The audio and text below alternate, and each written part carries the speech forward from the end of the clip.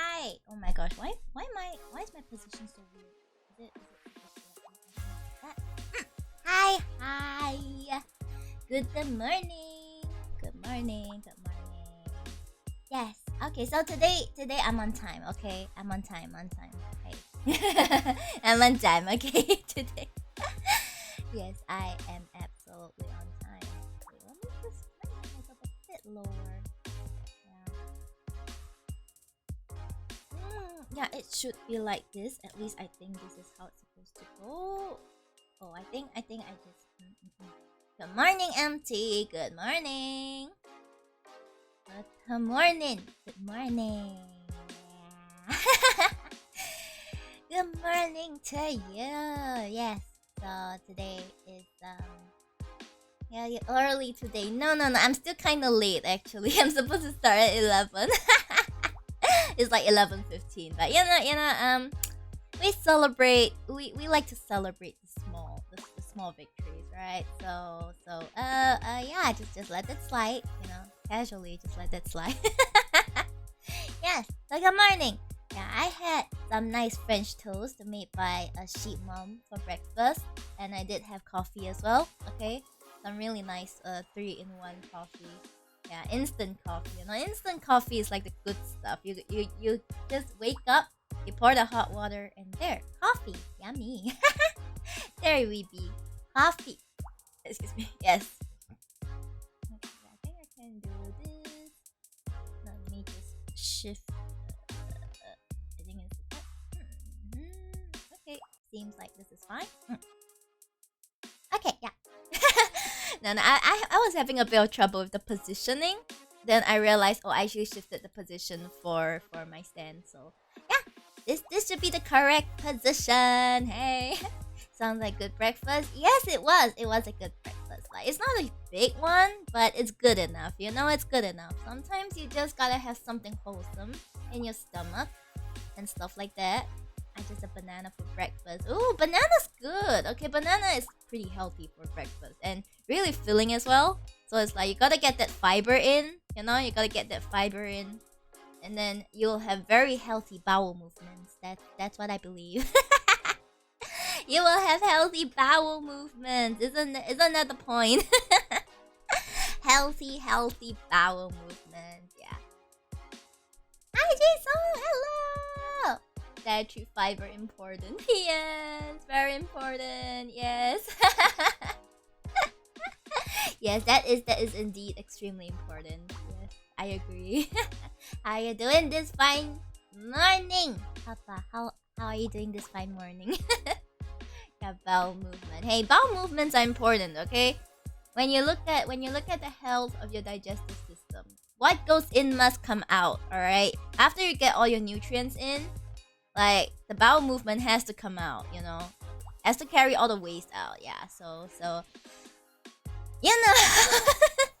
I'm just stating the whole package. Okay, I'm just stating the whole package. You gotta have everything, right? Yep. So I'm a firm believer that what goes in must come out. Yes. And today for healthy snacking, I do have a packet of nuts. It's called Nature's Wonders It's called Nature's Wonders Mighty Mix. Let's see. Sorry, I blocked my tracking for a moment there. Yeah, and there's like walnuts, macadamias, cranberries, and blueberries. Oh, whoa. Yeah, so that's for healthy snacks later if I'm feeling up to it, but chances are I won't eat it on stream or something. No, because they're a bit dry. I don't wanna have a dry throat when I'm reading out so much of the Ace Attorney stuff. Because Ace Attorney has a shit ton of text. Okay, like who asked Ace Attorney to have so much text? Not I. I didn't say that, but Ace Attorney was like, yeah, you're gonna have a shit ton of text. This case is gonna be like. Actually, I didn't check how long this case is gonna be. Give me a moment. Let me go to YouTube and let me see if I can find a full playthrough and see just how long it is. Wait. Ace Attorney, Justice for All, episode 4 playthrough. Oh my gosh, it's freaking 7.5 hours. I'm gonna Commit on the live, guys. It's 7.5 hours. Yeah, this is very long. This is very long. Nuts. That's right, nuts. That's such a cute emote.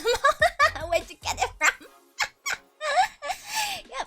So I believe that maybe I should get started. Actually, I should get started, and then you guys can we can slowly ease into the wonderful, the beautiful episode. Yeah. Okay, let me just switch the scene. Where do I switch the scene? Endurance stream? No, not endurance. We'll see if I have time to go through all today. I don't think so. Actually. But let's see. Okay, let's see. Starting soon. Which scene was it? Ah, yes. Sorry, I forgot. Okay, there we go. There we go. Perfect. Okay, are you guys ready? Because I sure am. I say I'm ready, but I have not opened up my stream manager on my iPad, which means I cannot see anything that you guys are seeing.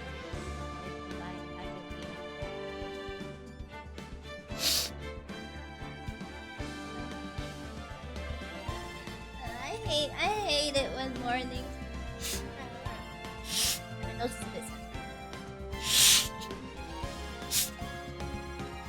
Okay, we are ready to go. Farewell, my turnabout.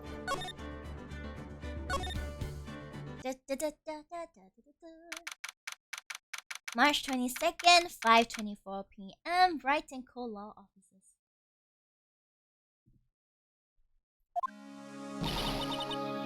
Missing Maya.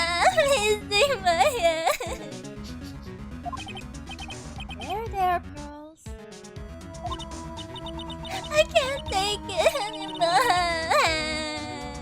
Oh, poor pearls. No, don't cry. Look, it'll be alright. Everything may still work out. The condition was that we had to get a not guilty verdict. And so far, the kidnapper has kept his word and hasn't hurt Maya. Ah, okay. And he won't because Mr. Ongard hasn't been given a guilty sentence yet. Ah! Cheer up! We don't have time to stand around crying. We have to get going. Okay, we gotta continue investigating, guys. This is serious stuff. You're right. Missing Maya is in much more pain than I am. Yes, that's right. So, hey, you guys! Glad I caught you, pal.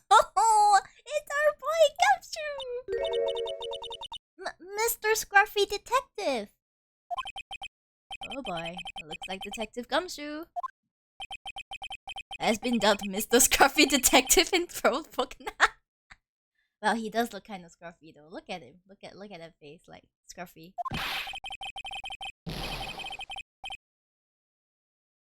Uh-oh. It's just plain old Mr. Dick Gumshoe now, and I came to talk to you, pal.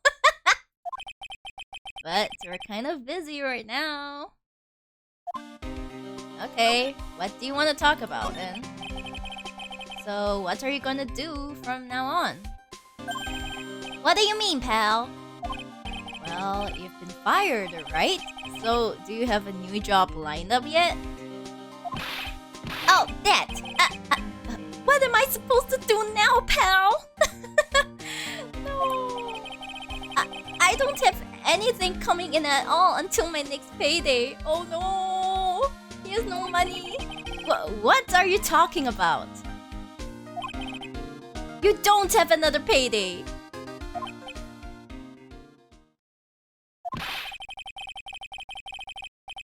I guess that means I'm just gonna have to work here at your place, pal. To say what? He's fired. you'll be searching for things that will prove Mr. Unguard's innocence all day, right? Well, yeah. So yeah, I'm going to help you, pal. I've got lots of experience in investigating and watching over people's places. Valid. Okay. You make a very valid argument. Okay. And I'm great at making really simple meals, pal. I'll take care of it all. Come on, Mr. Nick. Let's let Mr. Scruffy Detective take care of things. Okay. By the way, what's your best dish? Instant noodles, pal.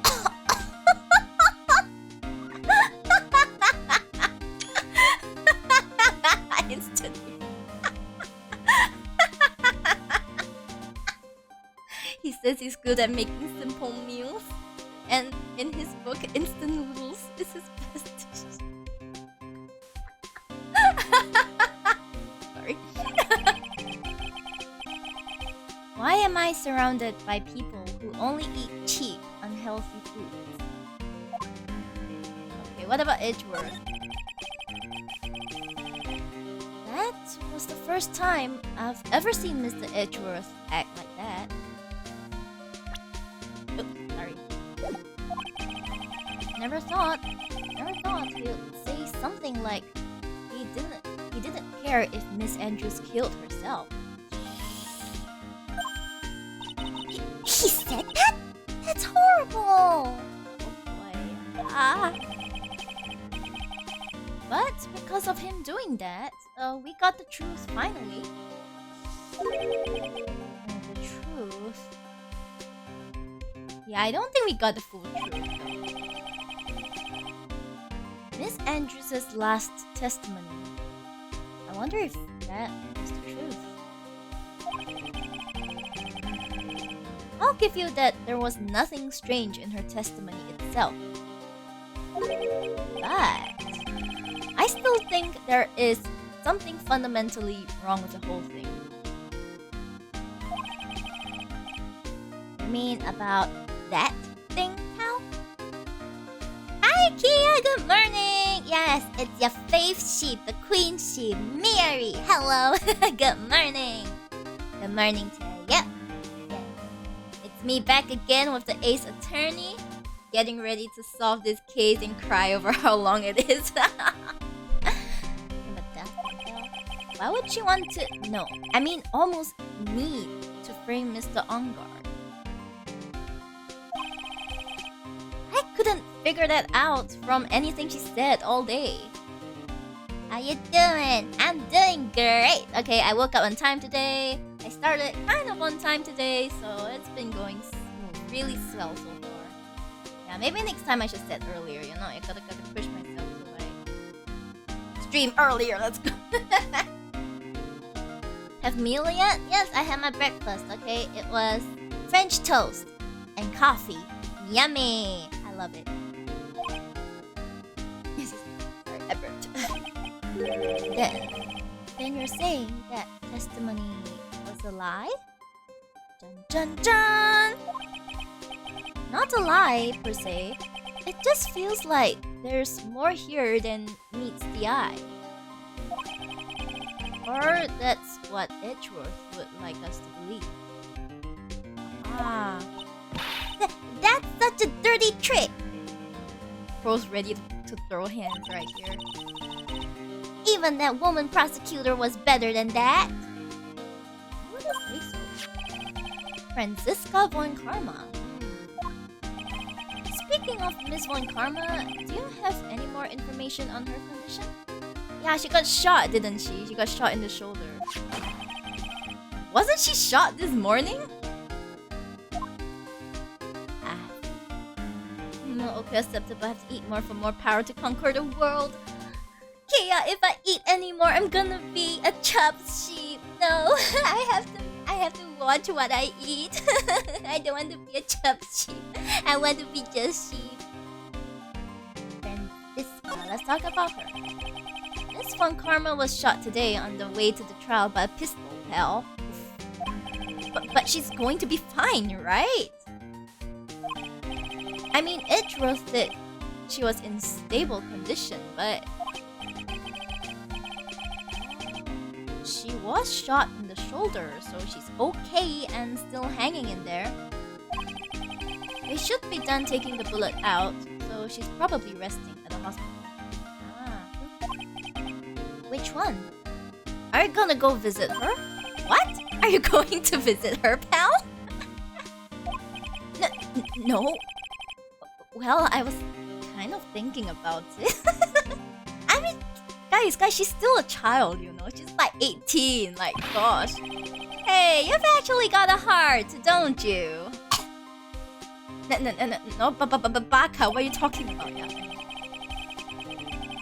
She looked like she was being tortured to death, not being able to go to the trial today. So maybe it'll be good for her if you went and let her whip you for a bit, pal. Oh, why does he have to get whipped to make her feel better? Let's go let her whip us, Mr. Nick. I'm sorry, Pearl, what the hell, Pearl? I'm gonna screenshot this. Now I'm definitely not going. Let's see. The name of the hospital... Oh yeah, the HEREEE Clinic. That name sends a chill down my spine. Ah, it's from a previous case. Well, I guess it can't hurt to stop by and say hi. Well then, I guess let us talk to... Let us go see... Let's go see her. How about that? March 22nd, HEREEE Clinic reception. Never thought I'd ever come back to this place. Yes, are you here to visit patient? Oh, it's this guy again. Hi. Wait a second, you're... Yes, I'm Director HEREEE. Why are you still here? Yes, what is it? Can I help you? You can tell me. Yes. Director HEREEE! Oh! Edgeworth, hello! Hi! My fave person. Okay. Edgeworth. Yes, I'm Director HEREEE. Oh, you're the man from this morning. Yes, what is it? Edgy boy, I know, right? Yesterday when I saw him, I was like... Yeah, but... Director Franziska. How is Franziska von Karma? You don't need to worry. Yeah, she's in good hands. Because, you see, I'm personally taking good care of her. Yes. It's because she's a banging lady, isn't it, you pervert? Huh? You pervert? Yes, on that thing, that surgery, it went well. You have my gratitude. Edgeworth. It looks like Edgeworth doesn't know about this director and his secret. She looked so pitiful, absolutely terrified. Yes. But I understand. Yes, her opponent was a gun after all. And when I snuck up on her real secret life, she would scream really loud. Yes. I see. But she's really cute too. When I do that, she'll whip me with her whip, Because you're a pervert! How can this guy be a director, bro? I think this guy... okay. If you... in the previous trial, we encountered him. He's actually a patient pretending to be the director, okay? But Edgeworth doesn't know that. He thinks this is actually the director. So, that's where the funny part is. Boy, did I cry like a baby. Yes, but I think I could get used to it. Why are all of you asking to get whipped by her? This is not right.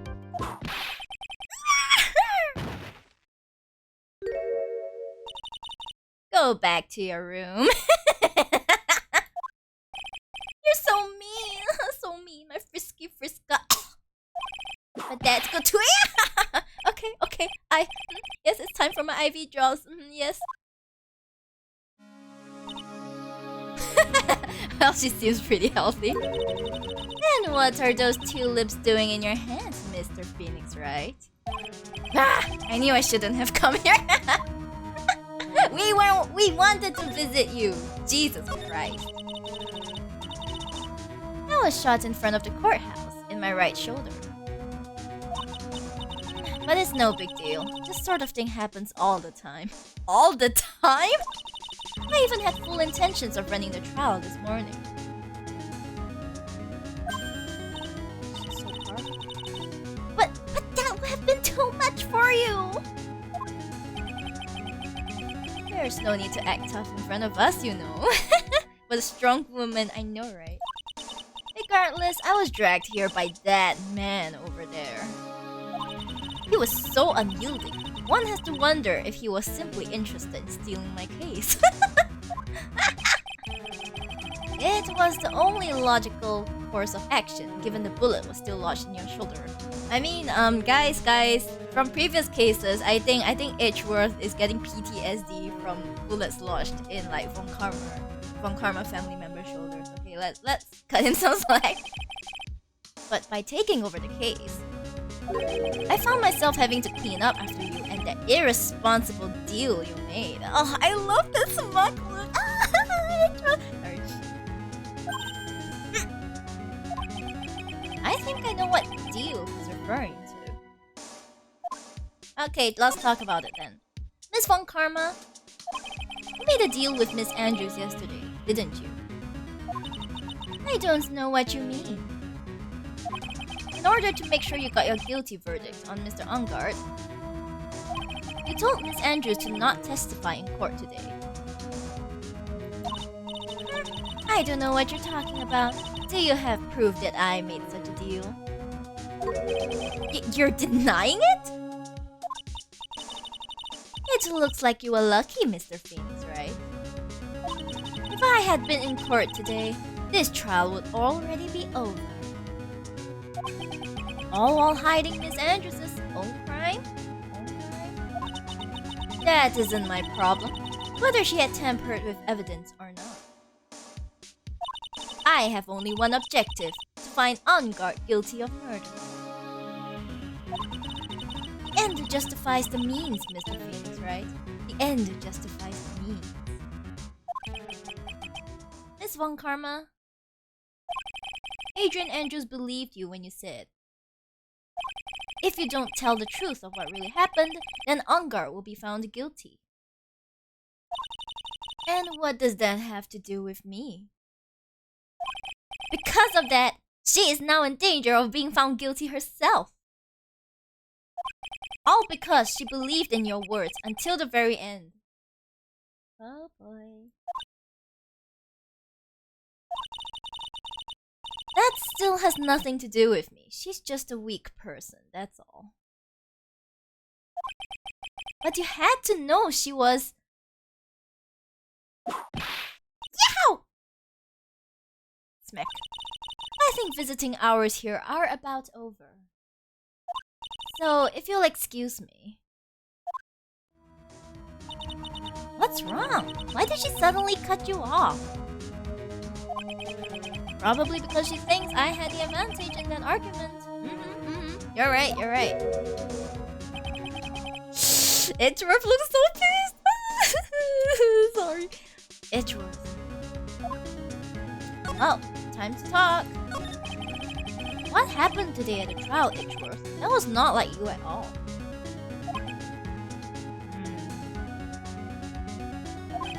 I mean, I know you knew about Miss Andrews' condition.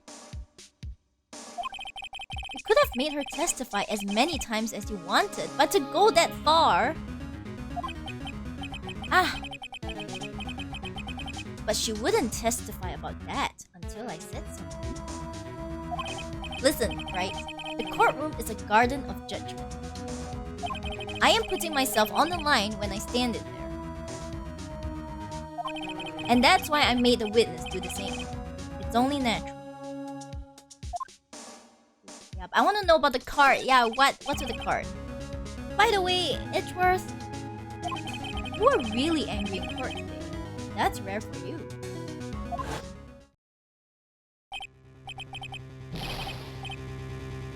Yeah, he got pissed off. The witness, that card, give it to me, hurry! Do you have any idea what you have stupidly yet inadvertently done?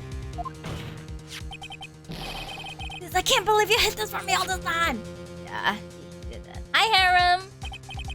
His eye to see that card. What in the world is it? Don't clam up now. You mean this? Listen, Wright. This is top secret information. You absolutely cannot leak this. A special investigations team has existed for a number of years, but few know of it. I understand. Their task is to find the owner of this card. A man called Shelly the Killer. Shelly the Killer. And just as his name states, he is a killer. An assassin. The best at that. Oh, teacher, come too quick. Go and listen to class. Jesus, just got home. Oh, welcome home then. Go back home, Harem. An assassin? Okay, was placed next to the victim at the time of the murder. Miss Andrews was carrying it. Picture card added. So who is this Shelly the Killer? The Killer is the name of a long-standing line of assassins. Long-standing? The name first appeared about 100 years ago, I hear. Shelly is the professional name of the third heir to the Killer, to the Killer name. Professional name of the third heir, yeah. So because his professional name is Shelly, he leaves cards with a shell on them. He has a habit of making sure to leave a card by the body of his victims. Why would he do something like that? We think it is a part of his duty to his clients. His duty? If he leaves a card, then his clients can be assured it was he who killed the victim. It also serves as insurance against any charges being pushed onto his clients. I see. The killer values the trust between his clients and himself above all else. Okay? It seems that this is one honorable assassin with a moral conscience. I guess that even honorable assassins can exist. So you think this assassin, you think he's the one who did the killing in this case? It would appear that way. The discovery of the card basically confirms it, wouldn't you agree? Yes. Shelly the Killer, huh? Do you not remember? Do you not remember who kidnapped Maya? I noticed something at the trial today. Okay, EDGEWORTH, it's time to question us. You are behaving in a very strange manner. Is something the matter? I guess I should just tell him. Maya, she's been kidnapped. Kidnapped? What does the kidnapper want? An acquittal. I see. I had no idea. I will prepare a rescue team as soon as possible and resolve this by tomorrow. Really? Did you hear that, Mr. Nick? Mr. EDGEWORTH is going to... Stop trying to console me, EDGEWORTH. I don't need your pity. Ooh. Ooh. Mr. Nick? There's no way you can find her. We don't have even a single lead to go on. There's only one way to save her. I have to get an acquittal somehow. It's the only way. Right. Listen. You need to know something. Uh-oh. Juan Corrida was killed by Shelly the Killer. And the client who ordered the job is Matt Ungard, your own client. Huh?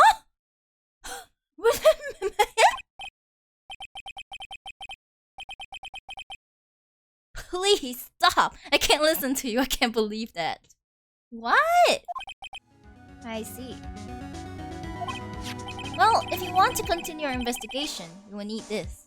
Need what? What is it? The hotel right now is restricted to police personnel only. Oh. He's helping us, guys! He's helping us! As we are looking for any clues that might lead us to Shelly the killer. But if you take this with you to the hotel, I'm sure they will let you in. Thank you! Letter of introduction added to the record received from Ep4 allowed Farrah to freely investigate the crimes. In any case, I must attend to the preparations for Maya's rescue team. We'll meet again if anything should happen. Now, if you'll excuse me. Mr. Nick? Do you think Mr. Unger hired an assassin? No way! I mean, he doesn't have a psyche lock. Yeah, I guess not. Maya. No, Maya. Please, all I ask is you make it home safe and sound.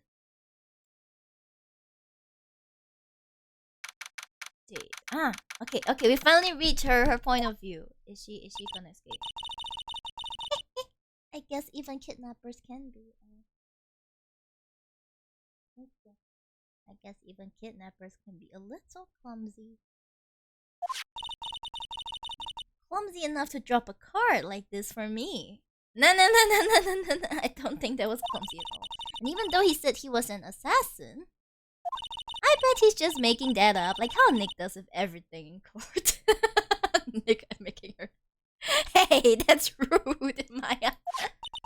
Anyway, let's try out the card trick with this card I just found. Click. Sounds like I got the door open. Okay, time to go take a look around.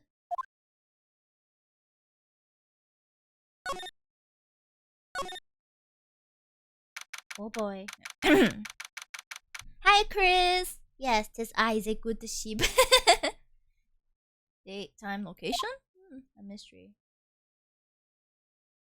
Well, what is this place? I've got a feeling I'm not in the hotel anymore. Are those videos over there? Oh, I'll worry about that later. Now I should be looking for clues. That way I can show them to Sis and maybe get out of here. What is this thing? An antenna, I guess? And this is a VCR? There sure are a lot of electronic gadgets here. But what is an antenna doing here? Oh, hey, it's a computer! I've never really used one before. I have no idea where the power switch on this thing is. Right, there goes my plan to use this somehow to get out of here. There's a framed picture sitting on this coffee table. Isn't this Celeste Impacts? That's Celeste Impacts. It's a picture of a woman. She's kind of pretty. Hey, looks like something's written here. Let's see. I think it says, "With love, Celeste." The plot thickens, fellas. I bet this could be a clue. Teddy bear. That's weird. What's a figurine doing on a sofa in a place like this? I think it's a bear. Aw, how cute! But it's got a lot of cuts and slits on it. Ooh. I wonder if it's some kind of puzzle or something. Okay. It's so dark in here that I can barely see, but... It's so dark in here. What is this then? Maya, are you blind? What is this light then? These kind of feel like videotapes, all of them. Just what kind of room is this? Locked, of course. And it doesn't look like I can use the card to open this door. There's a little hole at the bottom of the door. If only I was a little skinnier, then maybe I'll be able to crawl through. This looks like the door for a dog. Oh, this simply will not do. I cannot have you wandering around at will. It seems that your Mr. Wright is truly concerned about you. He is? For now, I would suggest you remain cooperative. If you cannot, there are ways in which I can help you. Ways, you mean? Dead men tell no tales is how the saying goes. Correct. Dead? I'm almost certain I told you on our first meeting. I am an assassin. No way, you're lying. I mean, an assassin? People are not always who they appear to be.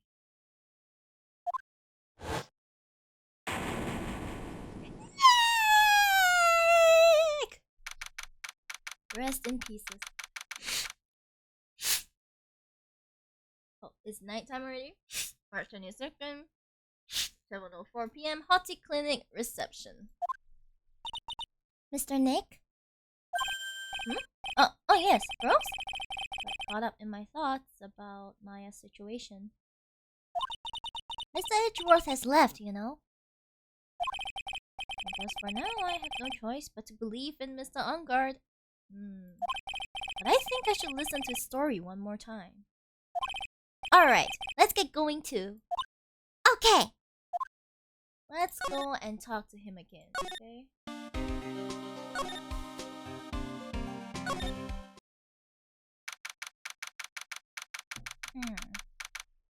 March 22nd, Detention Center Visitors Room. I'm sorry, but visiting hours are over for today. Aww. I have too many questions I need to ask. I'm sorry, but I'm Phoenix Wright, a lawyer for one of the... You're Mr. Wright, you say? Oh, yeah. There's a message here for you. A message? A message? It's from Matt Ungard. Ah, here you are. What message? What did he write? Is it something really important? I don't know. Well, let's see what it has to say. To Mr. Lawyer Dude, I've got something really important to tell you. Why do I feel uneasy all of a sudden? Oh boy. Ah, Mr. Wright! So actually, I have a favor to ask of you. I have this cat named Shu. Okay? I didn't put out a lot of food when I left the house, so he's probably pretty hungry. You think you could drop by my house and feed Shu for me, dude? My house is just a little ways down from the hotel, alright? Okay. This is terrible! Let's hurry! We have to feed his cat! I'm sure poor Shu's stomach is growling by now. Yeah, I guess. Okay, so, he told us to feed his cat. That means we have a chance to examine his house, right? The client's request is a request. I guess I should go check up on his cat. Let's go to his house then. Wait, how do we go to his house? How?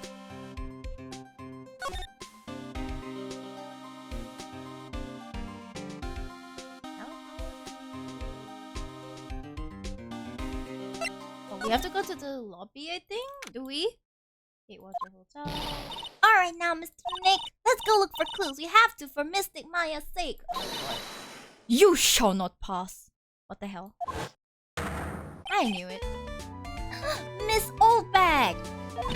Don't devalue my name and turn into a guest, you spiky haired pettifogger.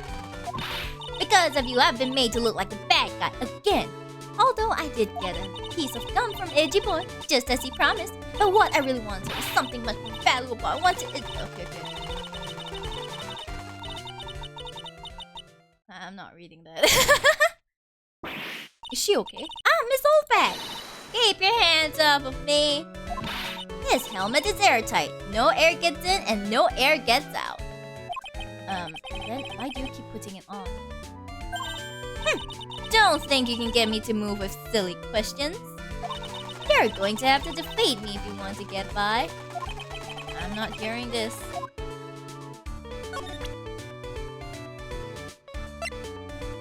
We show this to like her?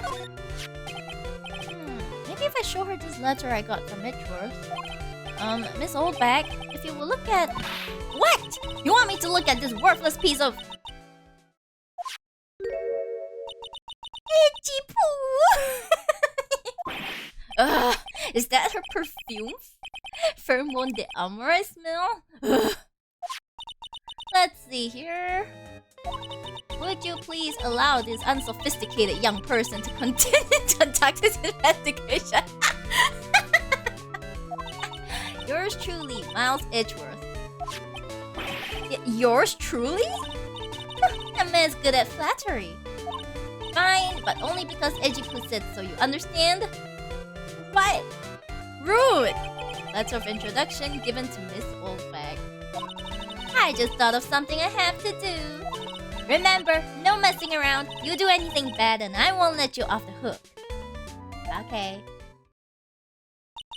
It looks like she has strong feelings for Mr. Edgeworth. That may be, but you know, nothing's going to come out of it. This is hilarious. That's so mean, Mr. Nick. Feelings are meant to be told and shared. Pearl, you are so pure. Ow. Did she hit him? Every time we talk about love, I always end up with a handprint on my face somehow. So anyway, let's continue our investigation. Okay. What? What now? One little thing before I forget. You can't go into Ongar's room today. What? Why? The police's main investigation team is going to be in there all day, you hear? I wonder if they're the team in charge of investigating the killer. So don't go in there. Set one foot in there and you'll face the wrath of Wendy Oldback.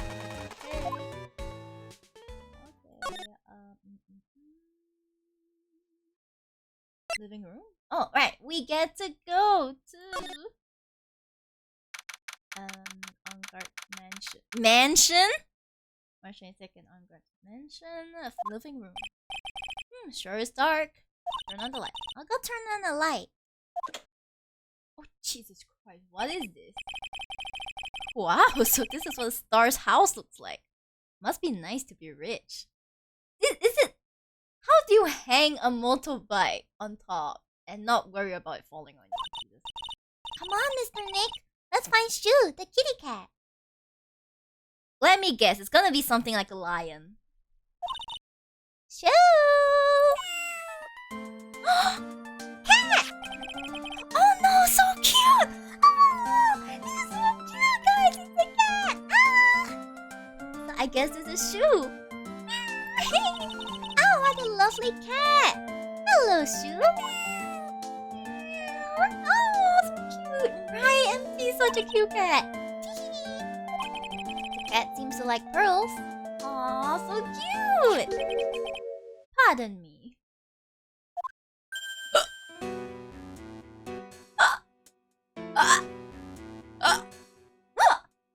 Nani?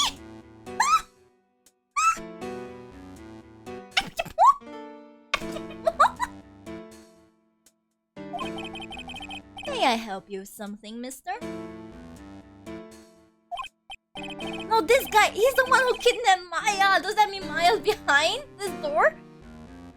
Oh, we're lawyers. Actually, I'm Mr. Ongar's lawyer. The master's... Then you must be Mr. Wright. Yes?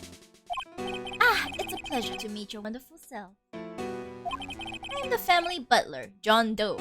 John Doe? John Doe. John Doe.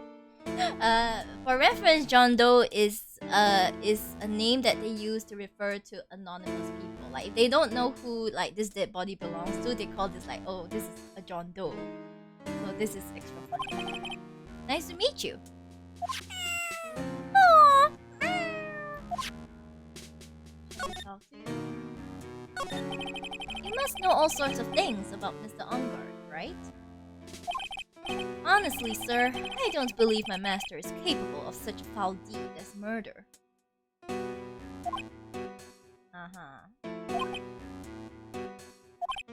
And, anything else? No, not especially. He's not right. It is not appropriate for a lowly servant to speak of the master or his affairs. How typically butler-like, as it were. You sus. Mr. Doe, how long have you served at this residence? Well, sir, I would have to say maybe about 1 year. That's very short. And, anything else? No, not especially. It is not appropriate for a lowly servant to speak of himself and his affairs. No, I would have thought Mr. Ungard the Kind to have a maid over a butler. That's true. That's a very cute cat you've got there. It's so cute! Look at it! It is my duty to take care of it. The master rather fancies Shoe. That's it? And, anything else? Oh no! What are we gonna do? No, not especially. It is not appropriate for a lowly servant to speak of the family cat. Well then, I guess I don't need this piece of scrap paper anymore. Matt's note crumpled into a ball and thrown away. Well, I'm afraid I must take my leave of you now. Oh, we should probably get going ourselves. Ah, so young and yet already so accomplished. A master of law. But there's also a lot to be proud of in being a butler. In charge of the house and all. Phoenix is such a nice guy. Thank you for the compliment, sir. People are not always who they appear to be. Now, if you'll excuse me.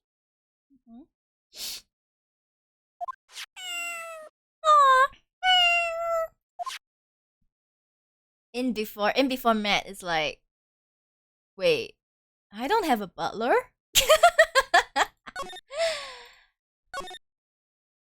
A giant bicycle is flying through the air! That bicycle, Pearls, is one where you don't have to pedal and it moves on its own. Really? Wow! But sorry to disappoint you, it can't fly. Oh, that's too bad. The couch, a purple couch.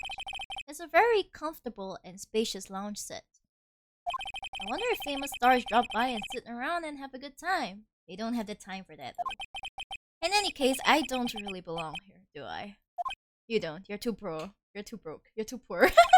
What does it mean feeling inferior today?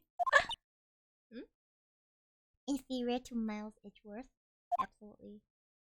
Hi, Fascinato! Hello! Yes, hello to you too. Hello to you too. Today's a pretty fine morning. Oh, it's afternoon already. Good afternoon, guys. Good afternoon. Oh, no. We already went through this. We went through this. There's a small door at the bottom of this bigger door, Mr. Nick. I bet it's for Mr. Ungard's cat to use. Oh, that's cute. Oh, you mean Shoe? The door. It's locked tight. Well, I guess that's to keep nosy people like me from entering it. Maya's right there! Oh, there's a giant cooking hearth here. That's actually a fireplace. How are they different, Mr. Nick? Well, for starters, you don't cook anything in a fireplace. No, I've never actually seen a hearth before, come to think of it. You should come and visit Faye Manor then. I'll show you one when you do. Aw. This is fan merch. Ah! There are masks here! Yeah, that one in the middle is the Steel Samurai. The one next to that are the Pink Princess and the Evil Magistrate. He fought many battles against the backdrop of New Old Tokyo. Wow, you really know a lot about the Steel Samurai, Mr. Nick. I don't know whether to laugh or cry that I know more about that show than a kid. It's fine. Come on. Okay, I don't think there's anything else to see. Is there anything else? No, I don't think so. Nothing. Absolutely. Well, I guess it's time to go.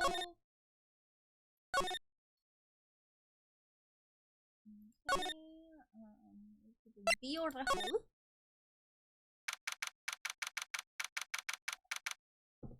okay, mushroom. Second Gate Water Hotel, Viola Hall. Looks like we're the only ones here. Oh man. And yet, the hotel seems so busy somehow. Probably because the police team is scoring for clues about the killer. Phoenix, how? Don't you remember that the person you're talking to was called the killer? How do you... Phoenix! You're a lawyer, aren't you? How did you graduate out of law school? Ah!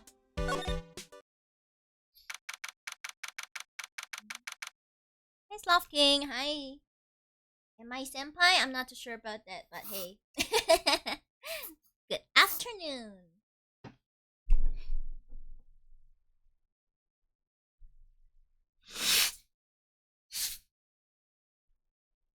I'm not sure how Phoenix graduated. Like, it's a miracle. Hey, Steady Boy! Lada! You're still here. Wrecking course! An investigative photographer eats or starves on her ability to snap up the scoop, yeah? And this hotel just has that aura of mystery. You know, like something's always about to happen. But, do you have a camera? Alright, Gibbon.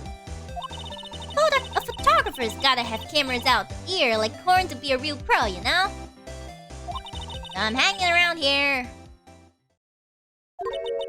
Speaking of cameras and feet in the mouth, do you have Maya, bread thief? Why can't you drop that thief thing already? Can we give her the camera?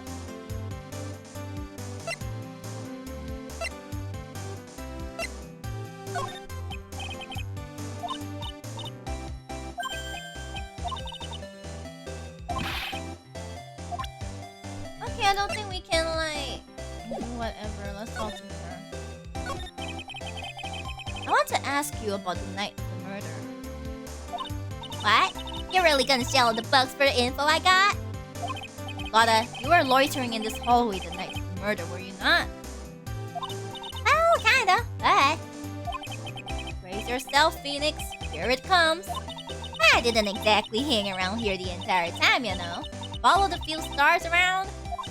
Got a few autographs, shook a few hands, had a soda pop with a few of them too. Looks like she wasn't here the entire time that night. The security lady also wasn't in this hallway the whole time either. Yeah, I guess this means there's no one who can tell us who came and went that night. Scandal. So about the note that was inside your camera case? Oh, that ditty I wrote. Yeah, can I believe what you've written?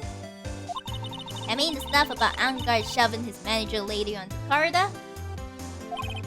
Yeah? Well, I reckon you best not be believing that. What? Look, I sorta wrote that on a whim, you know? Writing whatever came to mind. Whatever came to mind? Was this fiction? Yeah, when you get down to it, it's just a lot of random bulldooders.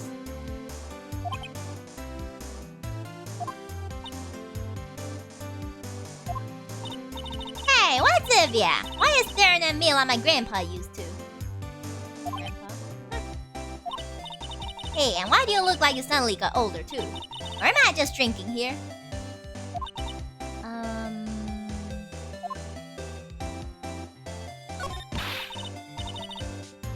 My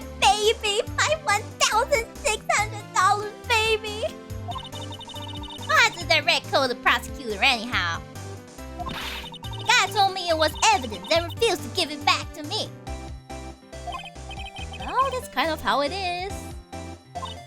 Hey, you're that red goat's friend, ain't ya? I mean, so put in a few good words for me and give me back my camera. You want me to do what? Listen, act the guy real good for about 5 hours and I guarantee he'll give it back. Why don't you do your own dirty work? Well, I reckon it's time for me to get going. A tabloid photographer without a camera is just a tabloid, huh? Yeah, I guess so. Keep yourself together out there, you hear? I'm coming to see her in court tomorrow. Okay, I'll see you then. And you too there, little one. Keep up the good work, okay? Okay. Carl, if it's already night. Hi, Carl. Hi. Thanks for the headpad locking. Thank you. The night is young. Confident you can finish it today? No, not at all, Carl. Not at all. Let's do 1 hour dream. MT, you do the 11-hour stream then. Don't be picky about your food now. Okay. And make sure you do all your homework, you hear? Okay. And if you happen to find yourself a camera, make sure you bring it back to me. Would you please just leave already? Help. Well, we can only go to Carda's hotel room, so...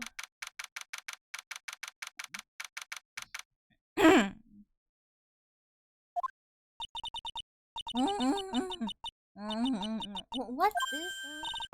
Mr. Nick! Well, what is that otherworldly, ghastly moaning?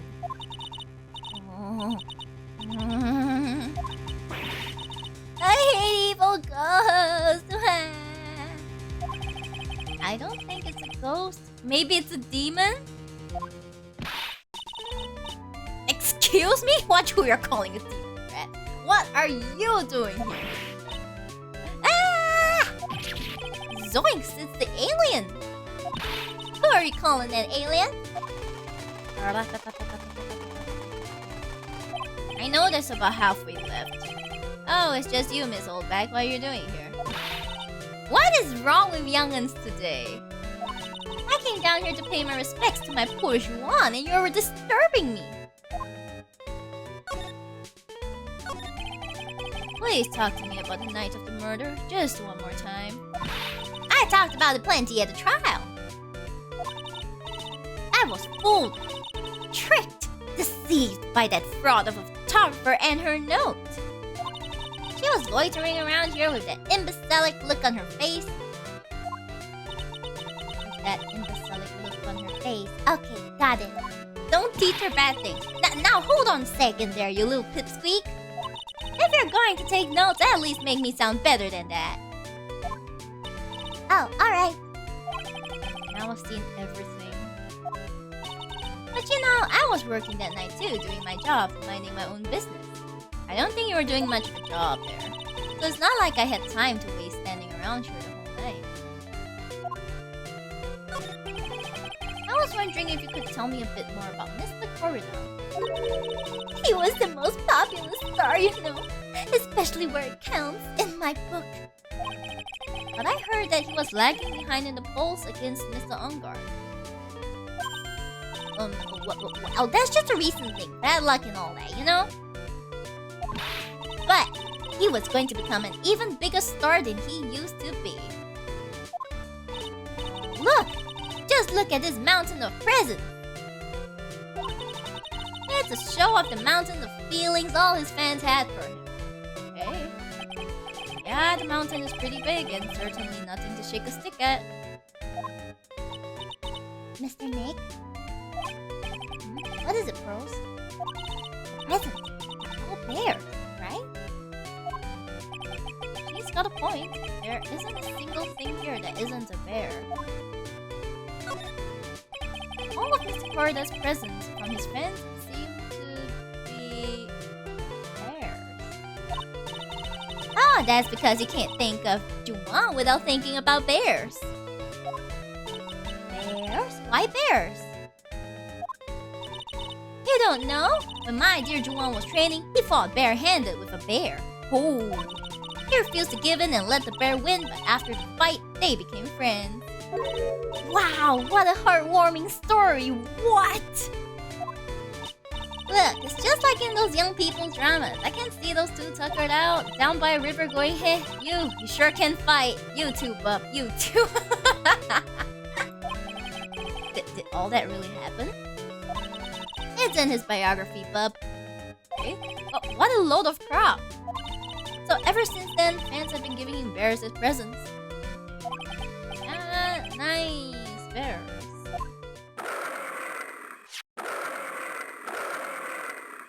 I'm Uncle Bear Nice. It's barely 8 o'clock. Wow. What is that infernal racket? It's one of the presents going off. Sounds like it's already 8 p.m. Way past your bedtime. Oh, it's late. Ugh, that startled me. I thought I was gonna die for a second. She stole out that camera. Yeah, she did. 8 p.m. That's the time when the award ceremony ended that night, remember? Time sure flies. Hard to believe it's been 2 days since the ceremony. Yeah, it's been 2 days. The transceiver! Beep. Hello? Hello? This is not the phone. Maya! How is Maya? You haven't heard her, have you? It seems you were not able to fulfill your end of the bargain, Mr. Attorney. I've heard the news. So it would seem my present did you no good. Missy Maya, Missy Maya. One more day, please. All I ask is for one more day. I'll get a not guilty verdict for sure this time, please. I suppose if I must. I need that acquittal more than anything else, after all. Please, please let Maya say something. I want to hear she's alright.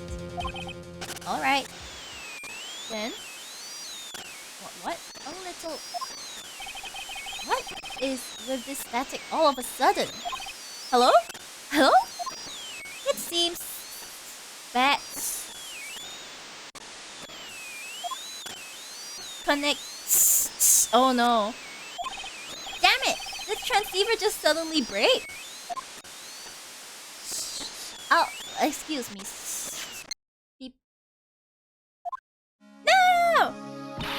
What happened? I don't know. All of a sudden, it became nothing but static. Maybe Maya did something like she broke the missing Maya, missing Maya. Why did the transceiver suddenly break like that? I should probably have an electronics expert look at it. The sooner the better. Well, there is nothing we can see. There's probably nothing.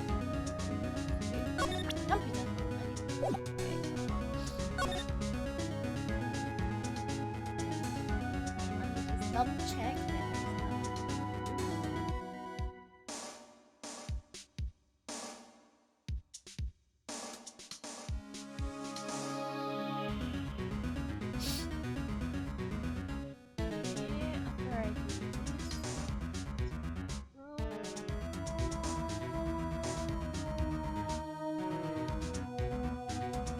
Okay, well, let's go back. Let's go back to the office.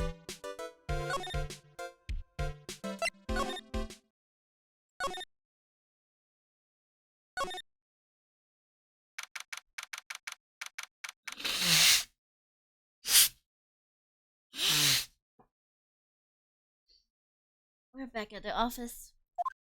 Hey, welcome back, pal. You just went all tadaima. I thought I'll make you a little something for dinner. Instant noodles. That's nice. Thanks. A rich man's luxurious full-course meal.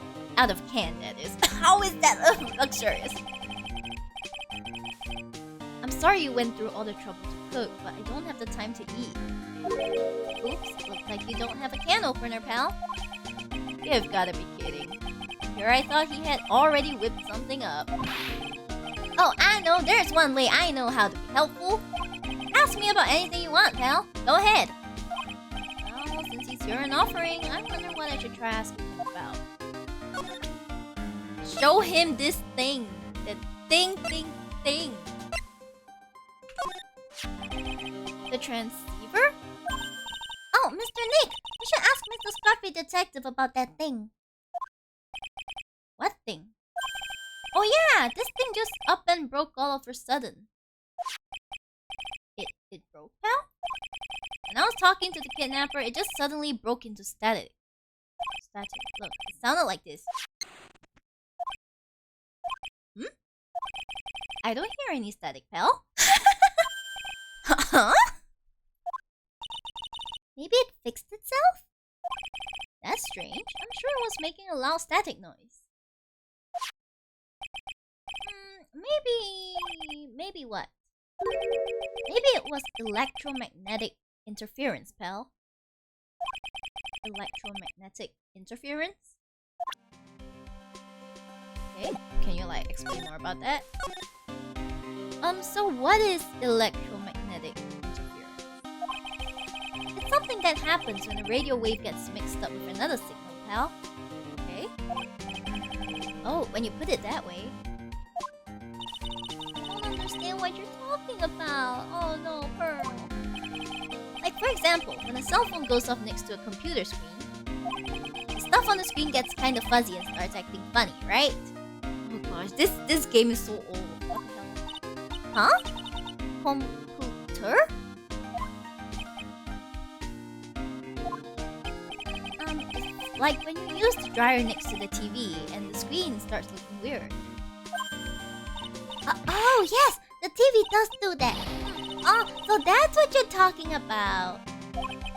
She seems amazingly happy at being able to understand this.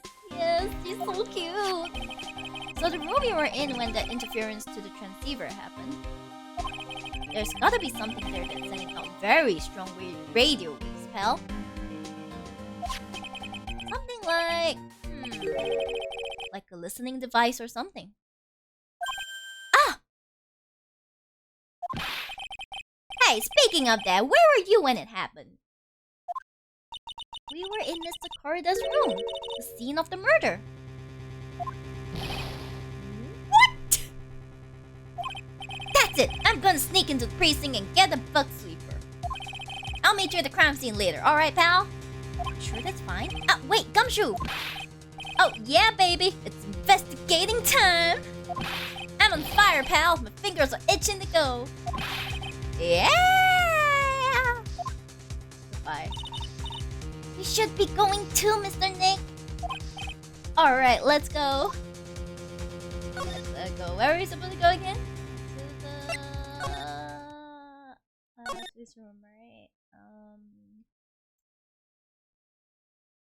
To the... do we meet here? Wait, wrong one. I clowned. No, not here, not here. We go to the...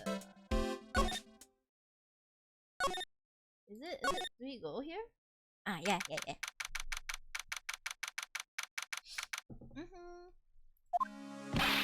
Hey! You're finally here, pal! Sorry to keep you waiting. Do you have the, bug sweeper? Well, you see... I got busted trying to sneak in, pal. Then suddenly, I'm staring at the precinct doors.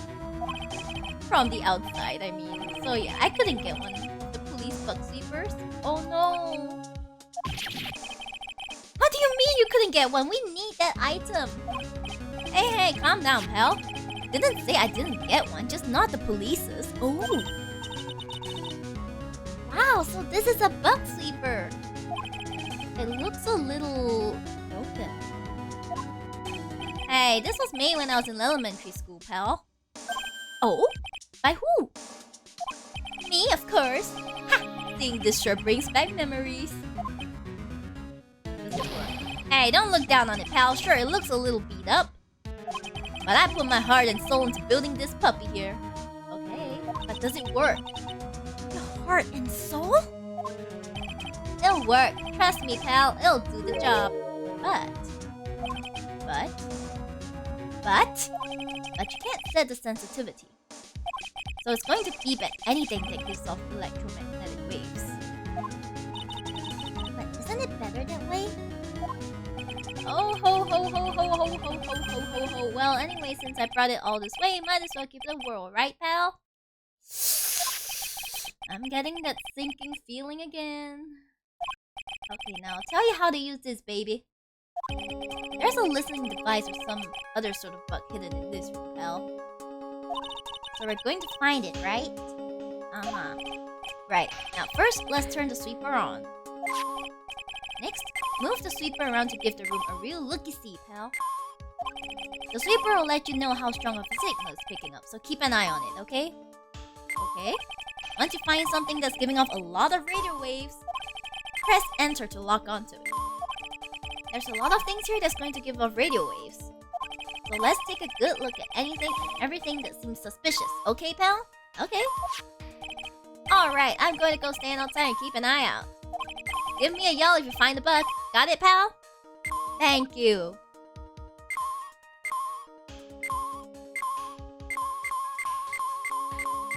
Oh! Oops, sorry.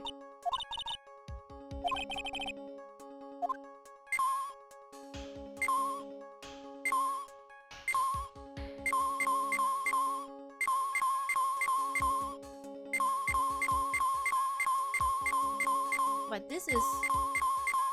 These are electromagnetic waves, right?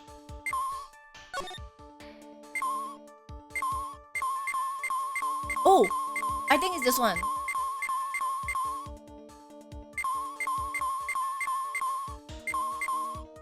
I mean, this is naturally gonna have a lot of electromagnetic waves, but like... This is where it's at. What's this? It sort of looks like a hot water pot, but... Oh, well, it's kind of like a hot water pot, I guess. But instead of hot water, coffee comes out. Ooh. Really? This pot can do that? Is there a pot that orange juice comes out of? I don't think there's anything like that, girls. Aw, sorry. Okay, so not this, right? Oh, the water in this hot water pot has run out. I'll go get more water for it. Oh, okay, sounds good. Looks like she's forgotten all about looking for the listening device. A lot of signals, is it?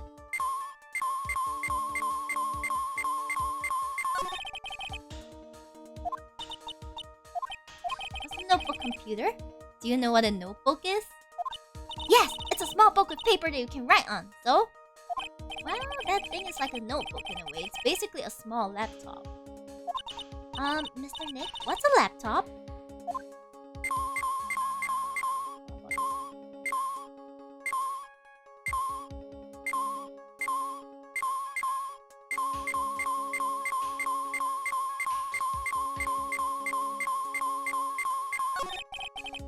It's a plain old calculator.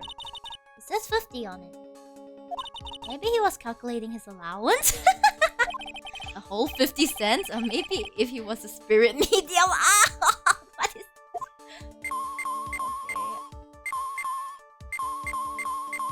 Okay. That's the TV's remote control. So I was thinking. I wonder if a TV remote works on other things, like... Did I make you change your expressions like TV channels? Zap! Hey! But if I could, ooh, the people I would give the old mute button to. Well, I don't think it's going to work on me. Why don't we try it on Maya tomorrow, okay? Okay. A rice cooker? Does it work that way? Wow, it's a really delicious loaf of bread in here. That's a rice cooker, isn't it? Looks like it's been on keep warm all this time since the murder. As the scruffy detective always says, got to keep the trail and crime scene warm. That's not I think the keep warm in that case is a little more metaphorical. Oh, she's so cute. Okay, that means that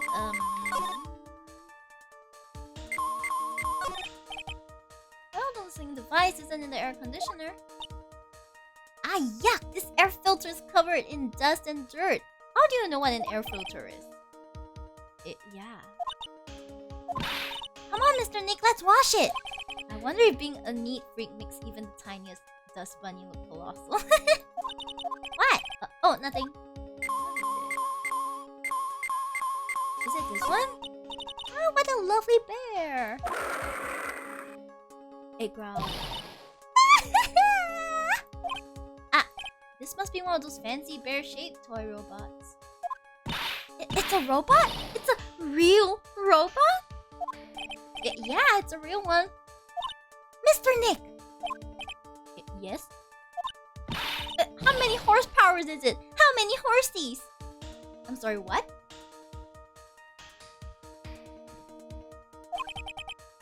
Horsies?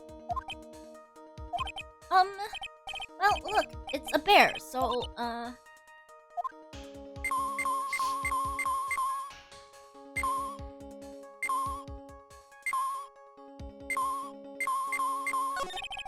Cell phone, no bugs in here. Cell phone? What? Don't tell me you don't know what a cell phone is! I'm sorry, I've never seen one before, oh no. Now that she mentions it, my cell phone couldn't get any reception while I was staying in Kurine village. And Pearls has never lived outside of that village, so... Well, I guess I can't say it's impossible to live without one.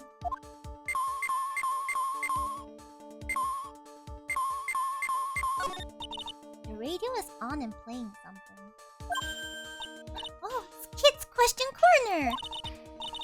Professor, why is the Earth round? Yes, why is it, Mr. Nick? Why don't you listen to the radio program a little more, Pearls? Is there a bug somewhere? Oh! Lamp check, listening device, nope. There are a lot of lamps in this room, aren't there, Mr. Nick? Yeah, and they're all on. You shouldn't do that, Mr. Nick. Don't you know that's wasteful? Ah, yeah, I'll be more conscientious from now on, sorry.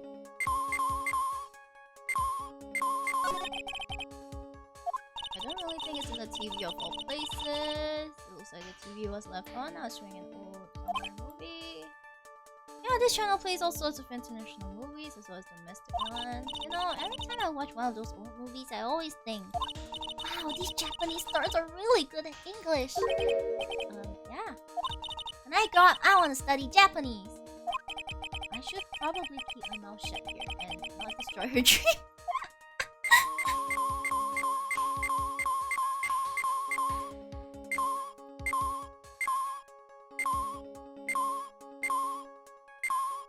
But where could it be? Well, the phone is the most common place for a listening device, I'll say. But let's take the receiver apart first before we get ahead of ourselves here. Wow, you know a lot about electronics, don't you, Mr. Nick? Yeah, I know tons, especially when it comes to taking them apart. It's my specialty. Oh, wow. I'll leave the fixing up part to Gumshoe.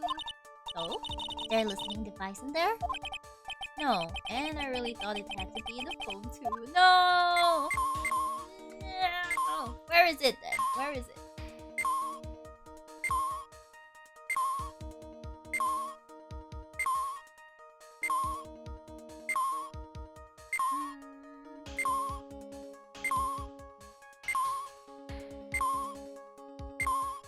Okay, let me do this. I think it's part of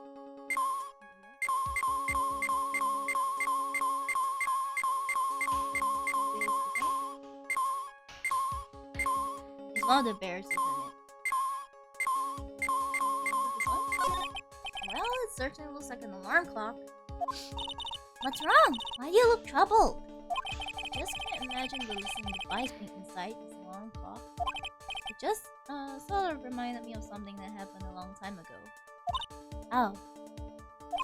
Well, anyway, it looks like the listening device isn't in here.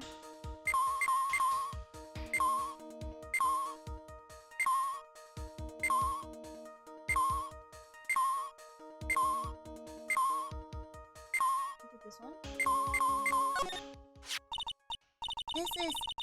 This is just a giant stuffed teddy bear, right? It's the biggest one I have ever seen. Hey, so did you guys find it yet? The listening device, I mean? I think it's this one. No, not yet. But this bear's eye is... Let's see. A perfectly normal stuffed bear with some really strong radio waves. Sounds like you found the device to me, pal. Let's take this big fella's eye out and see what we've got. No, you can't! Such a violent act! Ooh. No!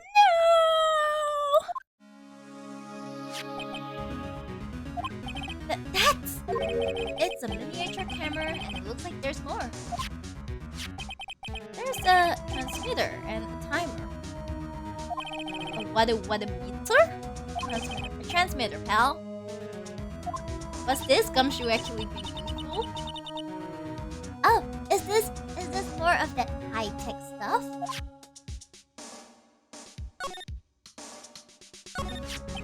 So this tiny thing is a camera? Yep, it's a pinhole CCD camera, pal. Oh, it's a small, high-grade video camera mostly used in security systems. So it's a video camera. It runs on a battery, which comes with it in a set. But there's no videotape in this camera. This is only the camera part here, pal.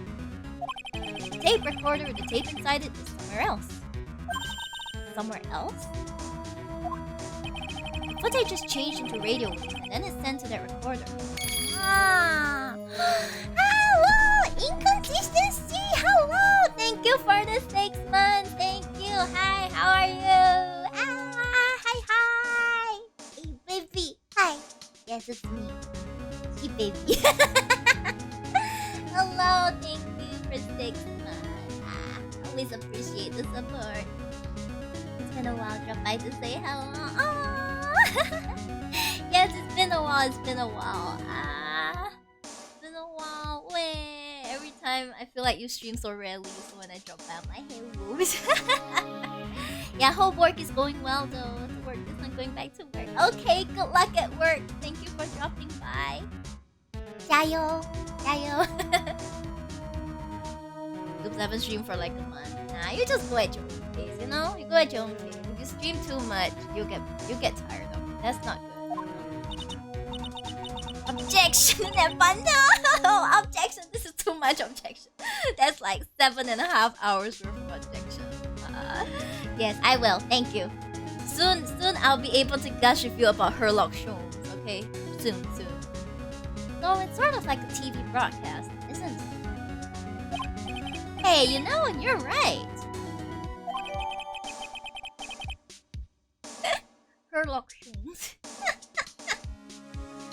Set to record the victim's room from 8 PM for 1 hour was running at time of murder. Spy camera added to the record. So, what is a transmitter? It's a device that sends the footage the camera took to a specific destination. Okay. It's like a video version of a listening device, pal. Oh. It looks like it's attached to a small clock-like thing. Oh, that's a timer, pal. You can set it to turn the camera on and record at a certain time with it. You can set it for a certain time. Most things these days you can set for a certain time. Now you can set it for... Yup, let's see. This looks like it was set to start at 8 PM and go for 1 hour. 8 PM? That was the time the award ceremony ended. There's no date set, so it's been recording every night, I guess. Ooh. Mr. Detective! How long has this bear been here? I'm pretty sure it's been here since the night of the murder. Uh-oh. Then maybe this camera caught the murder on tape. What? How lucky is that? Convenient. Even think about the angle the bear is at. It's bound to have had a clear shot of the whole crime, pal.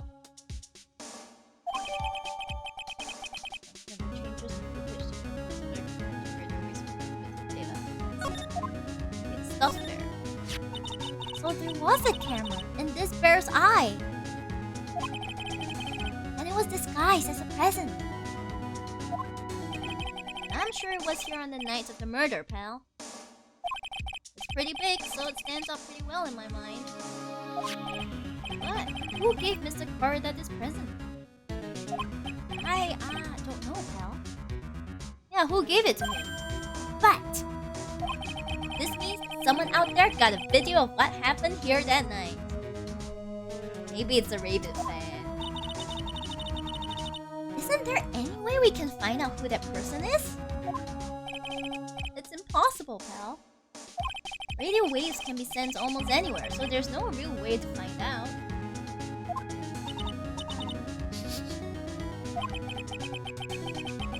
Is there really no way to find out?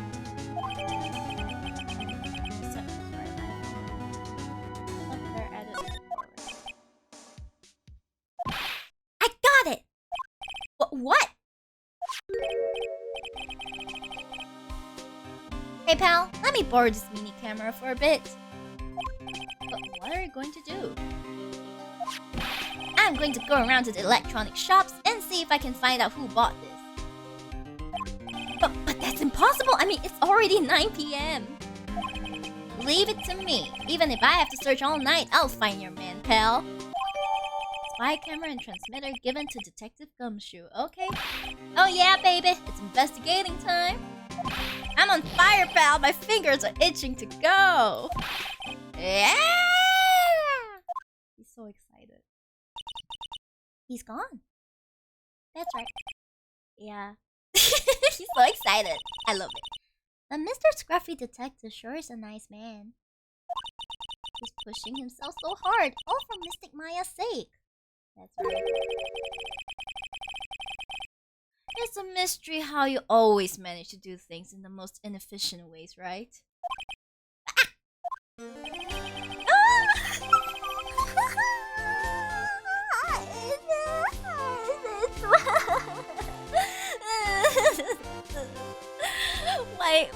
Why am I... What?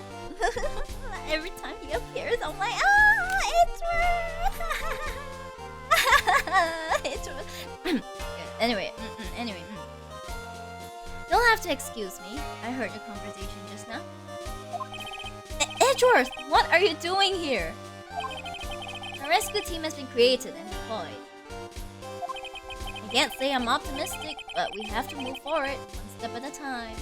Aww. I see. Thanks. Don't thank me yet. We still have to find her.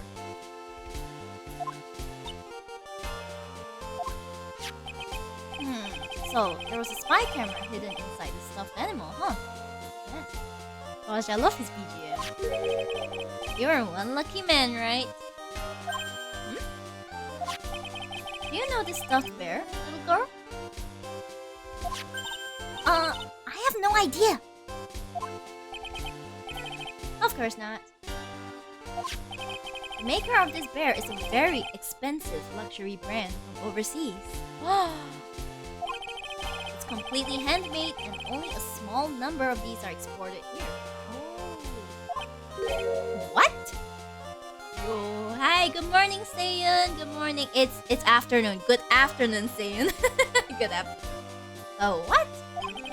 The camera and transmitter that Scatterbrain Detective took with him are dead ends. Things like those can be bought anywhere. However, this bear is different. Aha! Yes, good afternoon. By tracking how it got into this country, this bear can tell us who the buyer is. Smart! Can you really do that? Mr. Nick, can he really? Well, I guess so. It's 9 PM. I think I can still make it in time. Where? I'll be taking this for now. Taking the bear? I'm sure you have other things you have to do. Stuffed bear snatched up by Edgeworth. Wait. It's so big. Can you imagine him being like, Hoi! Hoi, I'll take this for now. See you soon, right? Wait! What? Steadily progressing through the game, I see. Yeah, one step at a time. Why are you doing this? Why?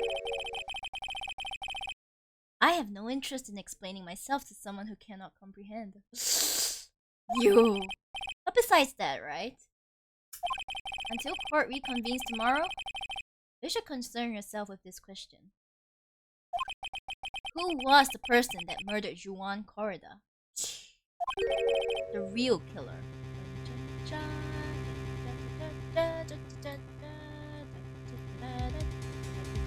Wait, I clicked the wrong thing. Yeah, anyway. The real killer. Do you really still think it was Adrian Andrews? To be honest, I don't know anything. You still have a little time left. Find the truth, right? Everything begins with the truth. And there he goes, hauling off the bear. Juan Corrida's real killer, Miss Andrews' past. The kidnapper whose sole condition is an acquittal from Mr. Ungard.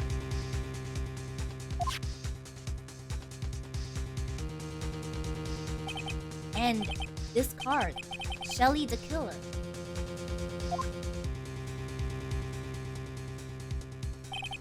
Maya, the only way I can save you now is to find all the answers to this case tonight. Pain and suffering. I don't understand what your real intentions are, Edgeworth. But as you said, all I can do for now is find the truth.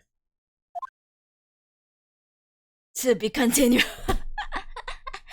let me have a break, okay? Let me have a short break, and then I'll be back. Save your progress up to this point.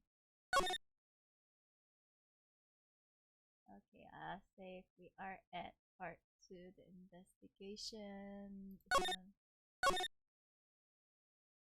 Okay, let me go and take a short break. I'll leave it on the screen. Okay, I'll leave it on the screen. And then I'll go take a short break. Like, give me like 5 minutes or something. Then I'll be back. I'll be back to continue.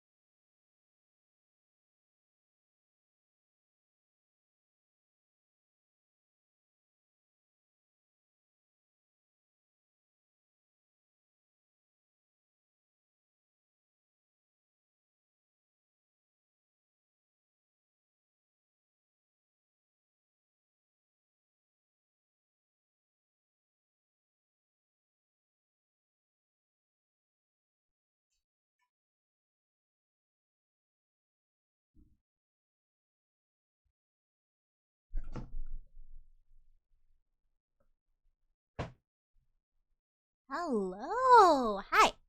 Hi, Stephanus. Hello. Hi. Lovely to meet you. I am back, guys, and I just found out that the instant noodles I was planning to have for lunch has long been gobbled up by the sheep bro. I am extremely disappointed. This is terrible. How dare the sheep bro gobble up my instant noodle? I mean, it's not like it belonged to me, but still, how dare he? How could he? How could he? I feel so betrayed. Ah.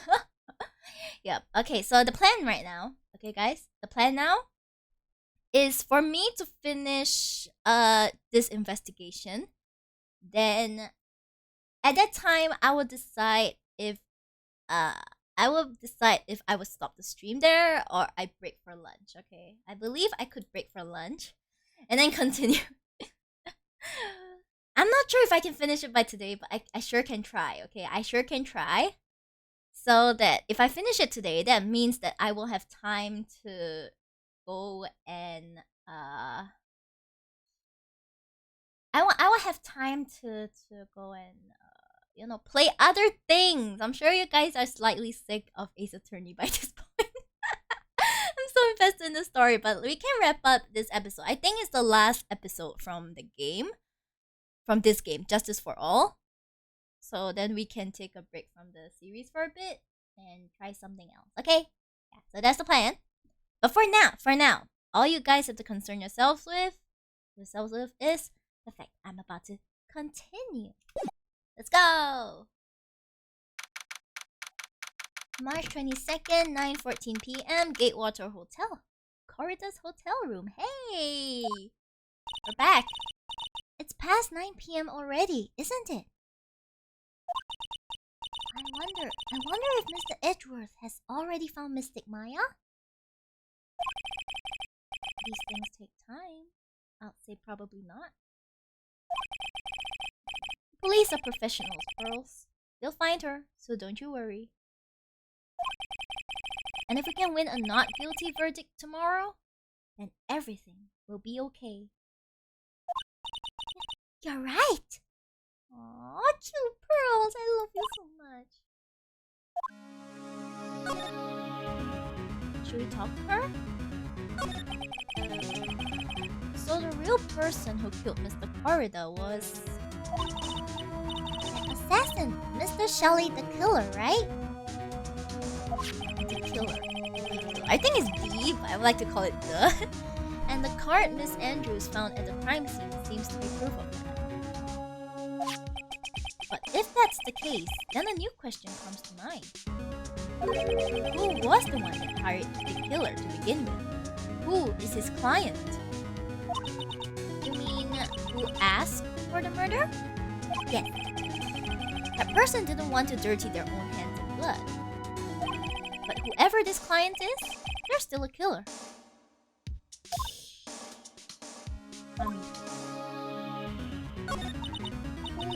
Who could have hired the assassin? You think it was Miss Andrews? I don't think so, though. I wonder. But if she was the client, then why go through the effort to stab the knife into the corpse herself? That doesn't make sense.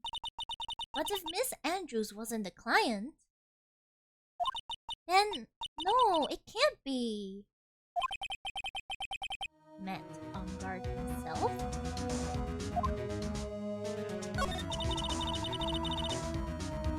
If Mr. Ungard really did hire the assassin, then he is not innocent at all. Far from it, he will be guilty of the crime. Oh boy. Oh yeah, sorry for the late welcome, but welcome, Stephanus. Welcome to the sheepdom. but it can't be Mr. Ungard, right? I mean, when we first talked with him, Mr. Ungard, I'd like to ask you one more question. Did you kill Mr. Juan Corrida? Alright, just so we're clear, dude, I didn't kill anyone, and that includes Juan Corrida, okay? And there were no psyche locks. I didn't see any psyche logs at that time. Actually, that reminds me.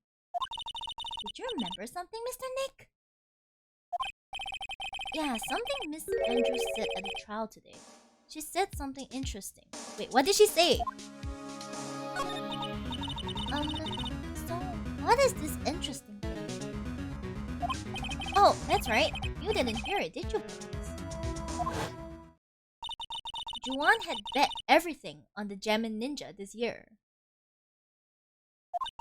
And if he lost the Grand Prix, he was going to make sure Matt was going down with him. That's what he thought anyway. It looked like somehow Juan had in his hands a secret so powerful that it would destroy Matt's acting career had it been revealed. Oh boy. What kind of secret though? Mr. Ungard's secret? What is this secret? I don't know yet. But for now, let's think about it this way. Mr. Corrida was going to reveal this secret. That means Mr. Ungard had plenty of motive to have Mr. Corrida silenced. Okay.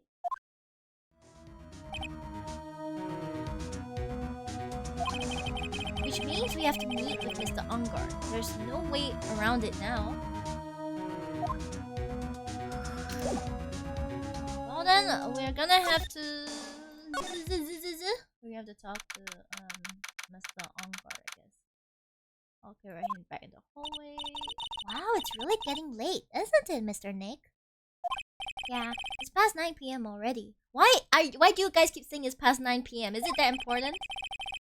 But we still have some things to prepare for tomorrow's trial. There's still the matter of this secret Mr. Corrida held about Mr. Ungard. And Miss Andrews' real intentions. These are two things I must know tonight. But aren't visiting hours over at the detention center? I'm sure we'll think of something, Pearls. Don't you worry.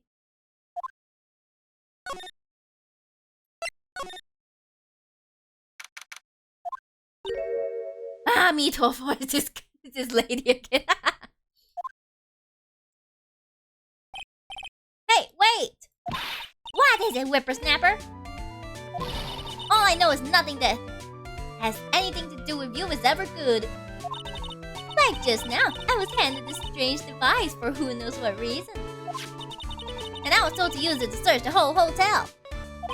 That's the bug sweeper, isn't it? The one Gumshoe made. I don't know and frankly don't care, but the request came from EDGEWORTH, so... EDGEWORTH? And he said... If you feel angry, direct your anger at the unsophisticated lawyer.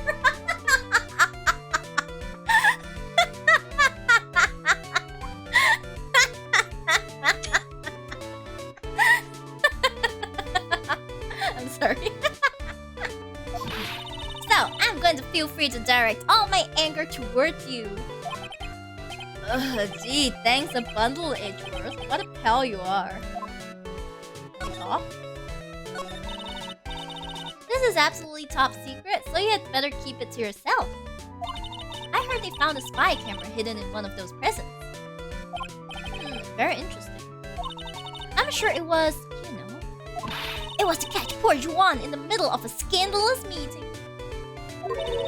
Scandalous? What's that? It means, well, you know that gossip that's been going around about my dear Juan? Oh, you mean that thing about Miss Andrews. But I'm sure she must have had some reason for getting close to Mr. Corrida. I'll let you in on another secret, young'un. I know who planted that spy camera. Who? It was that obnoxious puffy-haired photographer girl. The nerve of some people. I don't think so. Spying on people by herself. As if I wouldn't want to see it for myself too. Ma'am, that's besides the point. Don't spy on people. What the hell? Wow, the alien actually admits her true intentions for a change. I don't know what you're thinking exactly, but I can bet it's nothing good. Okay. but I didn't say anything. So you want to know about Juan and that manager, right? Actually, as I hear it, they were something of a refreshing pair, those two. Oh? I tell you, Juan really welcomed that manager with open arms, I heard. That manager? Who are you talking about? You don't know? That manager woman Juan had. It's a shame she killed herself, though. Ah. Oh, you're talking about Miss Celeste Impact, Miss Andrews' mentor, right? Yes, that's the one. That Celeste girl. She was supposed to get married, you know? To who? Married? You mean to Mr. Corda? Ah, really? You young kids today don't know anything, do you? That girl Celeste killed herself 3 days after their marriage announcement. 3 days after their marriage announcement? What in the...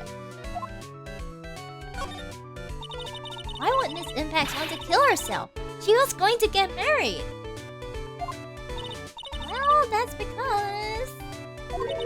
she was thrown away, you see, by Juan. What?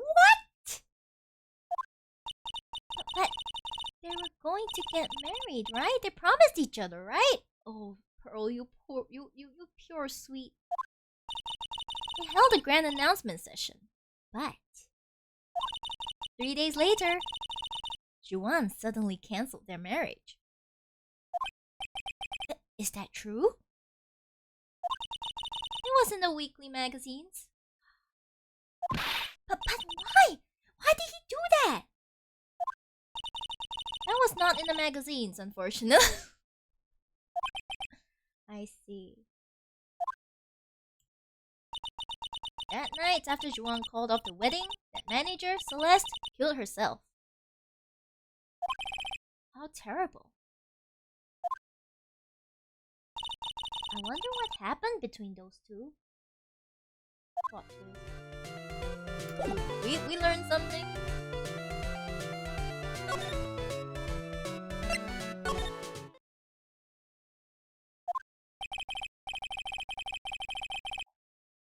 On that night, there must have been at least a few hundred people here.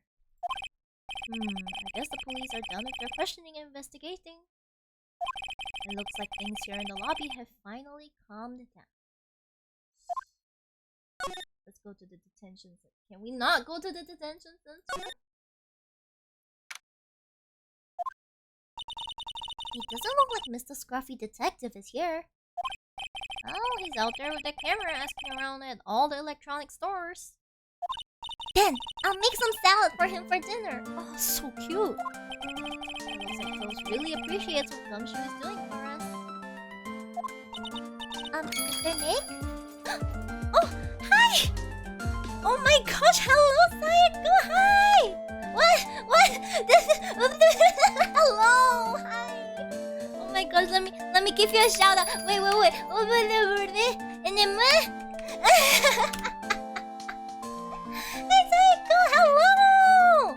Hi, Raiders! Hi, everyone! Thank you so much for the raid, Sayako! Oh my gosh, you're playing Apex Legends. Whew, that's an intense game. I have not played it at all. Hi! Oh my gosh, Floofy Fox Raid! Hello! Wow! Damn! Thank you so much, hi, Raiders! I'm Miori Shiba. I'm a Shiba VTuber, and I really enjoy Ace Attorney. That's right, I enjoy Ace Attorney. I Shadow that guy. Your reaction is too pure. That's because I'm genuinely surprised. Hello. Yes, okay. Oh my gosh, welcome to the Sheeps and Psycho. Objection. Objection. Yes.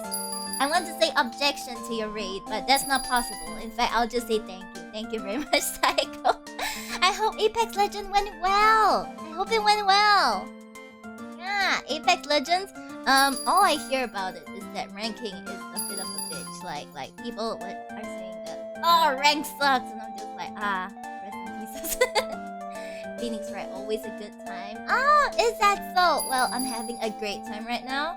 Currently in an extremely long case. I kind of like looked up the playthrough on YouTube just to see how long roughly it is. 7.5 hours. I'm gonna die.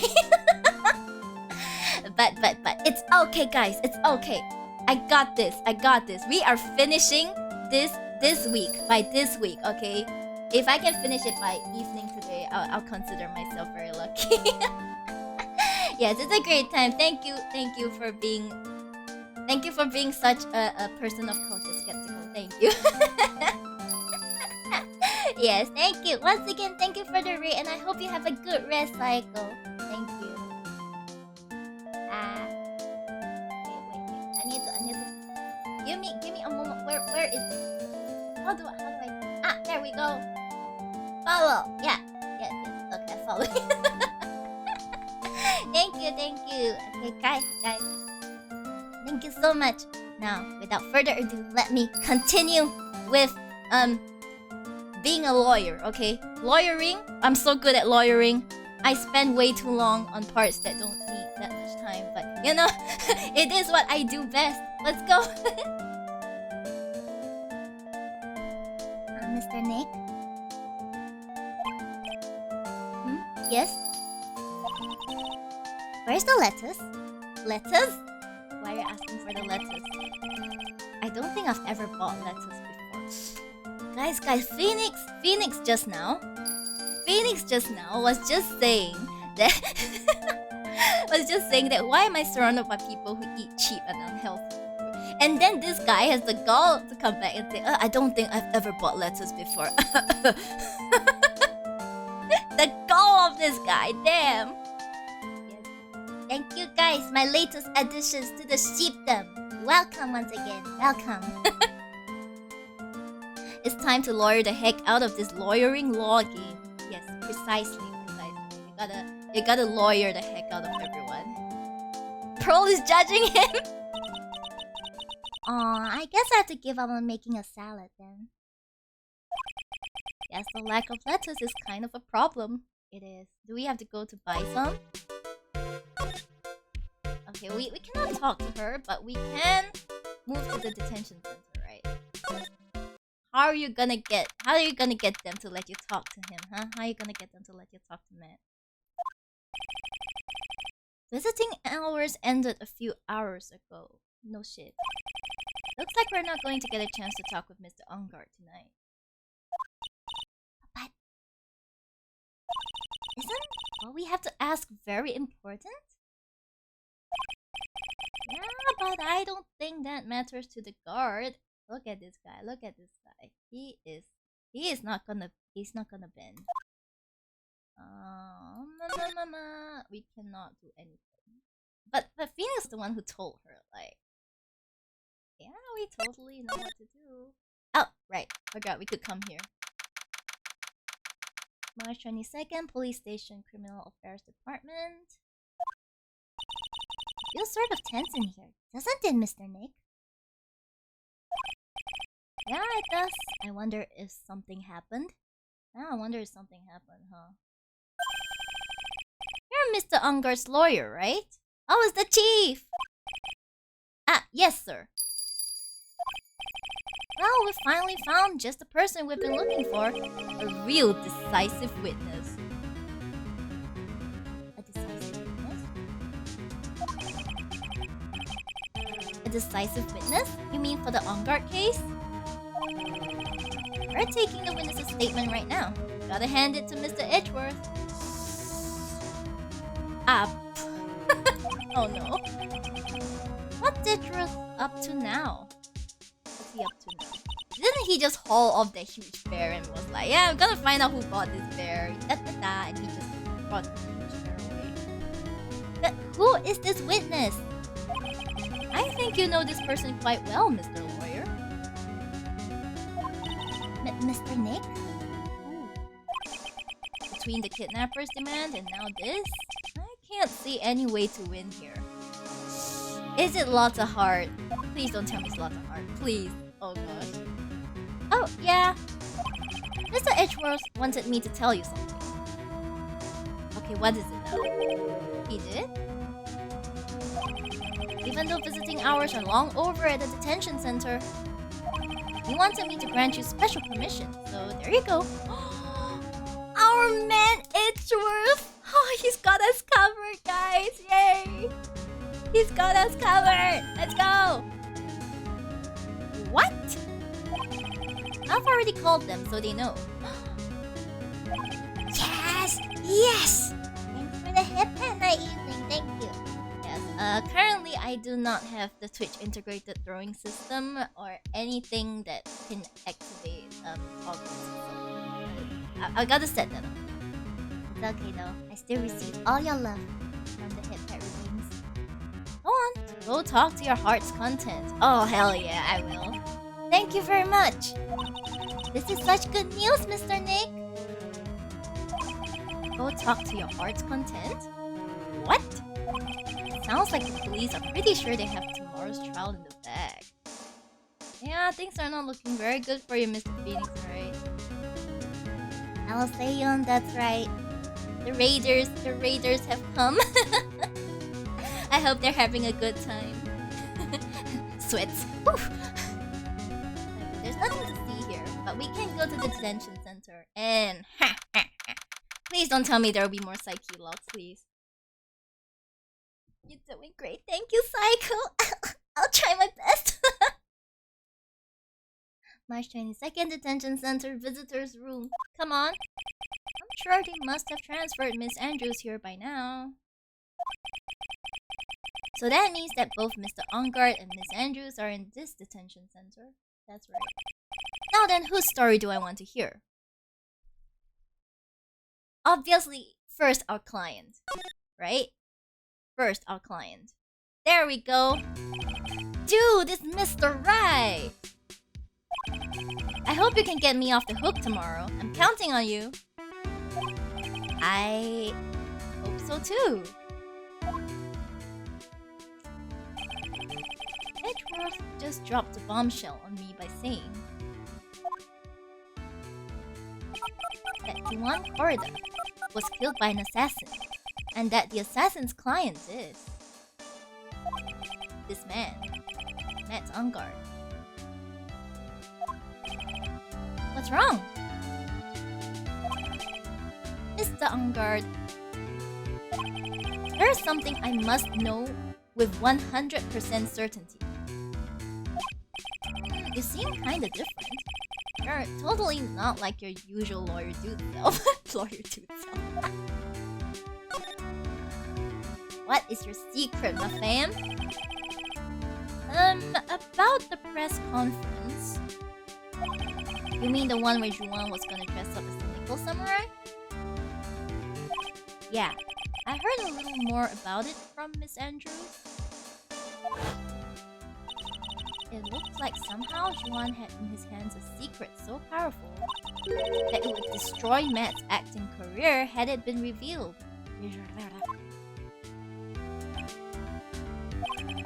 Could you please fill me in on what this secret is, please? Yes, please. Of course, the psyche lot will appear. 5! There's 5! Sorry. I knew this was coming. There are 5. 1, 2, 3, 4. Mr. Nick? Don't tell me. Psyche locks. You said a secret, right? I don't have any idea what it is. Do you, dude? Okay, Juan and Adrian. Did you know about Mr. Corda and Miss Andrews' relationship? Do you know? Well, it's all over the tabloids, dude. So do you know? I'm asking you if you know. But I don't know any of the details, if that's what you mean. Look, how many times do I have to tell you? I don't care what Juan did with his life. Miss Andrews, she had a purpose in mind when she started seeing Mr. Corrida. Her mentor was Mr. Corrida's manager. And Miss Andrews was going to get Miss Celeste Impact's suicide note from him. Celeste. Does that jog any memories?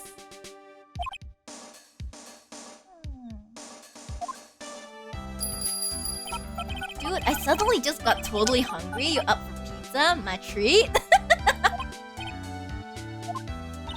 Mr. Nick, what's a pizza? Is it a kind of pea? Like green peas?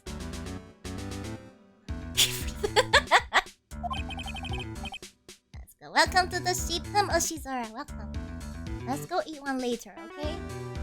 Pizza. I got cut off by the pizza dude at the shop. You can't order pizza in the detention center, fella.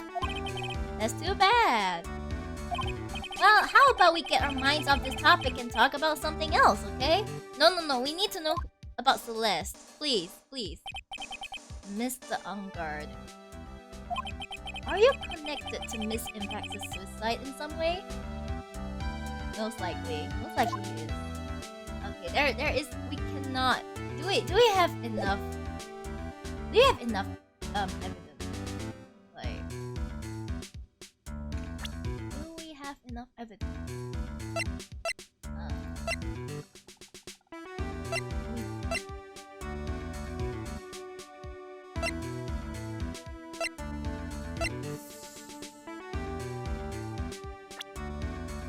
Is this where I show profiles of him?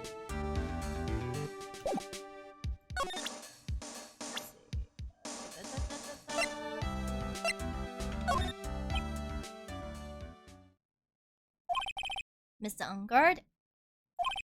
Dude, I know I asked you to be my lawyer and all. But I don't think I have to tell you anything and everything. Uh-oh. What do you mean by that? It just means I don't have to tell you anything and everything, dude. He has a secret to keep.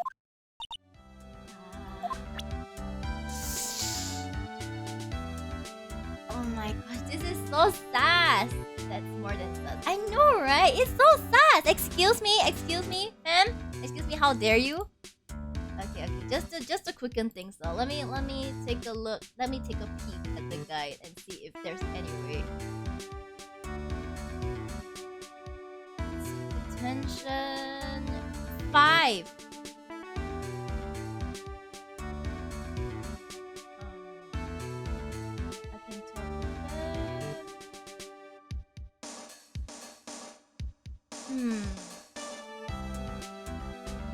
We cannot do anything with him right now, I think. We have to talk to someone else. Probably. We're not getting anywhere, okay? We have to talk to someone else.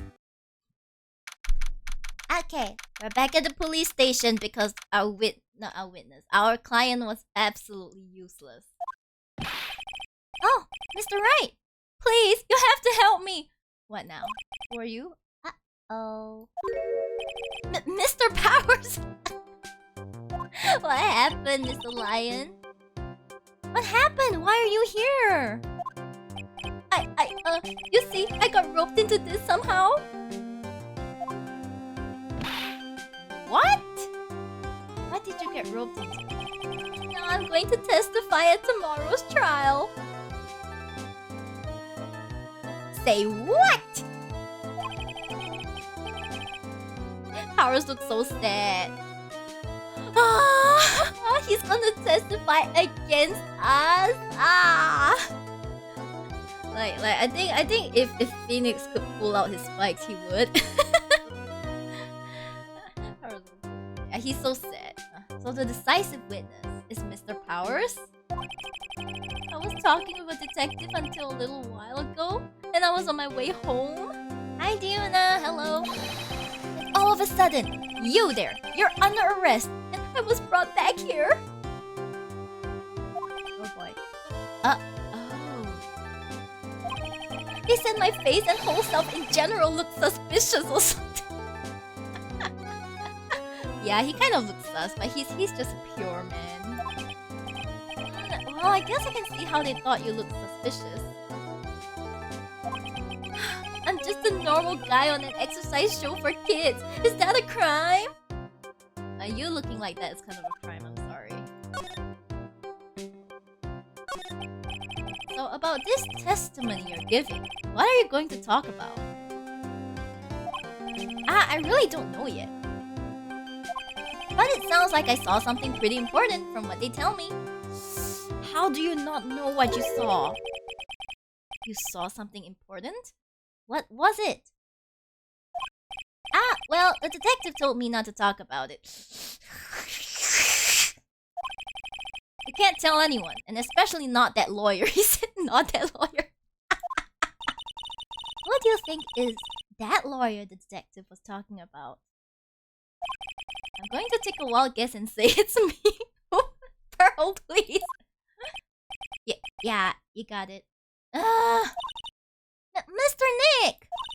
Mystic Maya and myself are your only two allies in this whole world, but it's alright. She's so ready to throw hands. I love her so much. Ouch! I don't really have a lot of friends, do I? You don't even have a friend in Edgeworth. I don't even have it, man. Okay, let's talk about Mr. Ungard. This is going to do a lot of damage to Matt, you know? Because he's got that refreshing like a spring breeze image going. That's right.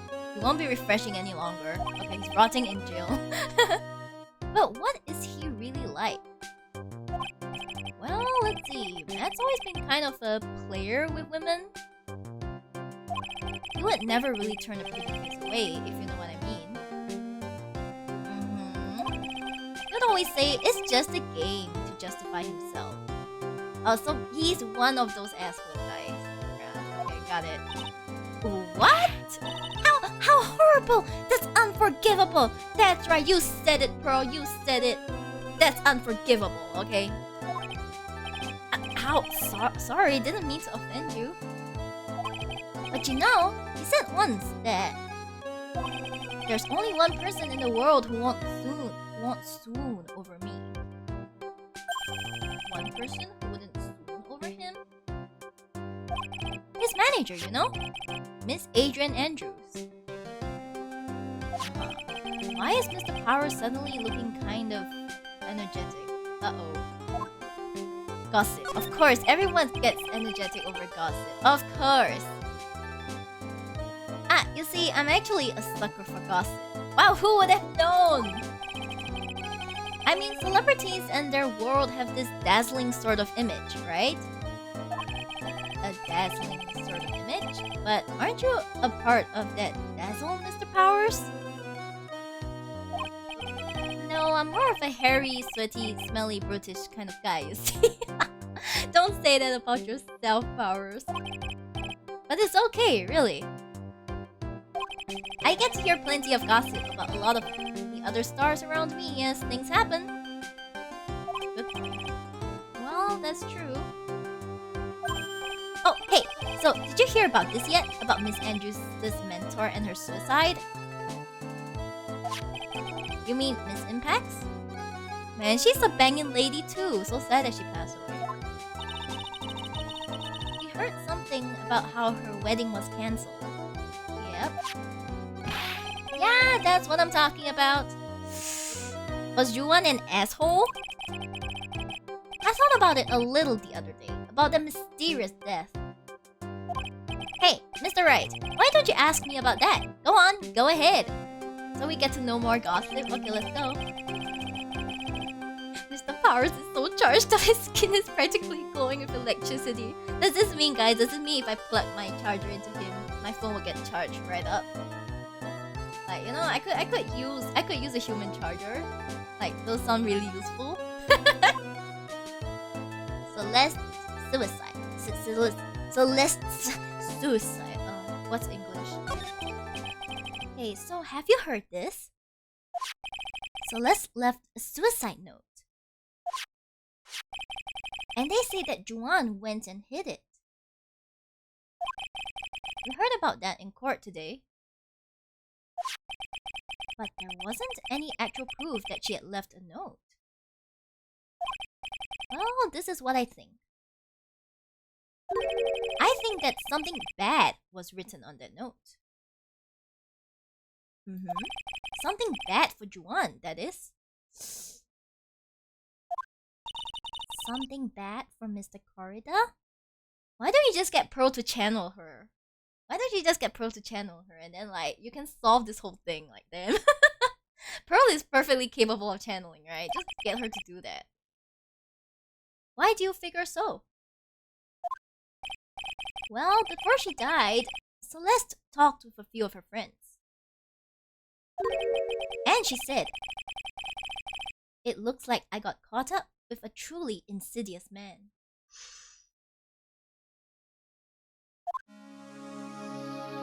Wow. A truly insidious man. Did she mean Mr. Corrida by that? Damn, the plot thickens. Well, there's no one else that fits the bill, right? And that would be reason enough for him to hide the suicide note. That's true. I see. Oh, that's some good info. Thank you. You're welcome. Mr. Ongard and Miss Andrews are both at the detention center right now. There are still things I don't understand or know about, I'm sure. I have to get the two of them to tell me everything. Okay, well, I think we can head back to the detention center. Let's see if anything please. Now then, whose story do I want to hear? Adrian Andrews, let's go. Well then, nice. Oh, it's you. I'm sorry to be visiting at such a late hour, but there are a few questions I absolutely have to ask you tonight. Me? I thought your client was mad. I'm sure Miss Andrews knows something. She can't be clueless about this secret Mr. Corrida had on Mr. Ongard.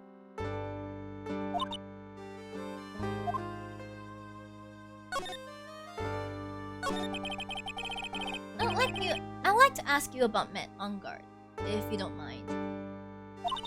Mr. Wright, you still don't know, do you? The real him? I mean...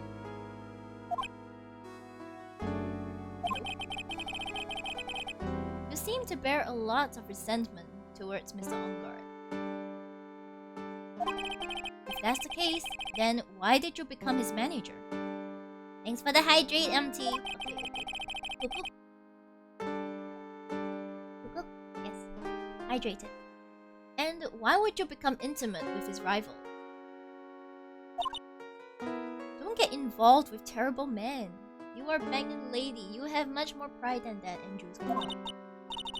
That has nothing to do with this case. Nothing. You sure? About Miss Celeste's impacts? I had finally put her death behind me. And now, thanks to you, it's all come back to the surface. Sorry. I'm sorry. Yes, I was shocked by her suicide. And it's true that when I heard the rumor that Juan was the one who had hidden her suicide note, I began to draw close to him.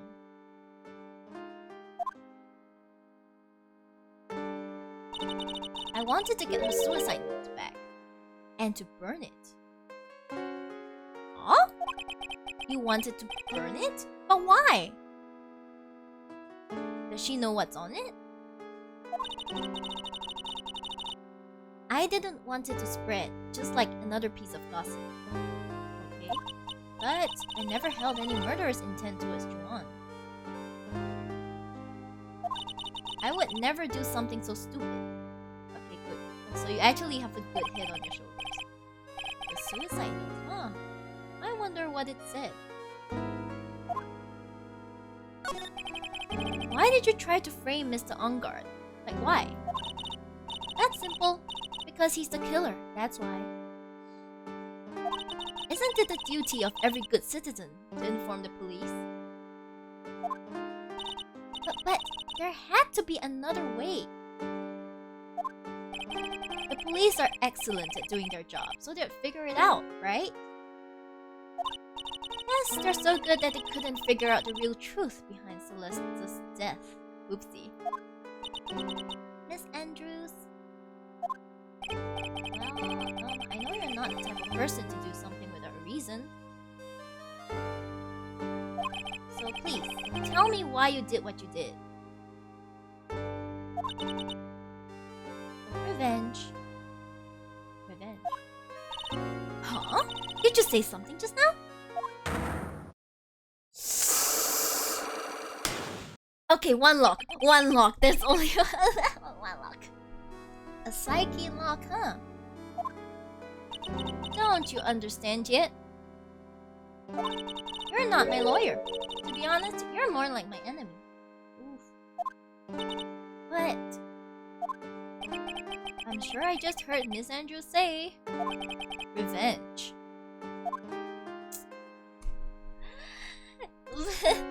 We have to break 6 locks. 1 from her, 5 from my... Oh. Can we present anything to her? Like, I don't think we have, like, anything else. I don't think we can talk to her.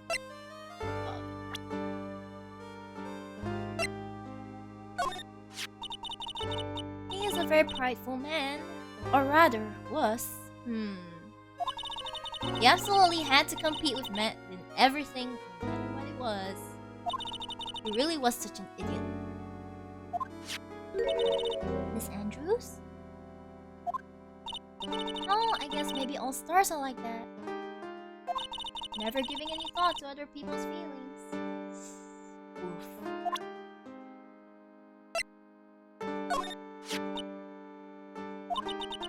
Miss Andrews? That things have come to this. I have nothing left to say about that man. Not one word.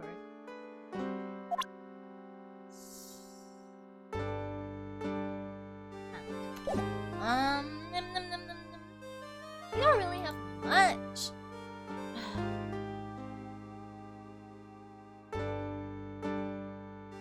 I mean, I did talk to him already, but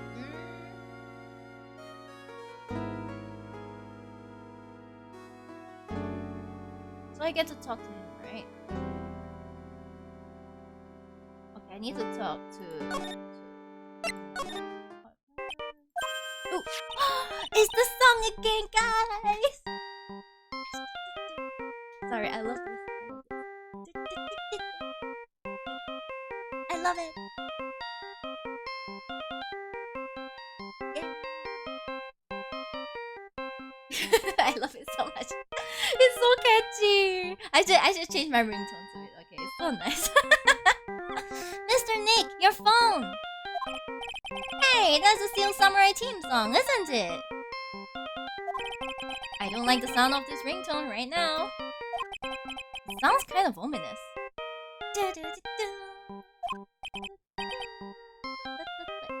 Yeah, I know. That sounds like phone toy. Shh, shh. It's such a good theme. Don't associate it with a phone toy. Hello? We're in trouble now, pal. Oh, I'll be back at the office really soon. What's wrong? Something really unexpected just happened. What happened? Mr. Edgeworth, is he in trouble? Edgeworth? Nani? Anyway, hurry up and get back to the office, pal. I don't know what's going on anymore. It's no good. The end. Plot twist. Hello? He got cut off. What's going on, Mr. Nick? Gumshoe said we need to go back to the office right away. Then we should hurry back. I'm scared to go back.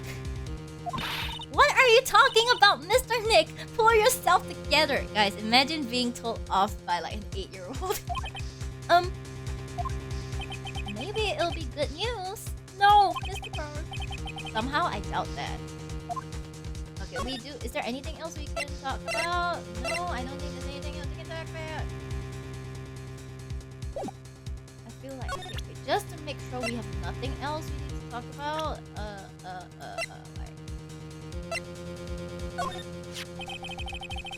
Well, she wants former manager, right? So less impact. She was with Global Studios for a while way back then. Something's happened and she ended up moving over to Worldwide Studios. Something's? As in? Well, there's no one left around who knows the details, you know? Only rumors are left now. Well, let's just move it. What happened? What happened? What did Edgeworth do? What took you so long, pal? Mr. Edgeworth couldn't stick around forever and had to go. Well, what happened? We got him. We know who bought that spy camera. Eh? Eh? This quickly? And this bear's what gave them away, pal. The bear? I figured it out, pal. Gumshoe, our man. I figured that we should have been looking into the bear instead of the camera. But wasn't it Mr. Edgeworth that figured... Shh, Pearls. And? Go on. There's only one person who bought one of those bears who's related to this crime. Who is it? Who? Who will be so rude as to spy on another person in their room? Matt's on guard.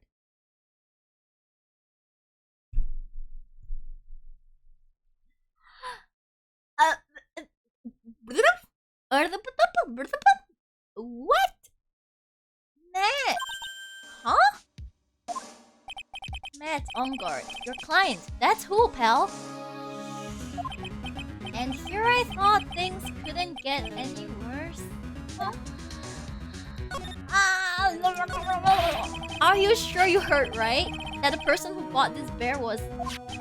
I heard it from the department store clerk, pal. What, pal? This is the credit card receipt for the purchase. It's for $3,800, pal. That's an exact match to the price of that stuffed bear. A receipt? That's all you have? Nah, it's not just a receipt, pal. The store clerk said so himself. He told me, I'm sure I sold the bear to Mr. Ongard.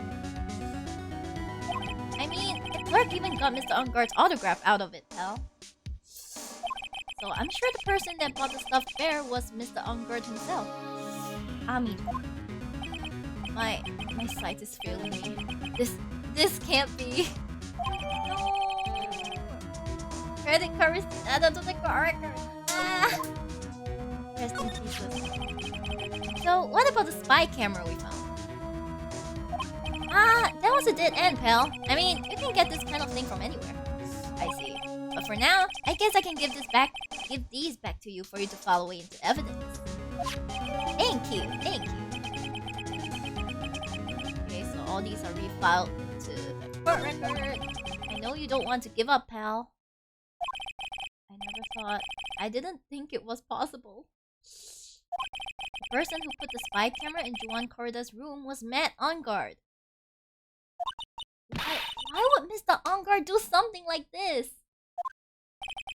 I bet it was to catch Miss Andrews and Mr. Corrida in one of their rendezvous. I bet it's not good enough for me. I have to know the absolute truth behind this camera. Are you going to see him? Mr. Ongard, I mean. Yes? I mean, no. Welcome to the sheepdom, Minty, the frosty kettle. That's so cute. I'm scared, Mr. Nick. I wonder what we will find out next. I'm scared myself, but I have to put on a good face for Pearls. Matt Ongard, what in the world have you done? What has he done? Do we have enough? I think we have enough.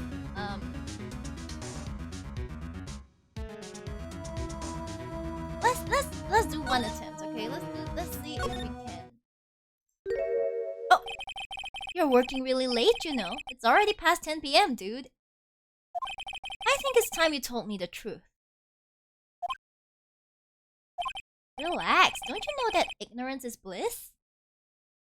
No, not in this case. But if you really want to know, let's talk.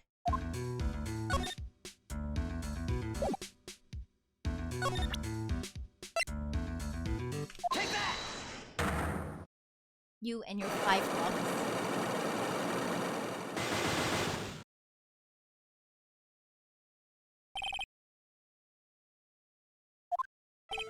Now, let's hear what this secret of yours is. What if Mr. Corda had been successful in his plan? What would he have disclosed?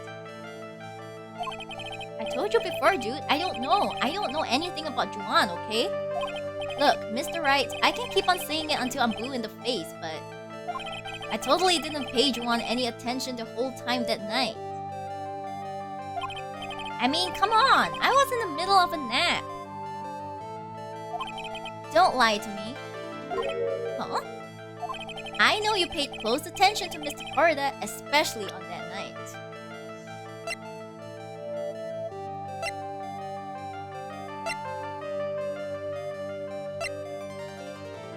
Is this one? Someone used this camera to secretly film Mr. Corda's room the night of the murder. Secretly film? What? And then sent the images the camera took with this transmitter. Wow, but dude, where was this camera you're talking about hidden? Take that! The spy camera was hidden in this bear's eye. A bear that was supposed to be a present from a fan. Okay, that's one lockdown. I guess Juan had a few of those kinds of fans too, huh, dude? Actually, I wouldn't say this bear was a present from a fan. You sure, dude? Who else could it be from? The person who gave this bear to Mr. Corda was...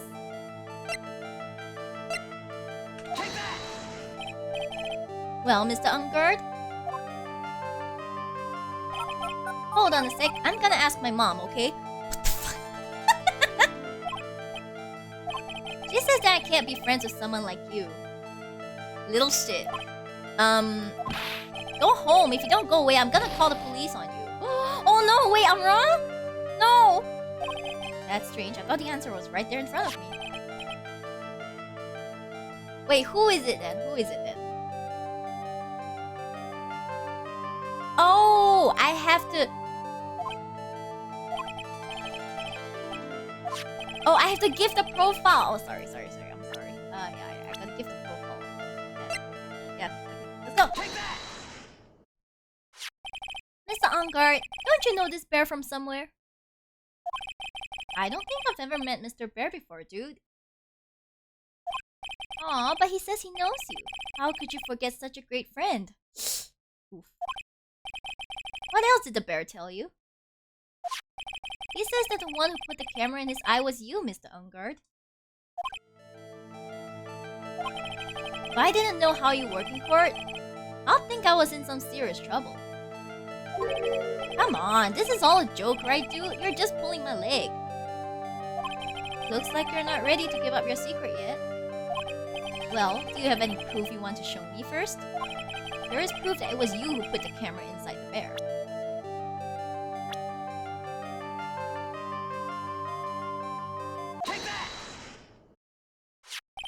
I have here one credit card receipt, Mr. Ungard. It's from when you bought that stuffed bear. Dude, all you can tell from this is that I spent $3,800. I go to the department store all the time, okay? This $3,800, this could be the toothbrush I bought that one time. Who the hell spent $3,800 on a toothbrush? A $3,800 toothbrush? It's ivory, and it's got elephant hair for bristles.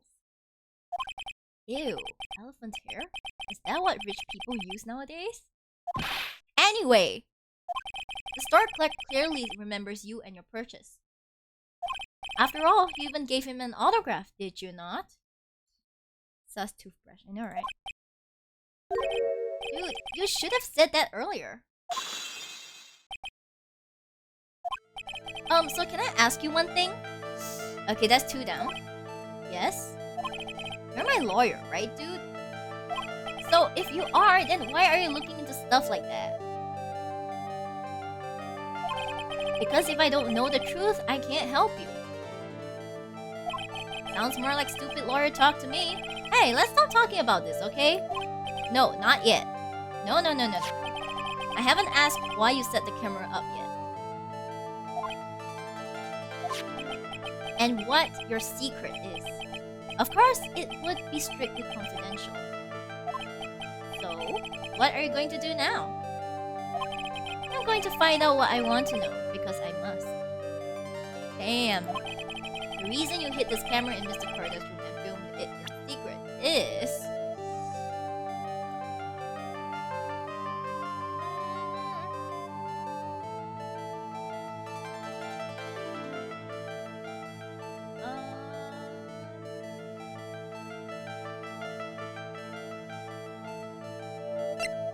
let's see.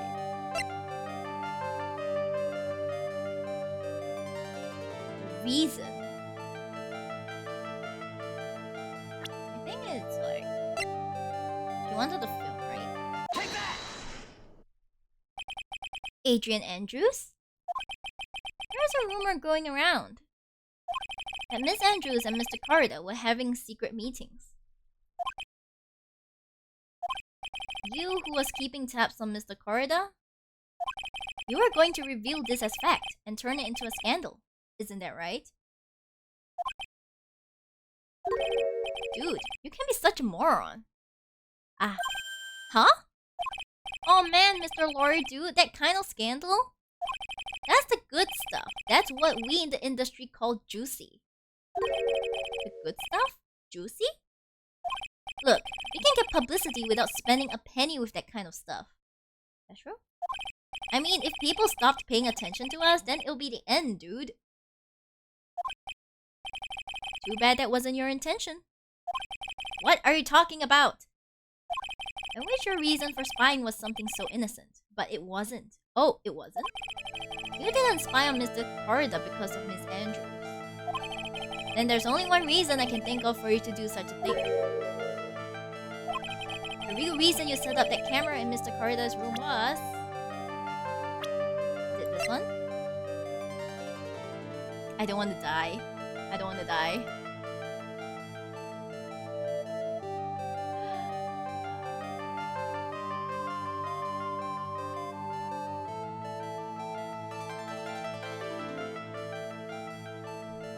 Take that! But what is this card? Maybe he doesn't know about this card. This is a certain man's calling card. The man's name is Shelly the Killer. And I'm sure you know of him, don't you? Shelly the Killer. Shelly the Killer. That's ridiculous. But why would I know some shady scumbag like him? If you really don't know him, then why are you acting so jumpy all of a sudden? Oh, we're on to something. This is it. I'm finally starting to get to the truth. I can't afford to make any more mistakes now. Okay. Mr. Matt on guard. I know why you know Mr. the Killer. It's because you're his client. There we go.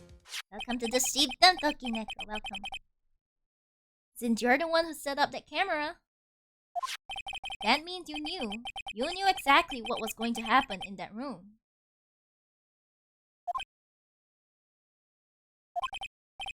So, how? How would you know something like that? It's because you're his client. That's why. You hired Shelly the Killer to assassinate Mr. Juan Corrida. The real mastermind behind this whole murder is... you, Matt Onguard.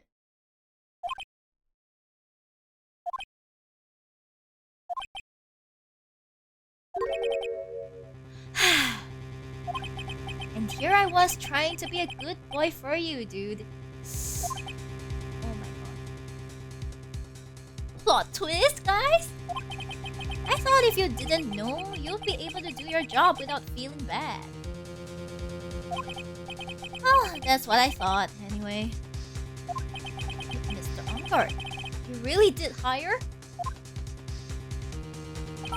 Hold on a sec, I'm gonna consult myself, okay? What the hell? Consult myself? Well, I guess it's probably about time anyway. About time for what? I think it's time for you to meet him now, Mr. Lawyer Dude.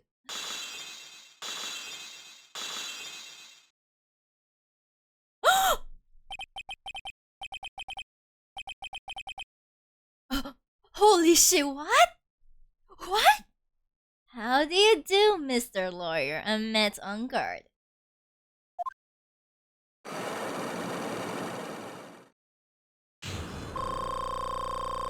What?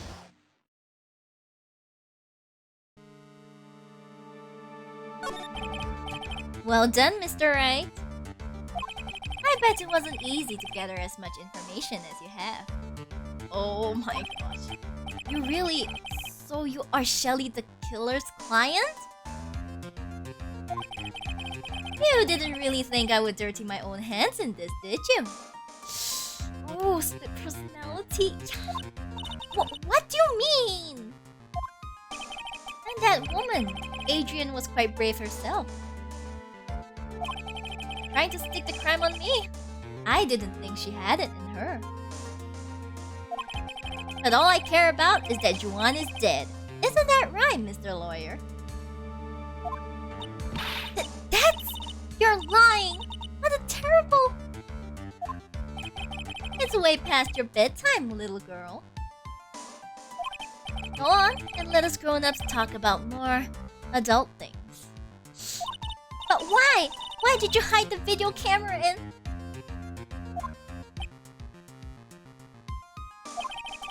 A weakling soon believes the words of others, just like that pathetic Adrian.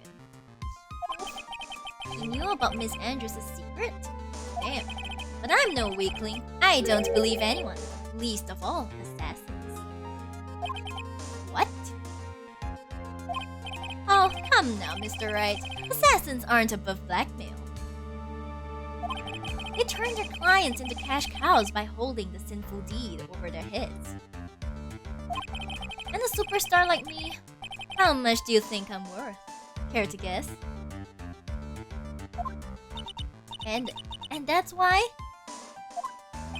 Yes, that's where the video comes in. It's got his face and the crime scene recorded on it, preserved for all time. Ooh. With that, I can keep him at bay and even blackmail him if I want. That's right, that video is my insurance. Isn't that what they call it, Mr. Wright?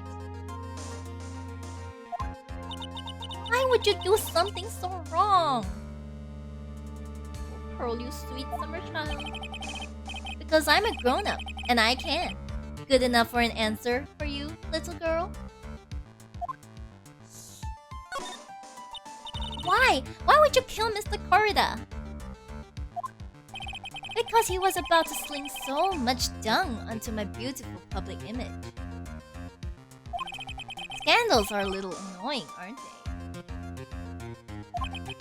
This is all because of that press conference, isn't it? If Mr. Corrida had been able to give it, then Mr. Unkard's secret would have... Ah, well, that's what we call taking advantage of the situation, you know? I had no interest in doing it, really. But bit by bit, it crept up on me. And then the situation just presented itself perfectly. How beautiful, I thought. That's how Mr. Corrida ended up dead. Let me tell you something. I'm not like Adrian. I don't depend on anyone. People are simply things to be used. Used and thrown away. Ooh. Put on a sweet, innocent face, and people will swallow anything you feed them. Adrian fell for it. The assassin too. Oh, and how can I forget? Even you fell for it, Mr. Lawyer. How did you get alcohol in the detention center? Everyone, all working their butts off for me. Matt on guard.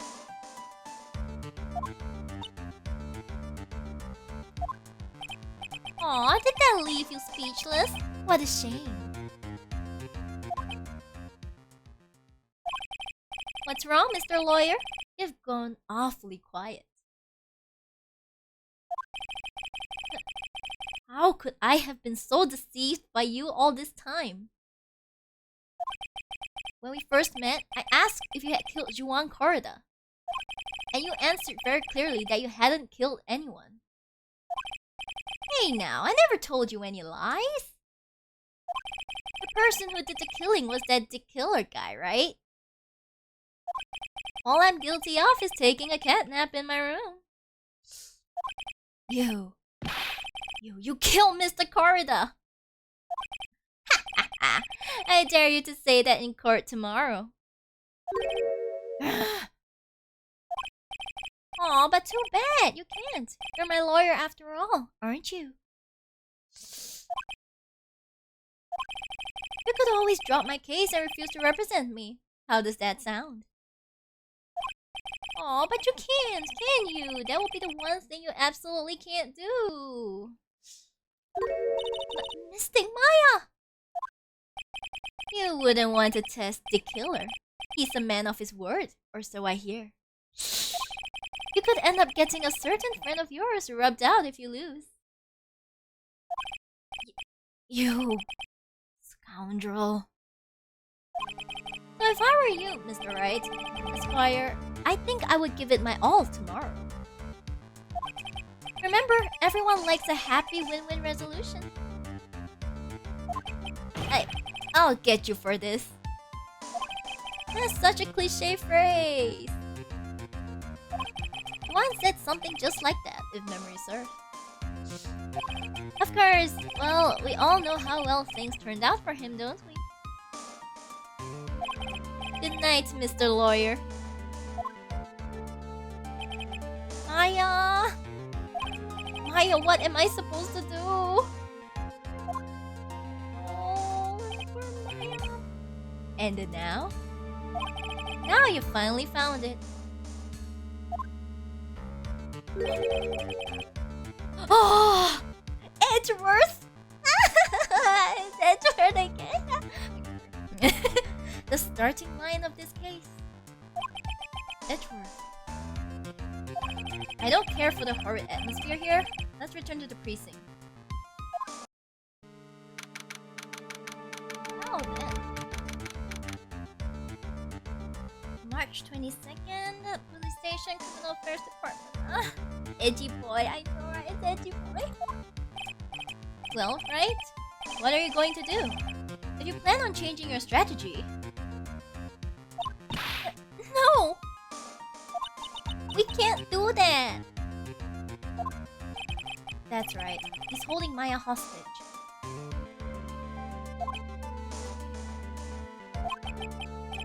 What should I do?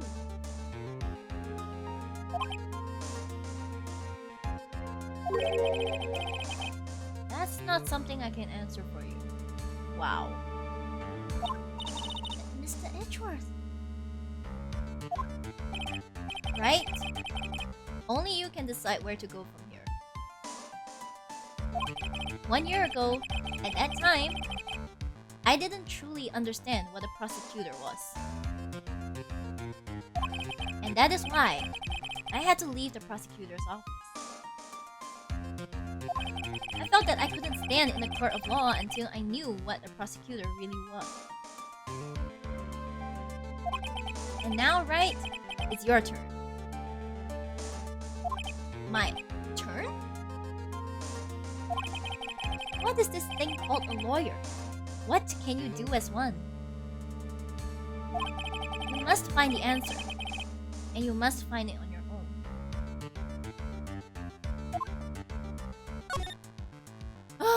I'm a lawyer. But to fight for someone who is clearly a killer. Matt's on guard. That man is really... It doesn't matter who. Every person deserves a proper defense and a fair trial. Isn't that the basis of our judicial system?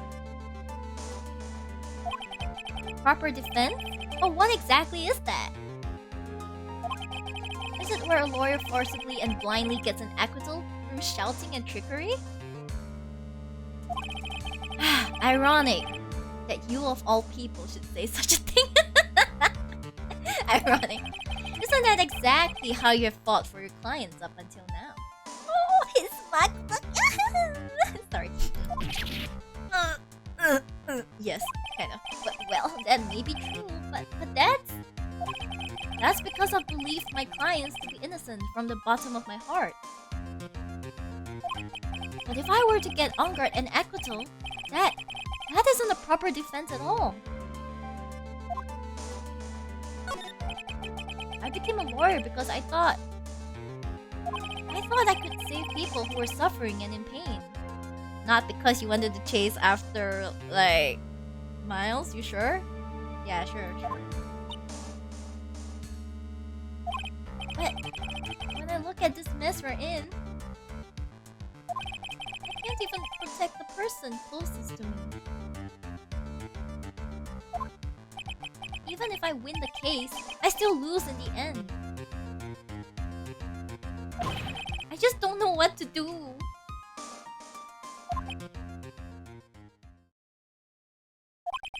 Right. Would you get a hold of yourself? You have it all wrong. Huh? We aren't some sort of heroes. We're only human, you and I. Oh, he's schooling Phoenix now. You want to save someone? That's something easier said than done, wouldn't you say? That's... You're a defense attorney. You can't run away from that. You can only fight. That's all you can do.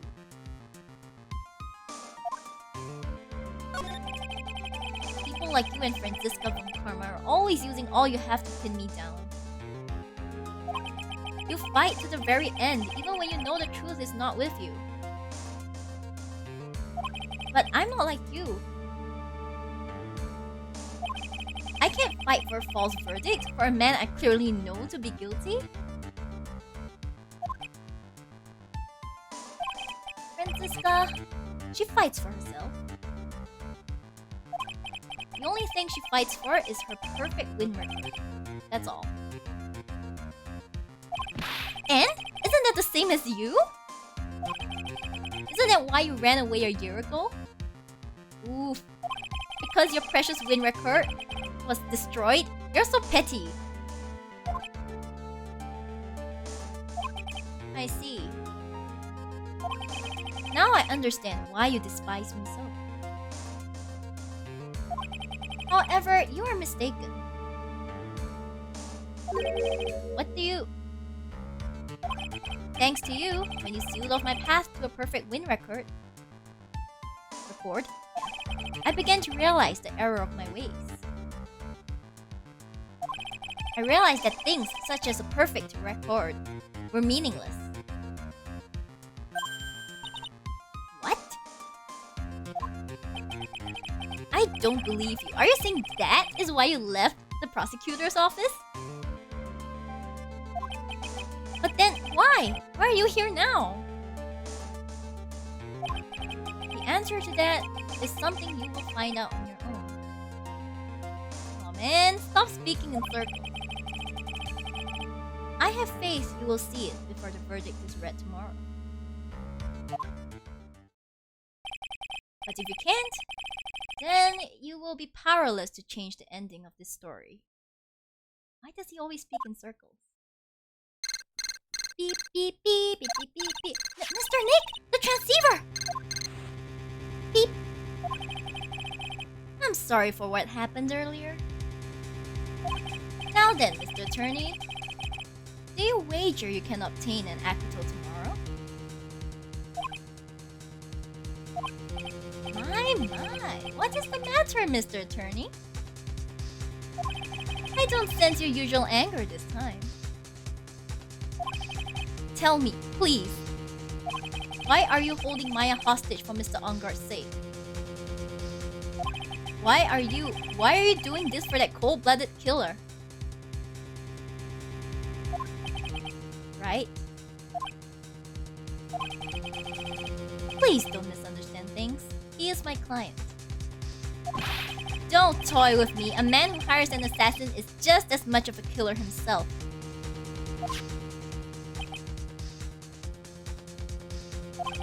I believe you are asking me for reason as to why I am doing what I am.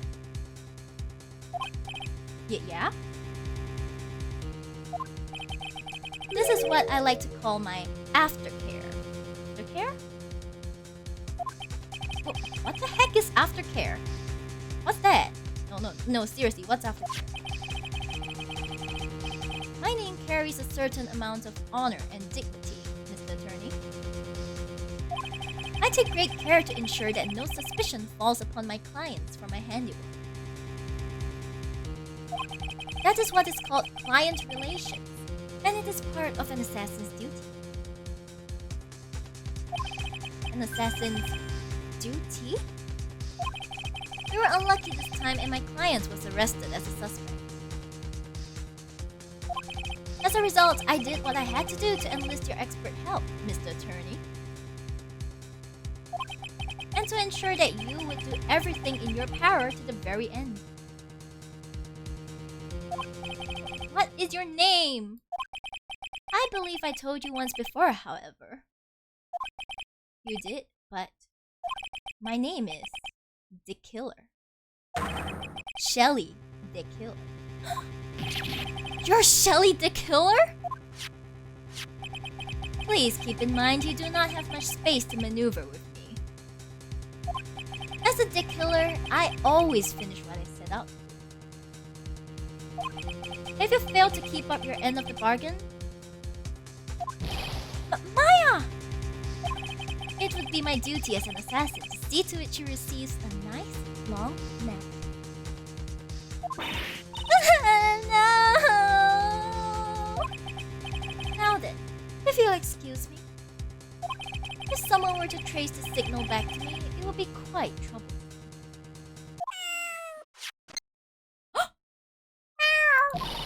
Mystic Maya! Mystic Maya! I don't know what to say. Edgeworth! Did you hear that? At the end of that transmission?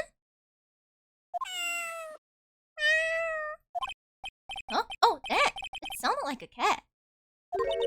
A cat? It can't be! That cat! Can it? What is it? Oh boy, guys!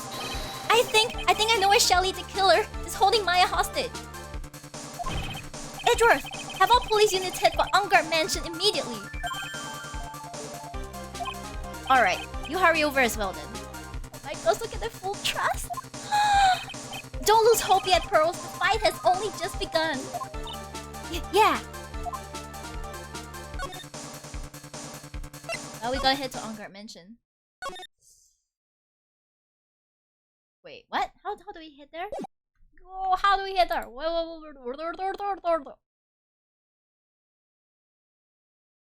Accessible from the hotel lobby. Ah! Oh, there's a bear now. Maya! Please answer us, Mystic Maya! We have this area completely surrounded. There is no way for him to escape. Assuming he's still in the area. I can't believe it. That butler, all this time he was the killer. He and Ongar were working together all this time. I'm sure they had worked out a contingency plan ahead of time.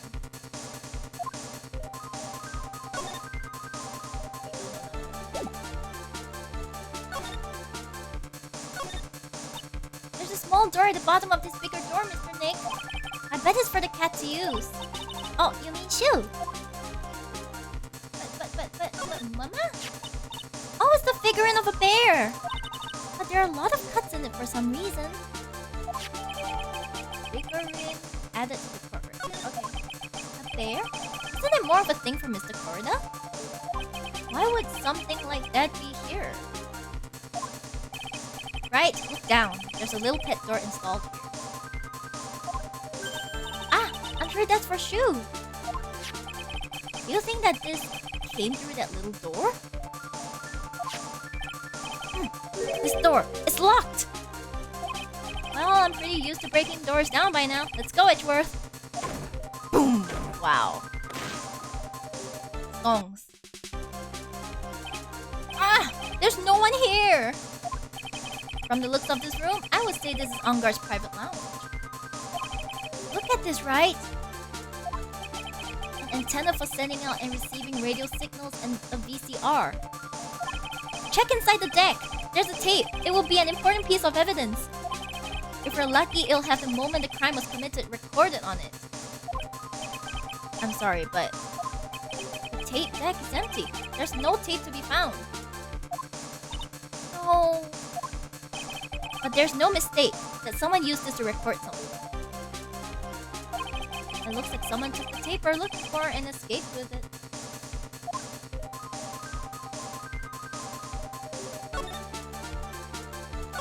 Okay, there's a VCR and an antenna. The footage the spy camera took at the scene of the crime was beamed here and recorded on tape. If only we had that tape, it would have been really helpful.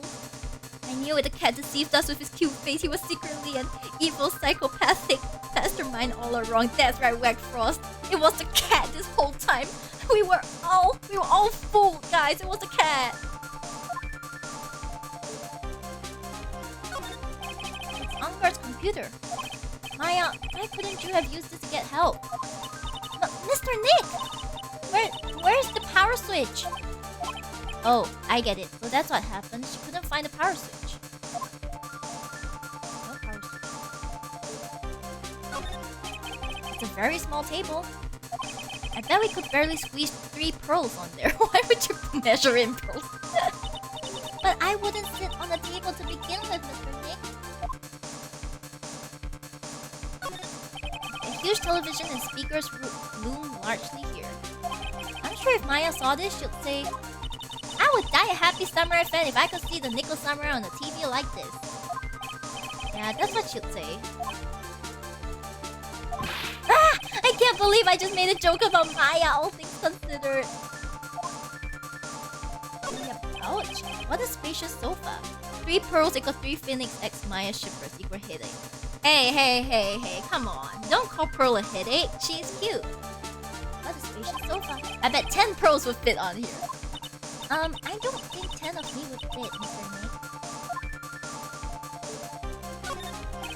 I can't read all the labels, but this is a very large collection of videotapes. Looks like Ongar taped all of his own shows. Wow. There's a little door for Shu in this big door. Oh, Phoenix ship was using frozen. System of measurement, exactly. I'm sure Maya used this door to shove this out here. I'm pretty sure it was her. Every time you give me some piece of evidence, it's always the most crucial piece. This time too, I'm sure. Where else can we go though? Like... Oh, sorry. What can we do? Wine cellar! Wine cellar! We can go there! Was searched all over, but it looks like he got away. I'm sorry. It looks like he slipped out of our grasp this time. No! And now, we've lost our only lead. Don't give up yet. That little girl is looking to you to be her pillar. Aww. Yeah, you're right. We're close, I can tell. We've already set up checkpoints along every route leading out of this district. Presents Pearl with wine. Don't! She's underage! Leave the rest to us. Maya... Oh, picture though. This looks like a picture of Miss Impacts. With love, Celeste. Huh? Miss Impacts? You mean? Because boba isn't an option. Yeah, if I had boba, I'll present it to myself, okay? Why would I present it to her? Yes, Mr. Corrida's former manager. Why would a picture of Miss Impacts be here in Mr. Ongard's mansion? And why does it say with love? This might be a clue. Ah! What's wrong, Pearls? But please let me see that picture frame. Huh? What's so special about the frame? On the back? There's something written on the back of the frame. Oh! Maya. It's Mystic Maya! She left us a message! What? I thought you'd come. I knew you would. Now listen up. You better get Ongard a guilty sentence, okay? If you get that creepy slime bag a not guilty, I'll never forgive you, ever. I'm fine, so you don't need to worry. There's so much I want to write, but I don't think I have a lot of time left. Hurley, you're there too, right? Make sure you help Nick, okay? Someone's gotta watch out for the helpless lung. That's it for now, Nick. I guess I'll talk to you guys later. No! Missing Maya! Right! What's wrong? Why the blank stare? Welcome to the Sheepdom Wet Cross. Oh, nothing. We've searched the house, and this is the last room. It looks like he eluded us. Edgeworth. Yes? As far as clues go, I think this is about all I'm going to get. But I'm still short one last thing. And what is that?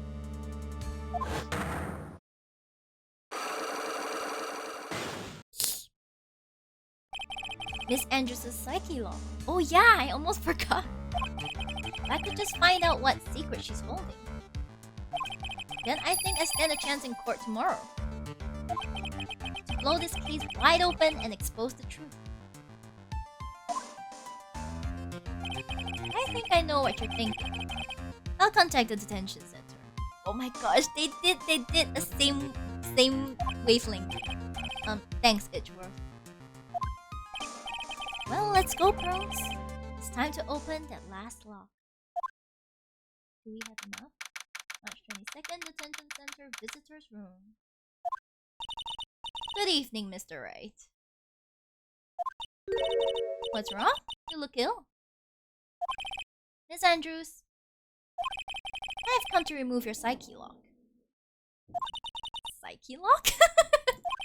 I want to know, and you will tell me your secret. Fine, go ahead. Try to break me if you can. Evening, she says, and all the window by the camera shows day. Shh! It could just be a bright evening. It could be a bright evening, huh? Take that!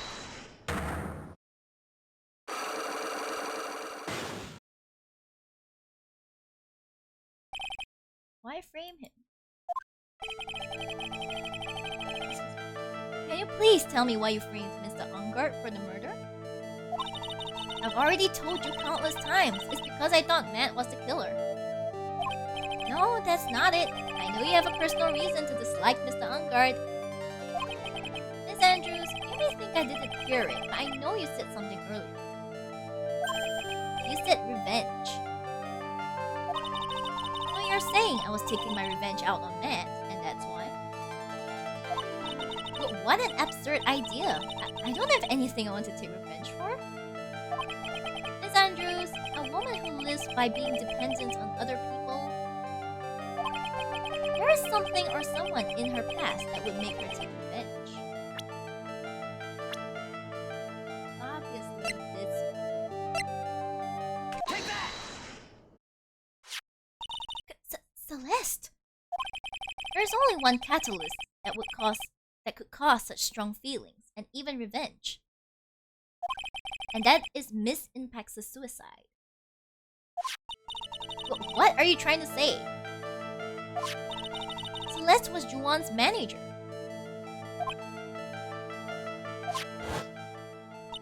On top of that, the one who hit her suicide note was also Juwan. What does all this have to do with Matt? You're right. You haven't mentioned him yet. But for you to hate Mr. Ongard, it would mean that he must have had some relation to Miss Impact and her suicide. Can you explain to me this relation between Celeste and Matt? Is it the picture frame? The photo.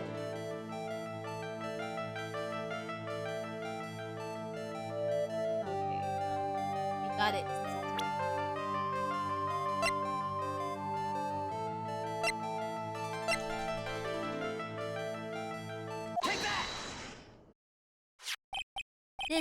This is a photo of Miss Impact's, correct? She looks younger than when she passed away, though. With love, Celeste. This is Miss Impact's handwriting, isn't it? Where did you find this? No, that's alright. It was a rhetorical question. Yeah, it is. I found this at Mr. Ongard's mansion.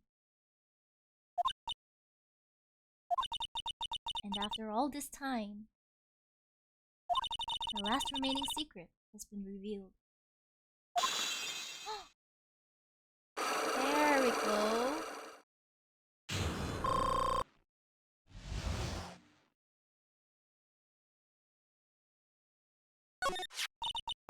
Celeste.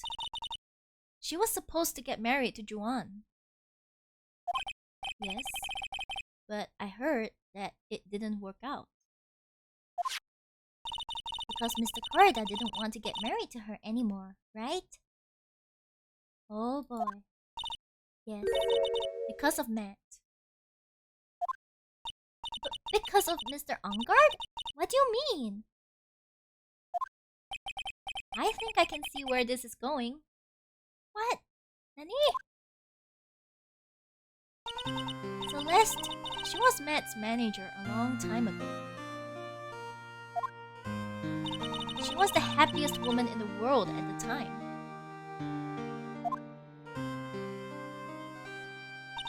I was working part-time back then, and I often saw the two of them together. So that's why... With love, Celeste is written on the frame of that picture. They were a couple, weren't they? It wasn't anything as splendid as that. Celeste was being used, toyed with until she was thrown away. That's so horrible. Matt's entire image is built around how nice and wonderful of a man he is. Scandal would have destroyed that. Which is why Celeste, in her kindness, moved over to Wright Studios. And that is where she met Juwan. She seemed really happy with him, even happier than when she was with Matt. Celeste and Juwan was such a good match that they were even planning to get married. And then, it was suddenly called off. On the night Juwan called their marriage off, Celeste, she killed herself. And that's why I framed Matt. It was revenge for Celeste and for myself. Showbiz really does give rise to cold-hearted scumbags. Yeah, exactly. I'm sure even you can guess why Juwan called the wedding off, right? Matt confessed to Juwan about his relationship with Celeste. I see. So that's what happened. But then why did Mr. Corda have to call off the wedding? I don't understand at all. It was probably because of his worthless male pride. Yeah, exactly. Juan and Matt were always fierce rivals. Matt waited for the wedding announcement and then unleashed the truth on Juan. He was aiming for when it would hurt Juan the most. Poor Miss Impacts! That wasn't the end of it.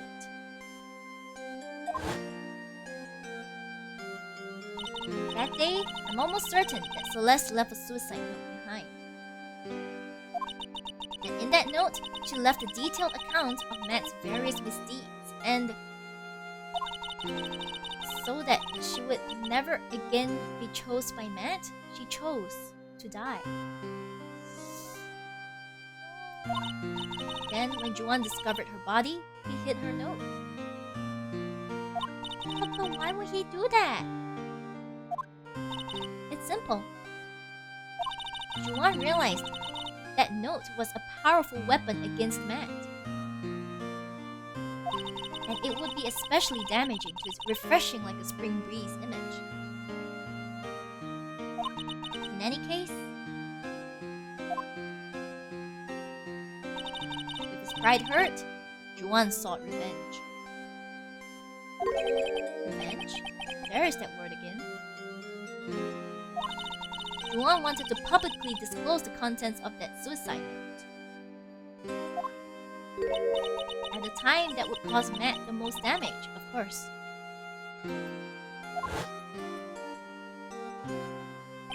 And that was at the press conference after the stage show. I know all about it because I heard it all from Juan. It was so I could find out about all this that I drew close to Juan to begin with. They're quite a pair of hideous monsters, aren't they? Even Celeste's death was something for them to use in their game. That night, when I found Juan's body, it was only natural that I thought the murderer was Matt. Those two were always spying on one another, after all. As for me, I was frantically searching for Celeste's suicide. I wanted to destroy it before it ever went public. I was going to burn it. I had even brought a lighter. But I couldn't find the suicide note, and that's when revenge crossed my mind. Yes, I was going to bring to them my own kind of cruel revenge.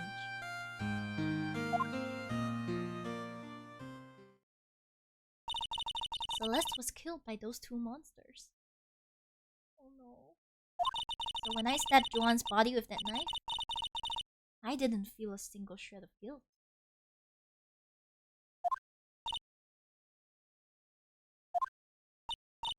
And that's all I have to say. Well, Mr. Wright? Even knowing all this, are you still going to help that man?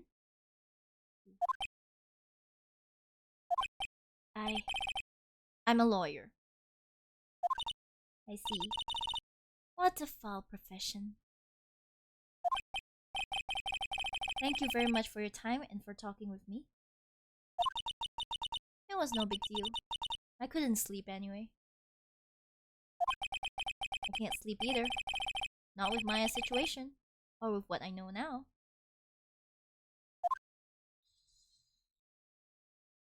To be continued!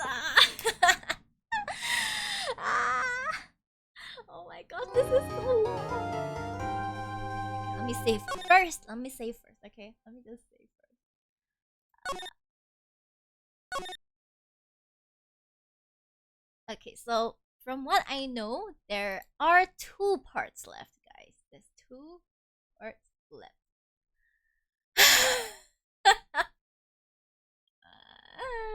There's 2 parts left. Okay, so what I'm gonna do now, guys, is I'm gonna take a lunch break, okay?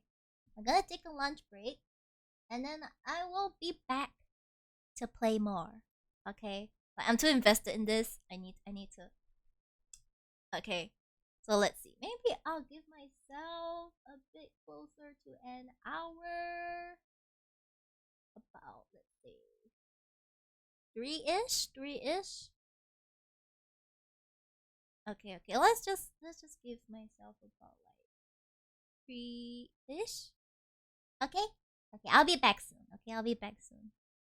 If you want to, feel free to leave this tab open, please. Welcome to the Sheepdom Necryptor. Welcome. Okay, I will leave you guys on the be right back screen, and then I'll put my time. Okay, I'll update my time. See you guys in a bit.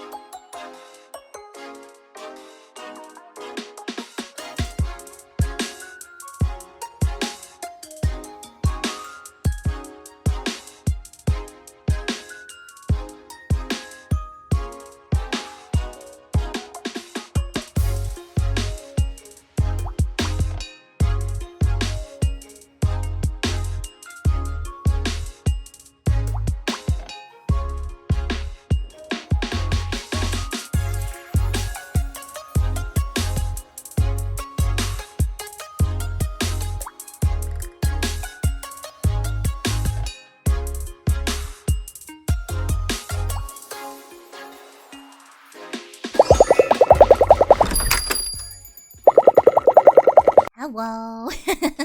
I am back, guys. I'm back. I'm back a bit earlier than expected anyway. But yes, hello.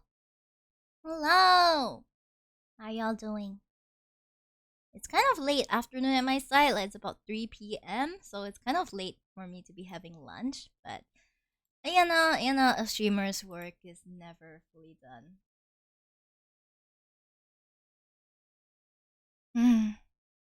Yeah, but it was a good lunch. Okay, so what I cooked was Korean noodles, Korean instant noodles. You know those kimchi instant noodles. Like they have a packet of the seasoning. It's slightly sour, kind of spicy, a bit, just a bit. Okay, slightly sour, kind of spicy and stuff like that. Actually, on second thought, I probably should have run an ad, but you know what? Never mind. Never mind. I don't want to distract you guys from the stuff. I say that, but let's see. Should I just run an ad like now? I mean, I could run an ad now and then just see if stops. Okay, you know what? I'll run an ad now, and then we'll just chat until then. Okay, we'll just chat until then. I won't start until the ad ends. 8! Something got caught.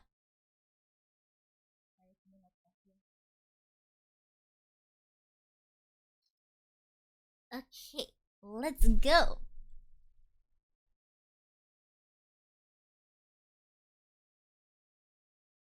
Okay, yeah. So, anyways, as I was saying earlier, okay, the kimchi noodles are really, really good.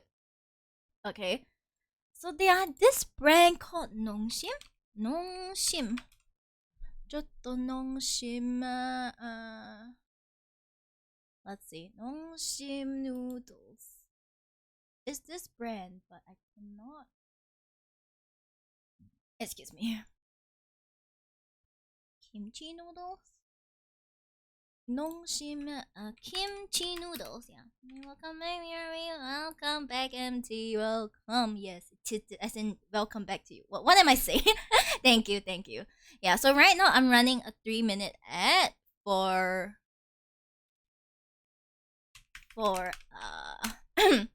so that I can turn off the pre-roll. Yeah, so I'll be chatting until it ends, and then we can get back into the game. Yeah.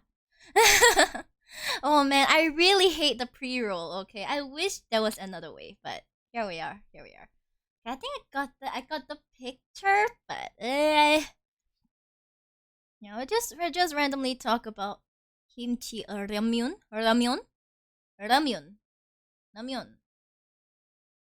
Somehow this doesn't quite look like it. Yes, copy image. Can I paste the image here? Paste? No! Rude. Okay, I guess I have no choice but to download this one. Save image as kimchi nudes. We could all use some nudes. Okay, we're always about the nudes here. Okay, and now I will show you guys the nudes. Gosh, that's a big nudes. Those are some big nudes. Big nudes, guys. Look. Big nudes. Covers my poopa because that's the only way. Tada! See, these are big nudes. Okay, I made them into a less disruptive nudes. Okay, see. This is the nudes I'm talking about. Like these are really good noodles. Okay, I really like them, and my brother really likes them as well. She bro is like addicted to this stuff. All right, we actually have to stop him from overeating it. I don't know why he likes it so much, but he just does. Okay, he just does. Yeah. And what he likes to do is he also likes to add like tofu, cheese, what you call this? Oh, enoki mushrooms and stuff like that. And yes, it comes out with something really delicious. Oh, you can also add cheese in it. Okay, then it will turn into something that's closer to army stew. I think. Yeah, it's closer to army stew. It turns into something closer than army stew. So, well, it depends if you like that kind of thing. Personally, I like it plain. But of course, if I eat this more often, which I don't really eat this very often at all, then I would probably go for the toppings route as well. But you know, I prefer if you're talking about Korean food, I'll just prefer to go to a restaurant where we could have like hot plate or like you know we grill the stuff. Yeah, that's where the good stuff is. Okay, now that the ads are over, let me just remove this picture of the kimchi nudes. Yes, served as well nudes. You can go now. And let's continue with the trial, okay? I'm confident we can finish it by today. I'm confident, actually. Yeah, let's do that. Okay, let's do that. Welcome to the Sheepdom Tricon Redbeard. Interesting name. Interesting. Never heard something like that before. Welcome to the Sheepdom. Yeah. Okay, we will continue.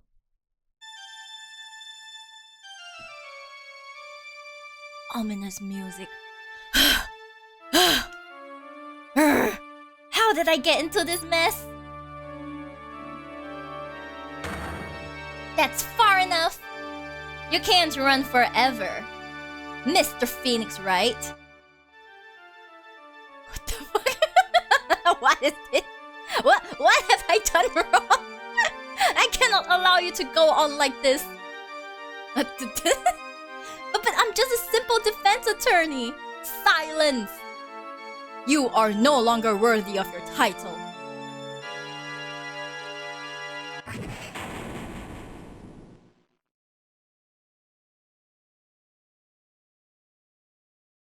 I've had this dream before. Someplace, some time ago. Yeah, I think your someplace, some time ago is the previous game. As if this day was written into my destiny. Today, I'll stand in court as a lawyer to prove a killer innocent.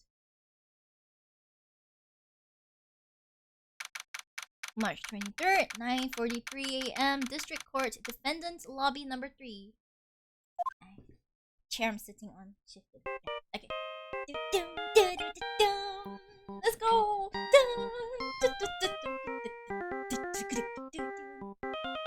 It's apparently a law by now.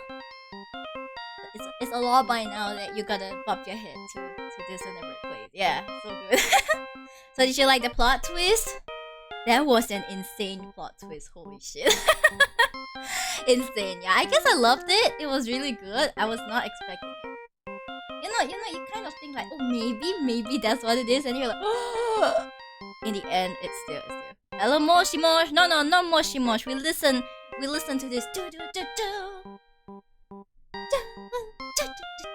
Sorry, we should continue. Beep. Good afternoon, Olera. Good afternoon to you. I hope you had a great lunch or a tea break. It's about 3, so you should have had lunch. Maybe you're having a tea break. I don't know, but I hope you're having a good time. I'm not sure if I'm having a good time because this case is like so long. I'm gonna be ended by this case. Hello, this is Phoenix Wright. You don't look so well, dude. You're gonna prove me not guilty today, right? You! Had a pretty good lunch. I'm gonna start working, so I'll lurk. Okay, thank you for the lurk, Olera. Good luck with work. Beep.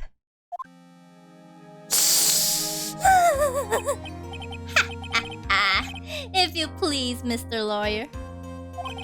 Remember, it's not just me. Your precious friend's life is riding on today's verdict, too.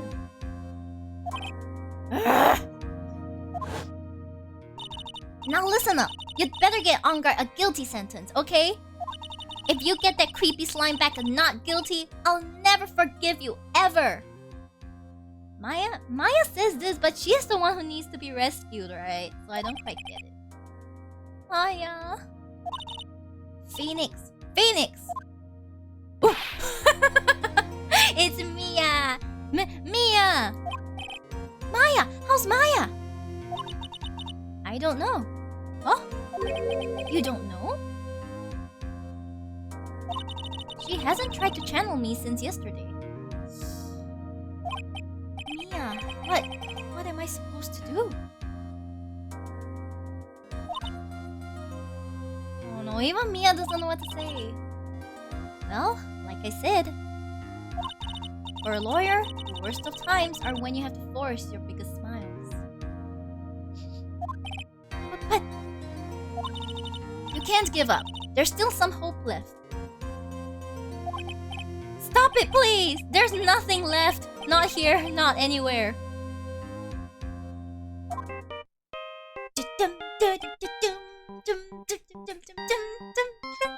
I'm sorry, I love it too much.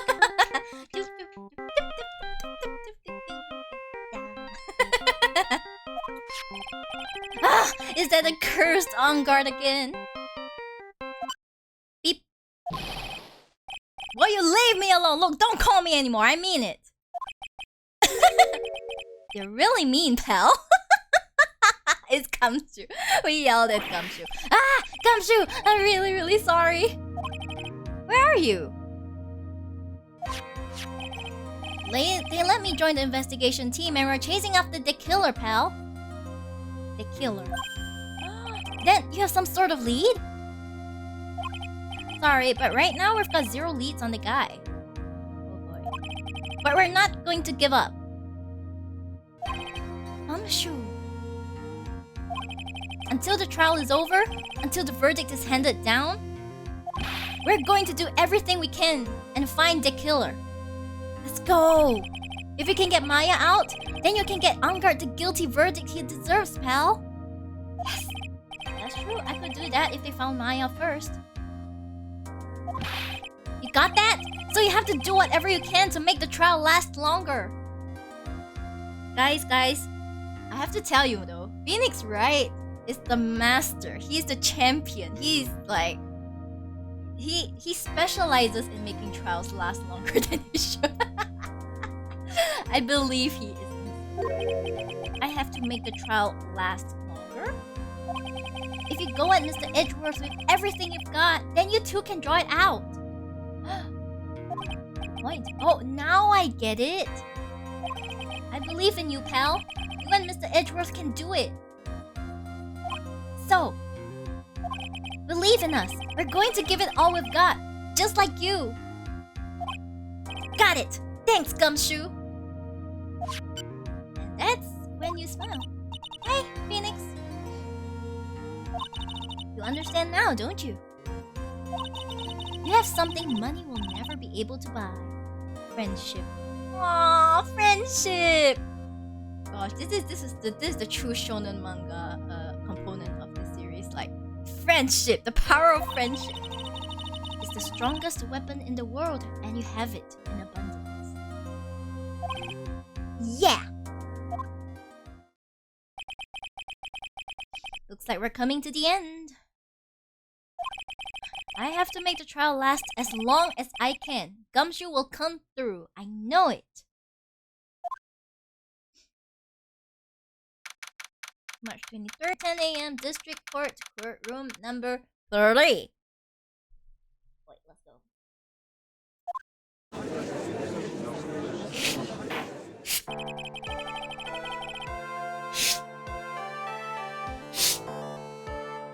Court is now in session for the trial of Matt Angard.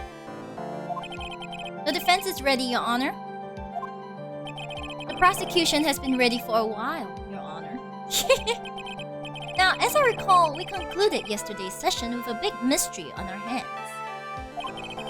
The mystery being what exactly was Miss Adrian Andrews' role in this murder. That is to say, is she really connected to the crime itself? Mr. Edgeworth, if you would please inform the court of today's proceedings. Adrian Andrews. She forged evidence that threw suspicion onto Mr. Angard, and then proceeded to escape the crime scene by wearing a nickel samurai costume. The guilt of these actions are those from which she cannot escape. Then you're saying that she is guilty, after all? I'm not finished, Your Honor. Ooh. Miss Andrews has nothing to do with committing the actual murder. I would like to direct the court's attention to this card. What is that? It looks like a shell. This is a calling card of a certain assassin. Assassin, you say? Yes, Juan Corrida was killed by a professional assassin. And the person who hired the assassin, his client, so to speak, is Matt Ungard. What a surprising turn of events! He's not gonna go easy on you. I would think it's become commonplace by now, Your Honor. I know what's going on this time. So I know that everything Edgeworth has said is true. But we still have to hold out as long as we can. At least until Maya's safe and sound. I wonder how the trial will turn out today. Now then, please call your first witness, Mr. Edgeworth. The prosecution calls the defendant's mentor, Mr. Will Powers, to the stand. There we go. You again. Now then, witness, your name and occupation, please. Okay. I'm, Will Powers. I'm a poor underpaid action star. And what is your relation to the defendant? Well, I guess I'm sort of a lousy mentor to him in a way, yeah. Mr. Powers, please, you don't need to put yourself down so much. Sorry. Well, but I'm just kind of a nothing sort of guy. On the night of the murder, you visited the defendant's room. Is this correct? Yes? I didn't know that. But you know, I didn't actually get to see Matt when I went. All you need to do is answer what you're asked. Now then, I would like you to please testify about when you went to Mr. Ungard's room. Okay, sure. There we go. Visit to Matt's room. After the award ceremony, I went by myself to Matt's room. Matt was standing there in front of his room, still in his nickel samurai costume. He was talking with someone. At first, I thought it was the bellboy. I watched the two of them for a while, but then I gave up and went back. I had guests with me that night, and I couldn't make them wait for me. Okay. Nothing sounds out of place in Mr. Powers' testimony. And talking with the bellboy is no big deal. Everyone assumes that the person Mr. Ungard was speaking with was an ordinary bellboy. But what are you implying? There we go. Well, Mr. Wright, let's have your cross-examination, shall we? Looks like we're in another sticky situation. Huh? A trap. Can you just smell it, Phoenix? But for us to find out more, we're just going to have to charge and hit first, right? Press everything! Let's go.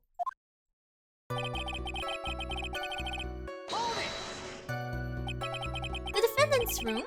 Why did you go there? Well, I'm his mentor, like a big brother sort of, and I wanted to say congrats.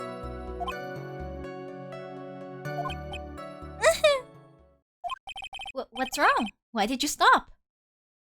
Mr. Wright! What is it? You're going to try to trick me into a corner, aren't you? What? Huh? I know I'm just a poor underpaid action star, but I'm not the killer. No one said you were, Mr. Powers. No, please, don't trick me. Every time you do your lawyer thing, the witness suddenly turns into the bad guy. Rose Ungard Gulak, thank you. Every time? witness. I will personally talk to the defense at a later time. So for now, please kindly cooperate and continue with your testimony. Sorry. So you went to the defendant's room, and then? Hey, wait a minute. When and how did I suddenly turn into the bad guy here? Matt was standing there in front of his room, still in his nickel samurai costume. Are you sure that was Matt's on guard? Yeah, I'm sure. He wasn't wearing the nickel samurai mask then. Okay. If that's the case, then he really can't be mistaken. And? What was the defendant doing, standing in front of his own room? He was talking with someone. At first I thought it was the bellboy. At first? What do you mean by that?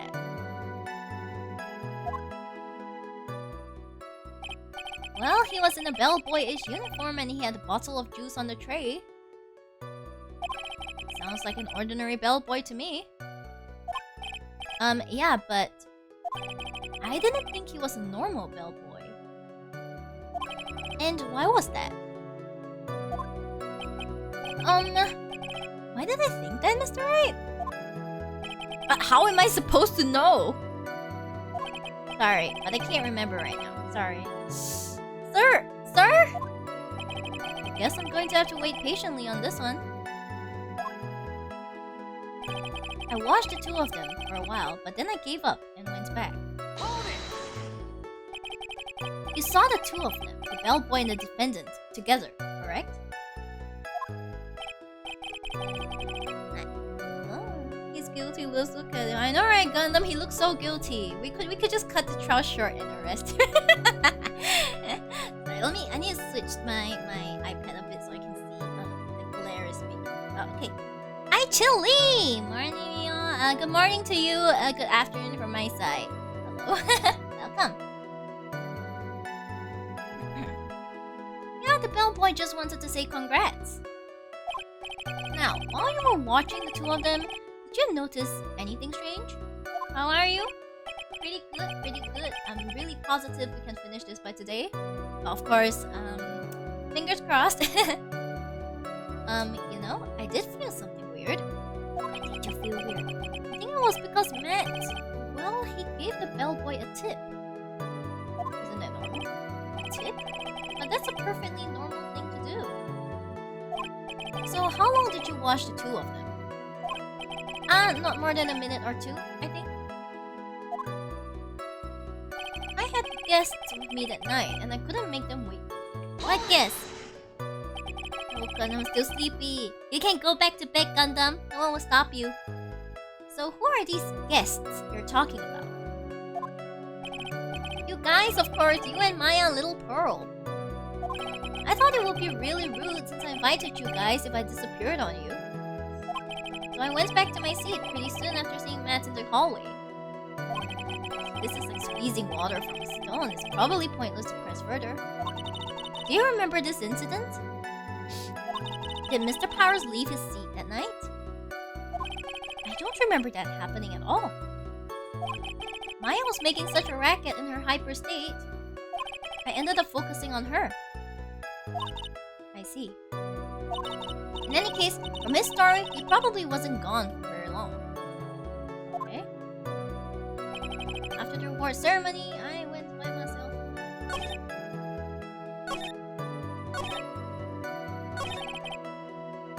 Okay, so what do we press? Did something happen to the dog girl today? What do you mean, dog girl? What?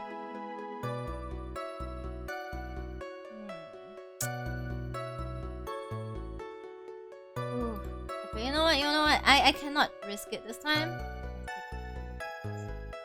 Trap. Strange. I pressed it though.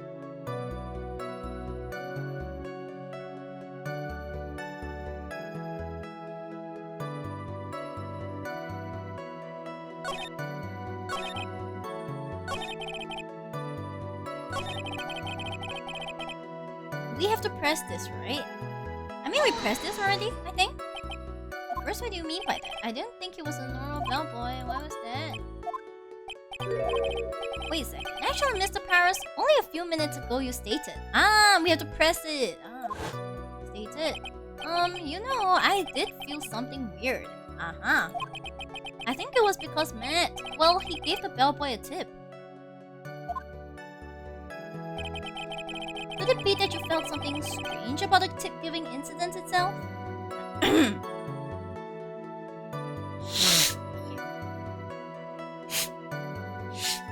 What do you mean, doc girl?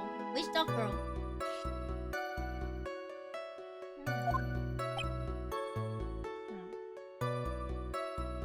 Hello, my love. What a sneaky name. Nice. Can I be sincere? If you mean spoilers, no, you're not allowed. Sorry. When in doubt, press everything. I pressed this just now, though. Maybe I have to press it again. Ah, yeah, that's it. You really know your job. Mr. Edgeworth. Yes, Your Honor. This bellboy, he wasn't an ordinary one, was he? You're the only dog girl? Yeah, I'm not doing anything wrong today, though. Right, Gundam? I'm not doing anything different today. Perhaps we should let the witness tell us. Very well. Mr. Powers, please amend your testimony. So secret naughty? It depends. It depends. If you're gonna threat, you know, you have to threat very carefully with that. Okay. If you have to ask, I believe you shouldn't say it. You mean about the bellboy, right? Okay, let's go. Matt gave the bellboy a tip. Let's go. So he gave the bellboy a tip. What's so strange about that? Ah, well, you see, Matt's not a poor penny pincher like me. I was trying to figure out how much it was because the tip really shocked me. How much it was? Welcome to the sheepdom, love. But that's when something even more surprising happened. The bellboy was putting the tip he got in his pocket. Uh-huh.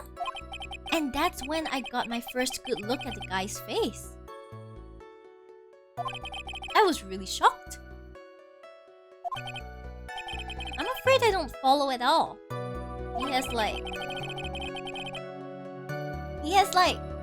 His face is like sliced into half or something. It sounds like Mr. Powers was surprised twice by this event. I wonder which of his shocking moments I should ask about. I should ask about the tip, right? Can we have both, please? The defendant is a huge star. He can afford to give generous tips, wouldn't you agree? Sure. But giving him that much was maybe a little too much, I think. A little too much? Would you please clarify for the court? About how much would you say the defendant gave to the bellboy? Honestly, I don't know. I can't even begin to guess. And why is that? Can you just say it straight? Oh my gosh. Because he gave the bellboy a really, really fat roll of cash. Oh, yo! I want to be that bellboy too. Give me that cash. A roll of cash? Well, how interesting. That certainly was a very generous tip, wasn't it? A very fat roll of cash. That can hardly be called a tip, Your Honor. The judge is beginning to look awfully suspicious of us. Dividend.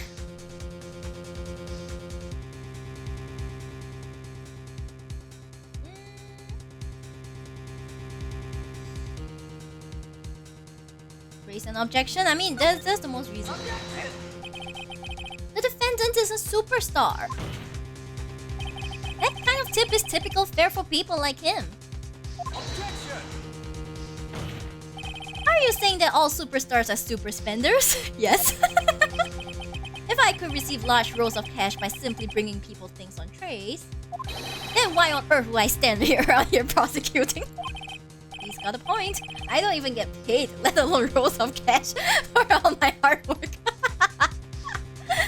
Guys, this just in. Phoenix is actually very poor. So supposing that roll of cash was not a tip, then what was it? Payment, Your Honor. Payment! Dun, dun, dun. Payment? Here we go.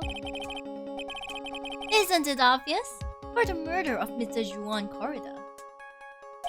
Then the bellboy the witness saw... Yes, he was the assassin. Dun, dun, dun.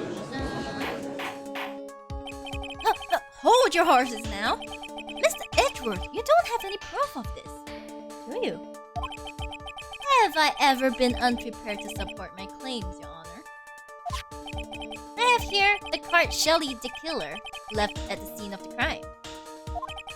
Shelley the Killer? He is the person the police's special investigations team has been chasing for ages. I am certain that the person the witness saw was this very assassin, Shelley the Killer. Really? What's wrong, Mr. Powers? No, nothing. Something just clicked in my head and I think I just figured something out. Oh, could you please tell us then? Actually, I saw that bellboy again later on that night. What? Mr. Powers, please testify. Tell us what you saw. Yes, sir. Right away. Okay, look, he's confident now. We're gonna get something. He's gonna say like, oh yeah, Maya got kidnapped. No, just kidding. Second time. This time, I was in that hallway because I had to go to the bathroom. And that's when that bellboy I saw earlier came out of the room. Of course, when I say room, I mean Juan Corrida's room. Now that I think about it, that bellboy did seem kinda out of place. Yeah, so he had to be the assassin, I'm sure of it. I mean... Thank you very much. That is all we need for now. Huh? But I'm not done. There's still more. Let us first establish that the bellboy was truly Mr. the Killer. Then we shall see. So the bellboy came out of the victim's room. And if that bellboy really was the assassin, then I think the answer is fairly obvious. That would be correct, Your Honor. Well, Mr. Wright, I believe it's your turn to entertain and make us laugh.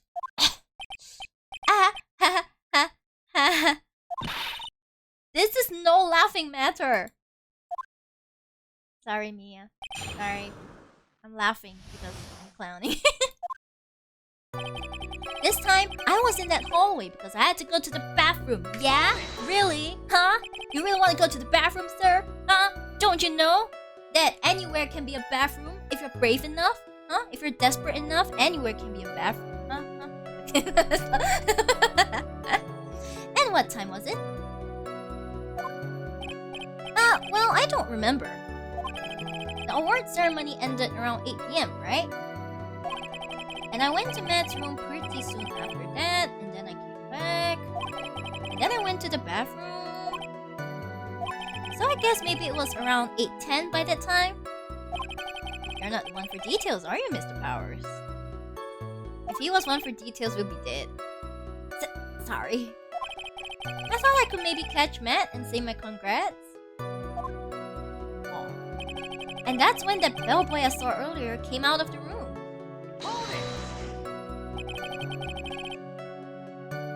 Are you sure it was the same bellboy? Yeah? And how could you tell? All the bellboys wear the same uniform after all. But you see, well, he had those stitches in his face. Ugh. So I'm sure it's the same guy that was talking with Matt.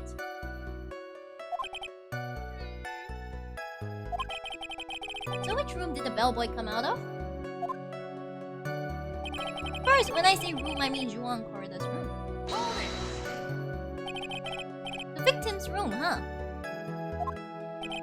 How convenient. Yeah, the one with all the really pretty flowers and teddy bears. It was Juan's room, alright. Words cannot describe how screwed I am. Let's continue with the testimony, shall we?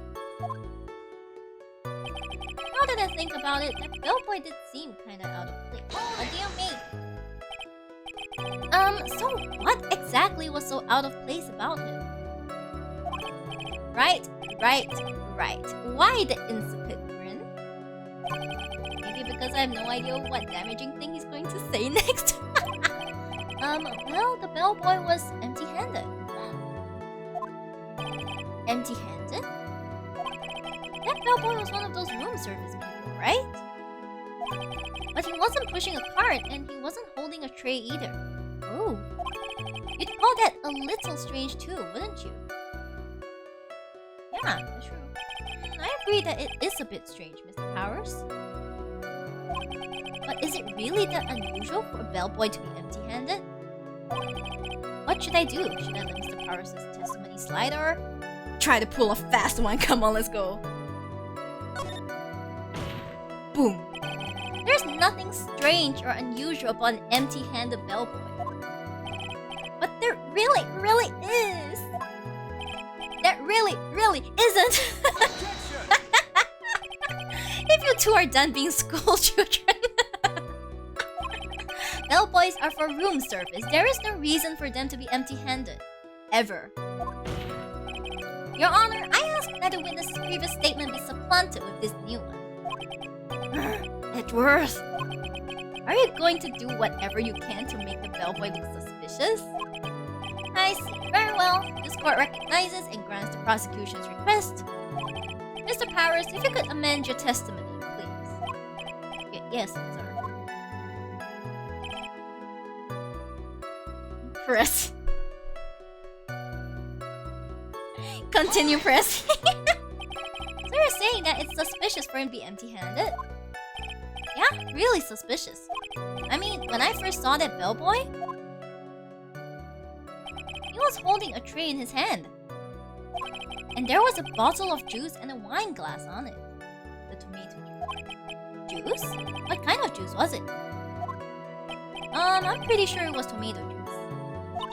If we could come up with some sort of reason as to why he would come out empty-handed, some sort of proof, then I think we can dodge the bullet on this one for now. Proof, huh? Sounds like another job for the court record. That's right.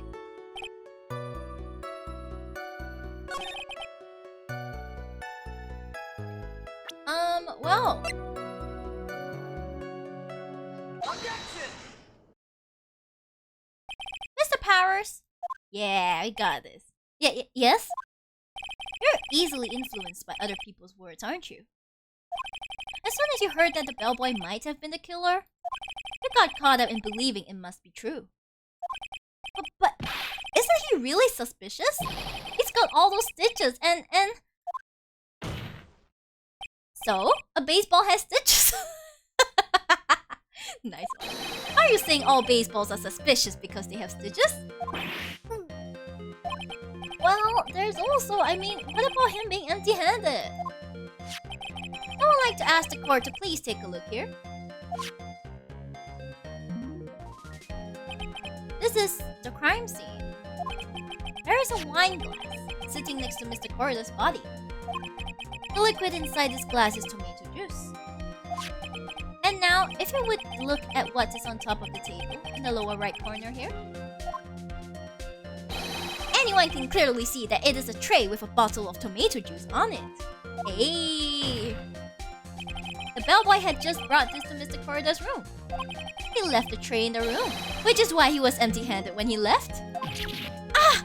But that will mean that the bellboy has seen and left the dead body in the room. Ah, but can you prove that Mr. Corda was already dead at that time? Mr. Edgeworth? Yes? I blame you for leading me down this route. I'm terribly sorry. What is with him? Why is he laughing? He's laughing at your expense. Witness, isn't there one more thing you would like to share with us? Is there? The bellboy was empty-handed. Or should I say empty-handed? Wait, what? I recall you had something interesting to say about his hands. Oh, yeah! I almost forgot! Huh? What? That bellboy, he was wearing gloves. Gloves? Yeah, pitch black, leather ones. All the other bellboys don't wear gloves like that, right? Oh boy. Black leather gloves. Why didn't you mention them earlier? Sorry, it slipped my mind. Slipped your mind, your head. Boy, does this make the bellboy look really suspicious. Alright, got to focus. I can't get lax here. So what if he had gloves? A lot of bellboys wear gloves. Come on, Mr. Wright. The bellboy was wearing black leather ones. So, a football is made of leather. Why are you saying all footballs are suspicious because they're made of leather? But that man, he received a large roll of cash from the defendant. And then he was seen leaving the crime scene wearing black leather gloves. I don't think that even someone like myself can believe he was just another bellboy. It seems that we have finally come to an understanding. Now then, witness, please continue with the rest of your testimony. The rest? Oh yes, please tell us more. Dun dun dun. Okay! Look at him, he's so happy. He's so happy to be destroying us. Okay, their second meeting. After leaving Juwon's room, the bellboy went and knocked on Matt's door, just like that. He gave something to the person inside the room. And then the old guy just left without even going into the room. After that, I went to the bathroom and then back to my seat.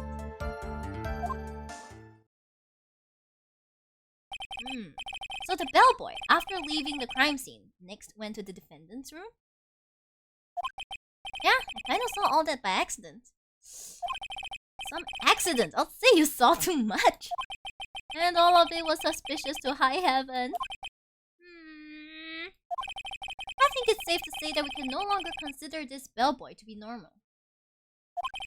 Now then, let's get started, shall we? Mr. Wright, your cross-examination, please. Yes, Honor. Okay. Let me just quickly read through.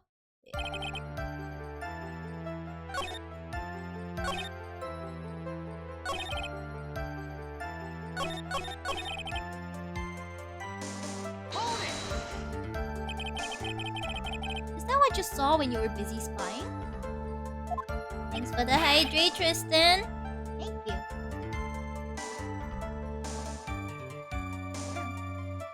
Hydrates are so good.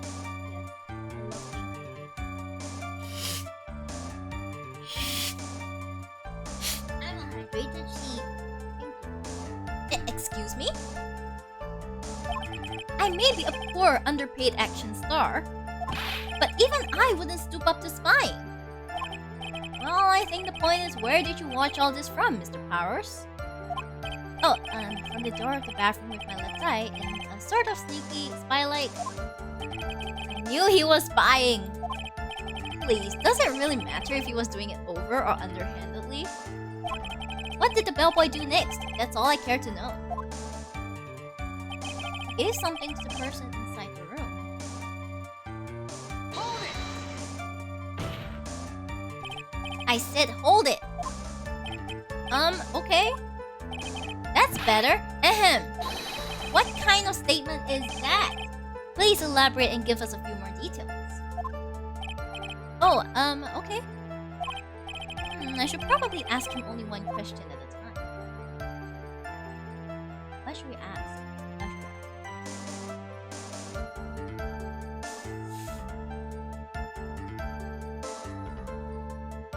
About the person inside, right? Yeah. So who took this something the bellboy handed off? Actually, I don't know. What do you mean?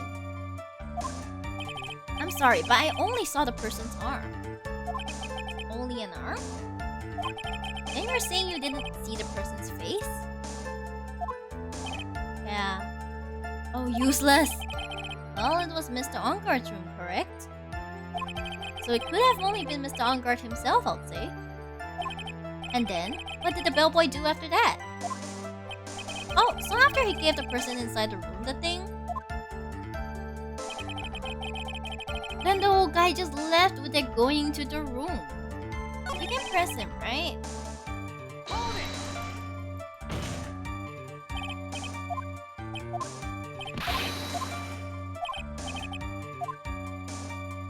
Ask about this something. He gave something to this person. Yeah? And what was this something? Ha! Ha! Ha! If I remember what it was, I wouldn't be calling it a something, would I? But this implies that something was removed from the scene of the crime. Are you sure you really can't remember, Mr. Powers? I think it was something kinda small. I would like to summarize the testimony up to this point, if you don't mind. When the bellboy left the crime scene, he immediately went to the defendant's room. There, he handed a small item of some sort to the person inside. As for the person who received the item, all you could see was the person's arm. Yes, it was just like that. Mr. Edgeworth, is all this really that important? Of course, Your Honor. I think this is of the utmost importance. This is when whatever was removed from the crime scene was handed over to the client.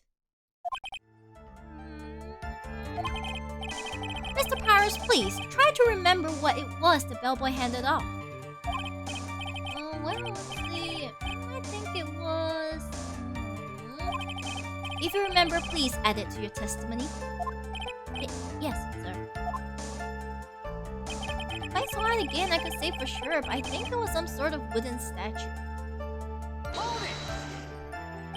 A statue? Yeah, it kinda looked like one, I guess. If I saw the actual thing again, I'll probably remember, you know? Looks like for this trial to proceed, I'm gonna have to come up with whatever this statue thing is and show it to him. You're going to have to trust your instinct on this one and take a chance, Phoenix. Well, Mr. Powers, let's continue with the testimony.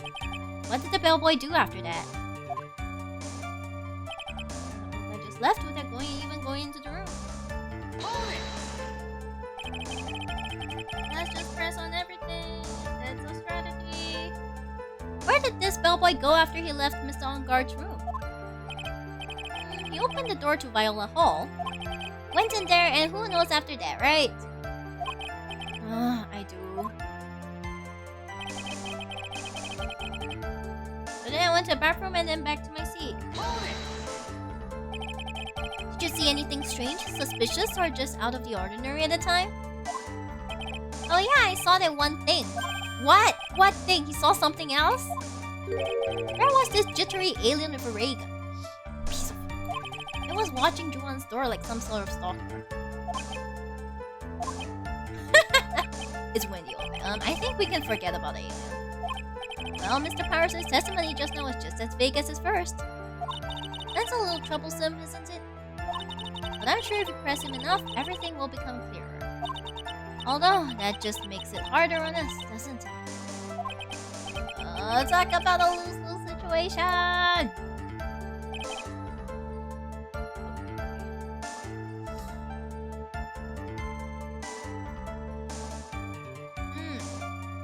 A wooden statue. What will look like a wooden statue? Okay, that's the clue. Do we have anything that looks like a wooden statue? This bear. This is too big. Oh, this one? Objection!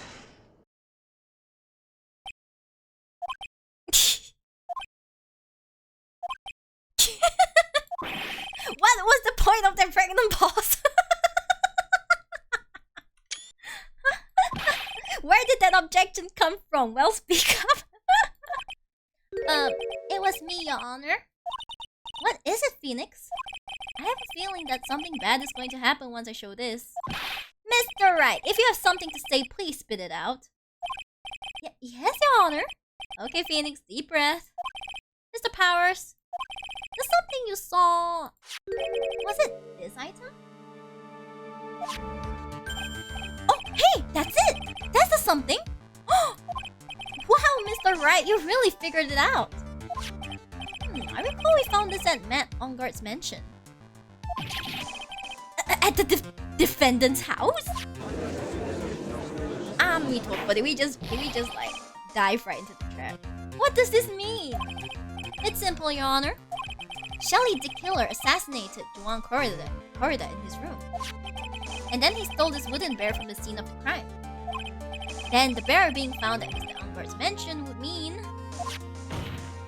It goes without saying, Your Honor, that Mr. Ongart is the killer's client. No. Okay, let me just appreciate appreciate Mal's handsome face here like for a moment. Order! I said order! Mr. Wright, this is the most unfortunate turn of events for you. Literally stole wooden bear from the crime. Exactly. Yeah. Sorry, Mia. No, it's alright. My judgment was sound. Actually, I figured the bear would come up. If not now, then it would have later on. Might as well, huh?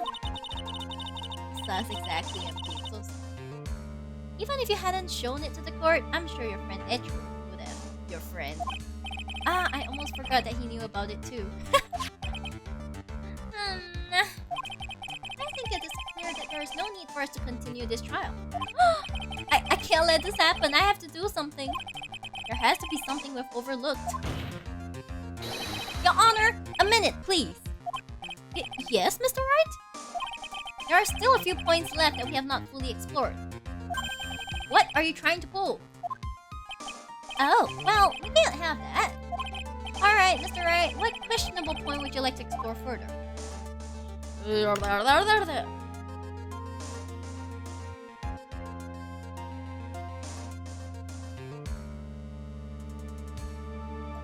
bear?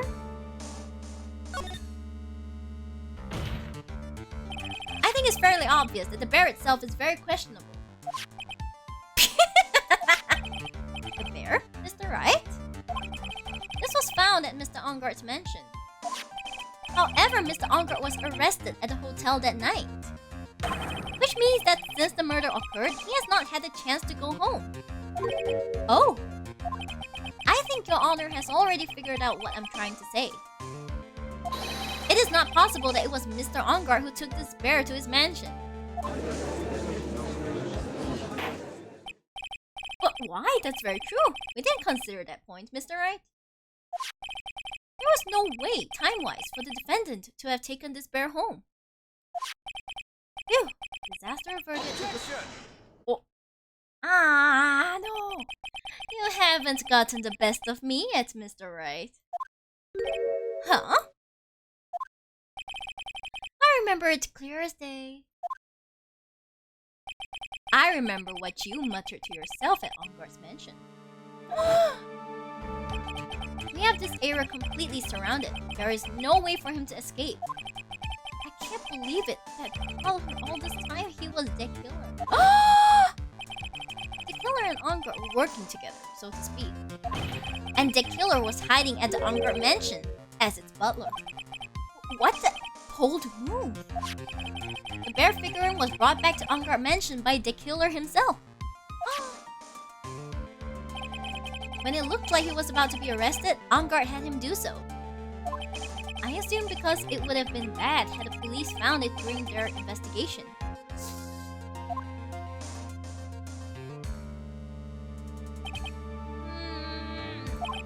Well, Mr. Wright, you have been quiet for a while now.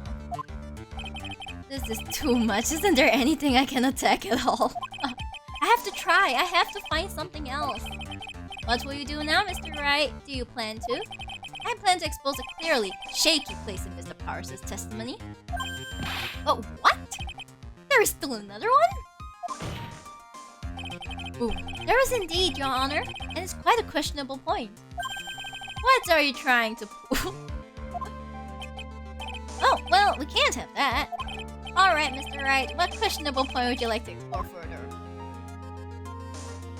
His testimony? Is that right?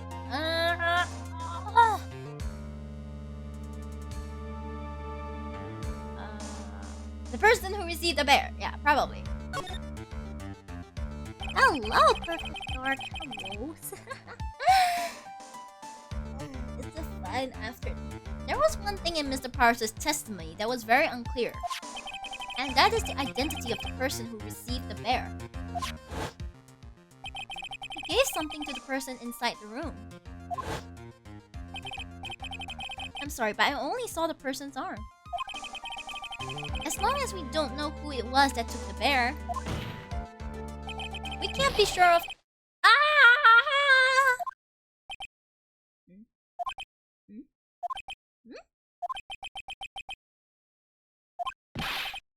What is it, Mr. Powers? If you're going to scream like that, and then at least give us a good reason why. Oh, yeah, sorry. Actually, so I remembered.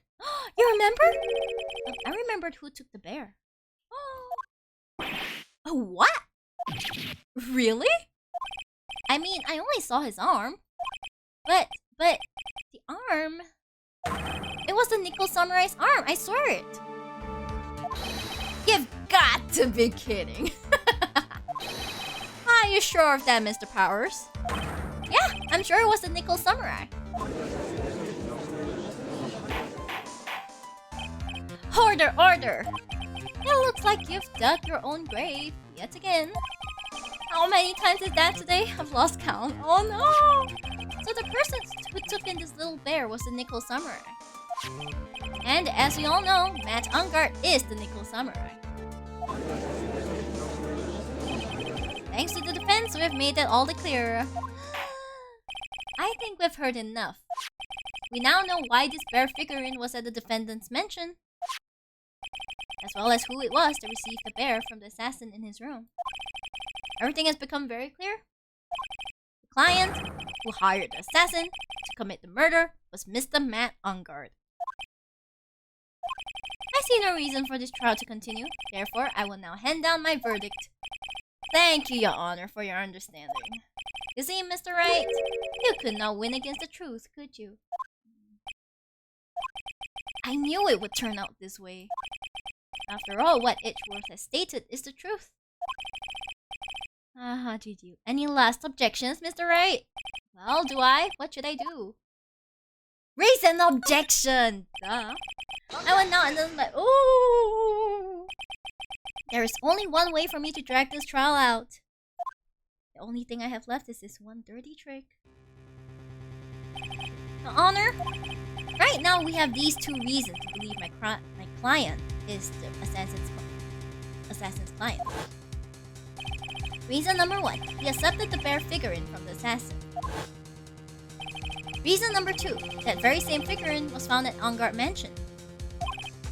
However, it's possible this is all the work of a certain other person. What are you saying? What I am saying is, it's possible a different person is the killer's real client.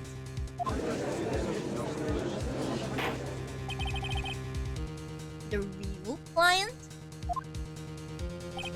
Yes. Tusk, Tusk. Is this all you have? Now then, Mr. Wright, let's hear your theory. Who do you say is the killer's real client and therefore the real murderer?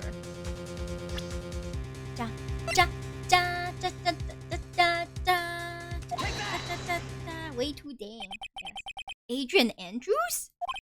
Yes, we already know that you tried to frame Matt Ungard for the crime by wearing a spare Nickel Samurai costume. Ah! Then the Nickel Samurai's arm that I saw, that could have very well been Miss Andrews. But what about Mr. Ungard? If you would please recall yesterday's testimony, the defendant was taking a nap during the break period. That's right. Then, finding this figure at Mr. Onguard's mansion? It was a well-laid trap set by Miss Andrews.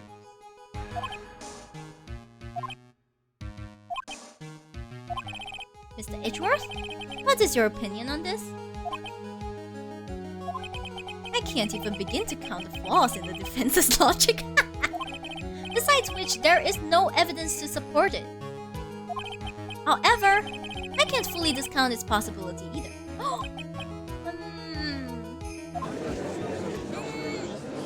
What is with this trial? Oh, the defense will go so far as to pin the case to someone else. This is to save Maya, this is to save Maya, this is to save Maya. Even if the whole world turns against me, this is one fight I can't give up on. Order, order, order! All disruptive parties will be forced to leave the courtroom. Your Honor! For the benefit of the defense, I'm willing to play along with his what-if game.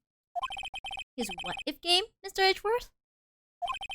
The prosecution is prepared to challenge the defense's theory. Mr. Wright, even you must have thought it strange and wondered, why would the criminal want this little wooden bear? He's right. The killer did specially bring that bear to Onguard right away. Why do you ask? Is there something special about it? Absolutely. And I'm sure that once the court knows its significance, the true killer's identity will become crystal clear. Your Honor, the prosecution calls upon a witness who will clear all doubts against Miss Andrews. And who would that be? It's quite simple, Your Honor. Miss Adrian Andrews herself. I see. Well then, the court will take a short 10-minute recess. The prosecution will prepare its witness in that time. Yes, Your Honor. Okay, March 23rd, 11:54 a.m. District Court Defense's Lobby number 3. Ooh. Ha ha ha. Oh, I knew it was a good idea to hold her hostage. Don't you agree, Mr. Lawyer? But I never thought, in your desperation, you would try to pin the guilt onto Adrian. I swear this demon will pay. Mr. Nick! Pearls? Where's Mia? I don't know. A really strong power suddenly called her away. A really strong power? Do, do, do. I love this ringtone. Oh, Mr. Nick, your phone is from Gumshoe. How is it going? Have you been hanging in there, pal? Yeah, sort of. We just barely found something to latch onto. Yeah, that's good, pal. And what about you? Anything yet? Have you figured out where the killer and Maya are? We still don't have any leads, but... What? We don't have any more time! If we just had one, even a single clue would be really helpful. I was only able to come this far because I kept thinking to myself, I've got to keep the trial going until Maya's been rescued. But have I just run out of luck this time? Is all our hope for naught? A tent! Huh? A tent? I could see a circus tent! Mia! Mia! It looks like Maya was unconscious until just a few minutes ago. As soon as she woke up, she called for me. So it was Maya that called you away. She's locked in a dusty little room right now. But I could see a circus tent outside the window about 300 feet away. Gumshoe! Is there a circus in town right now? There's only one, pal. The very big circus. Maya is somewhere within a 300-foot radius of the main tent. What? Okay, hold on a sec, pal. Hey, draw a circle on that map. About 300-foot radius from the main tent. Hurry! And? I could see a mailbox under the window, just outside. Gumshoe, there's also a mailbox. Okay, what else? What else, Mia? I'm sorry, but it was a very small window. I couldn't see anything else.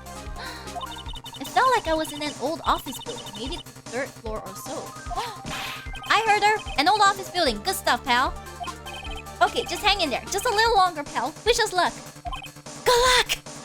They're gonna find Maya? They're gonna find her? I'll call you later, so don't let your battery die, okay, pal? Hey, let's go. Mia, Maya's not hurt, right? She's in a pretty bad state, Phoenix. She's being starved. Gumshoe, please hurry. Looks like we're out of time. Are you alright, Phoenix?